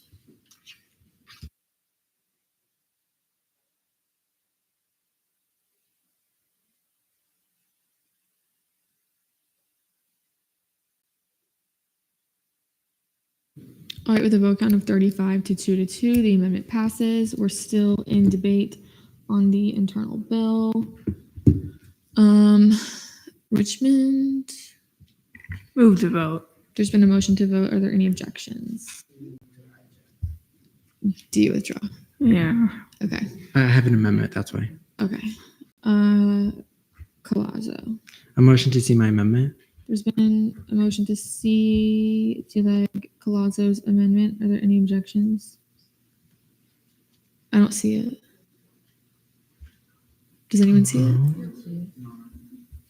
Please hold. It says it. Is it to remove The committee secretary shall be in 1202.5. Yeah, motion to see my amendment. All right, there's been a motion to see Dela Claus's amendment. Are there any objections? Seeing none, whenever you're ready. Yeah, the vice chair is going to be the secretary. I yield. We're now in for questioning. Benwick. Move to debate. There's been a motion to move to debate. Are there any objections? Seeing none, we're now in debate. Thoughts? With a vote. There's been a motion to vote. Are there any objections? Seeing none, we're now in voting procedures on the amendment.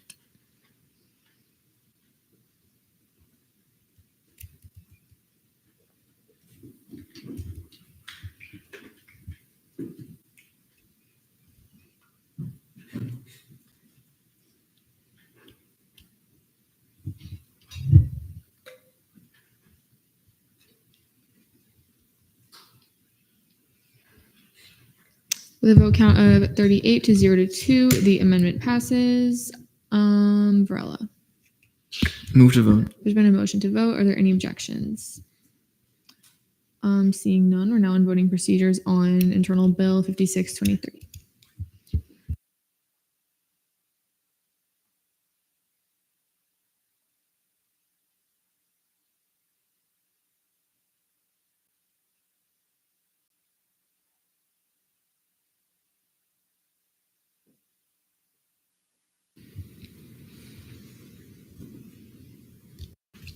With a vote count of 40 to 0, internal bill 5623 passes on second reading.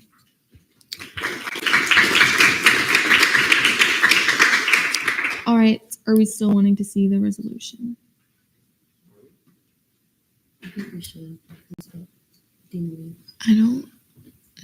I think it is time prudent because it does involve dean meetings, but.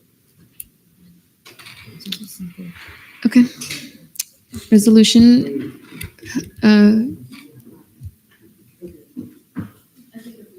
Okay. All right. Resolution 5612 updates to Senate Rule. Is that 3? 7. 7 rule. Oh, the wording is weird. Senate Rule number 7, adjusting deeming policy. Gaudio, you have 5 minutes whenever you're ready. Alrighty, let's try to keep this quick. So this is a bill that I worked on with ELA Richmond. It looks like Chair Quartz is also quite fond of it now. In essence, this is a mild amendment to the dean meeting absence policy. As it currently stands, if you are going to be absent from a dean meeting, you must send an email to the ELA, the pro temp, and the LJR chair, and it must go through LJR. What this bill essentially does is it takes off the pro temp. I spoke with the pro temp about her thoughts on it. She said she was pretty indifferent, and I personally don't see the need for the pro temp to know about it, considering that's the ELA's jurisdiction, and the ELA is under the office of the speaker, not the pro temp.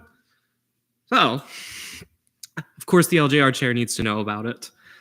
And it also notably gives the power to the ELA to expunge an absence from the dean meeting. And the purpose of this is so that if something were to happen that is genuinely outside of the control of the senator, such as, let's say your car breaks down. Let's say you don't have access to your email and your team, so you don't know when the meeting is. Don't ask why I was so specific on that. The ELA would now have the authority to say, that's fine, we're not even going to think about it. At the same time, this doesn't step on the toes of LJR in reviewing those absences. Hence why the ELA has 5 days to review it, while LJR still has the full 10 days. I yield my time. All right, we're now line for questioning. Are there any questions? Varela, Move to debate. there's been a motion. Oh, do you have a question? All right, you withdraw. Okay, Lazo. If I may. Remember the time, but yeah, go ahead. Yeah, the first one is why exactly are we now giving the external legislative assistant the powers to do what LJR does? I just don't feel that's very. Because so the idea is, do you want to say something? I mean, right now it kind of is like it's been precedent. Both LJR chairs last year would just ask me, and I mean, we had a situation I talked about in LJR where I felt as if it was not a decision that I could make. It was a decision LJR needed to make. So I told them to submit an LJR absence request. I think that's kind of the thing, like no matter what, the ELA should be working in conjunction with the LJR chair to make the decision. And that's how this bill still reads, because the LJR chair is still being notified and helping with that decision. Your second question. And for my second question, is the president pro tempore not involved in internal matters when there are initiatives and bills that come out of these dean meetings anyway? Yes, and those initiatives and bills would be in the interest of the pro temp. However, for the purposes of an absence, which is under the jurisdiction of LJR, for a dean meeting, which is under the jurisdiction of the ELA, which again is not under the office of the pro temp, it is not. I fail to see the reason as to why the pro temp should be notified of this when they really have no say, power, jurisdiction in the matter. Do you wish to? Okay. Can I ask a follow-up to that? Okay. Technically, because dean meetings are a requirement, even with the LGR chair on this, would they not then be in non-compliance of their basic Senate duties? So therefore, that's why the Senate President pro tempore should be involved. So I don't quite follow. Could you expand on that a little further? Okay, so one of the duties of the president pro tempore is to make sure that senators are in compliance with some of the requirements, specifically ethical compliance and fiscal compliance. D meetings are another thing that they should be in compliance of. And while we have the ELA acting as basically the messenger saying, oh, this person is in compliance, we're going to the D meetings to the Senate president, that would then leave the president pro tempore without somebody to make sure they are in that same compliance. So I think that's why they should remain in this rule. You bring up fair points. If you truly see it that it is necessary that the office of the pro tempore is informed of this, then you could propose an amendment. I just personally do not see it as prudent. Green, May I direct a question to the pro temp? you may. In that scenario, would you only issue a writ of non-compliance after LGR has already made their decision?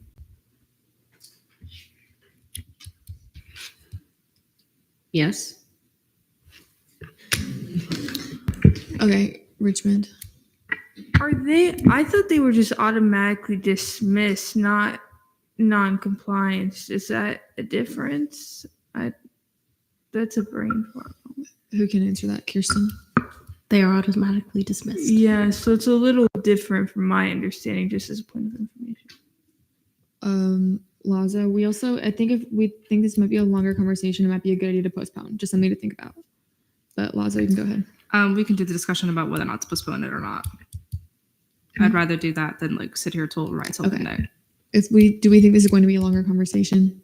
Okay, so is there a motion to postpone resolution 5612 until the next regularly scheduled meeting? Any objections? All right, seeing none. Okay. Senate forum, if anyone has anything they really want to say, make it quick, please. Gumrov. So quick.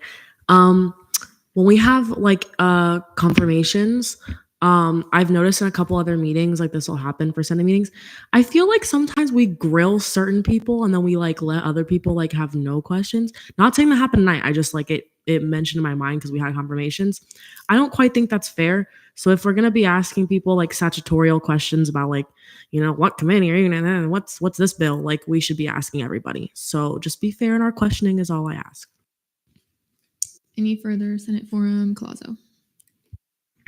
You know, I agree with the sentiments of Senator Grumrow. However, it is up to the individual senator of what they want to ask and not ask.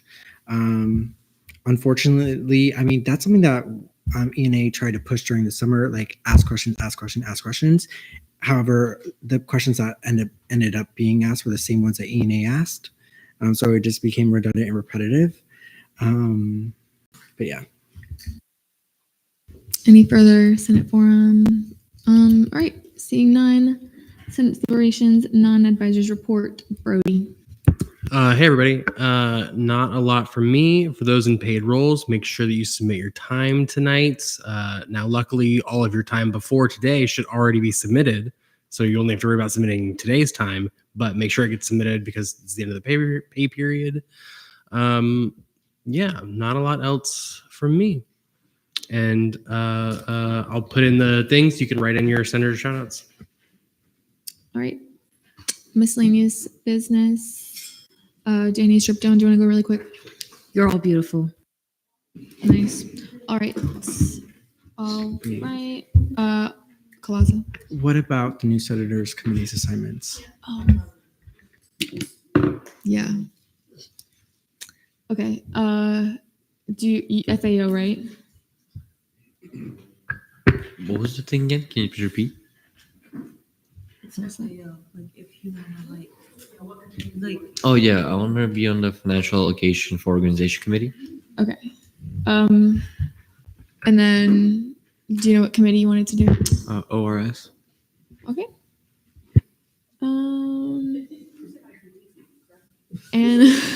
And for the caucuses? Yeah, ICTC. Okay. I don't know if appointments are in the agenda. Okay. I don't think I have to. Okay.